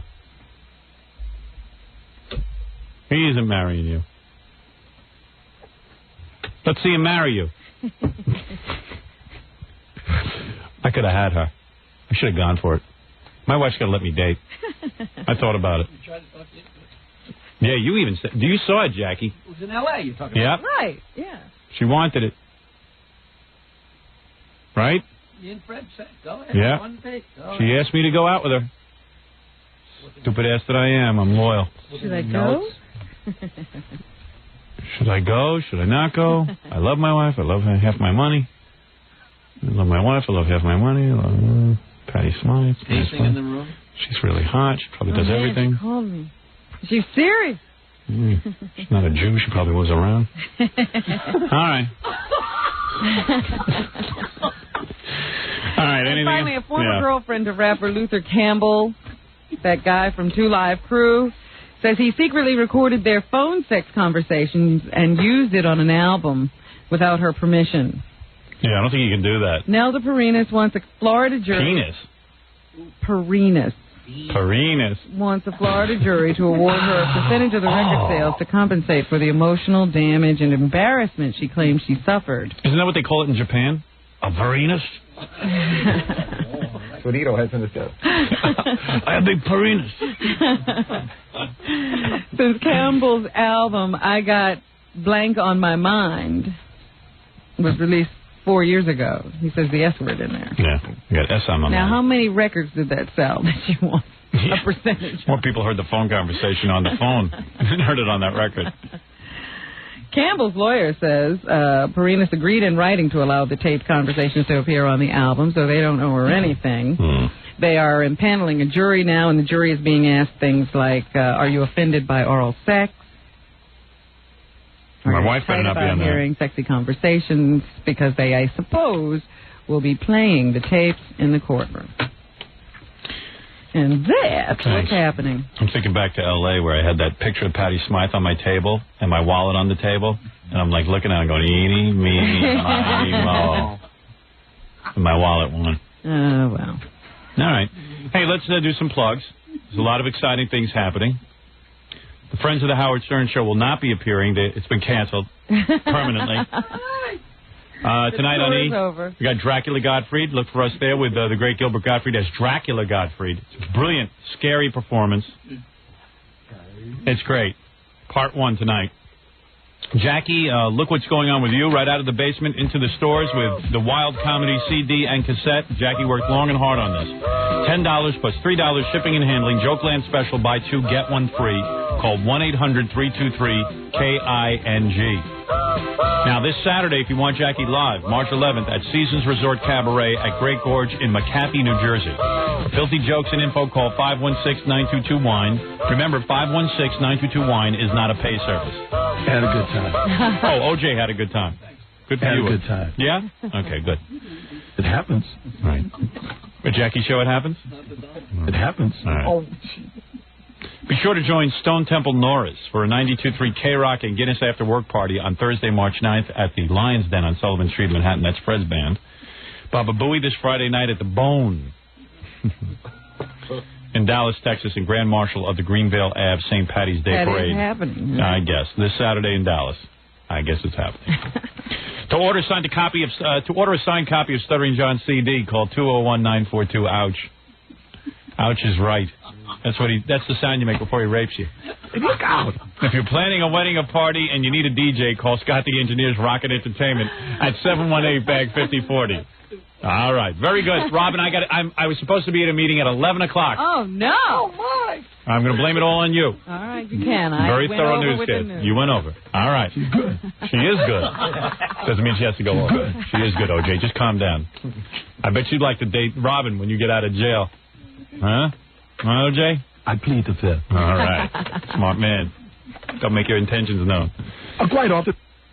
All right. Very good. Now he's just rambling. All right. We got to go. I'll see you tomorrow. It happens.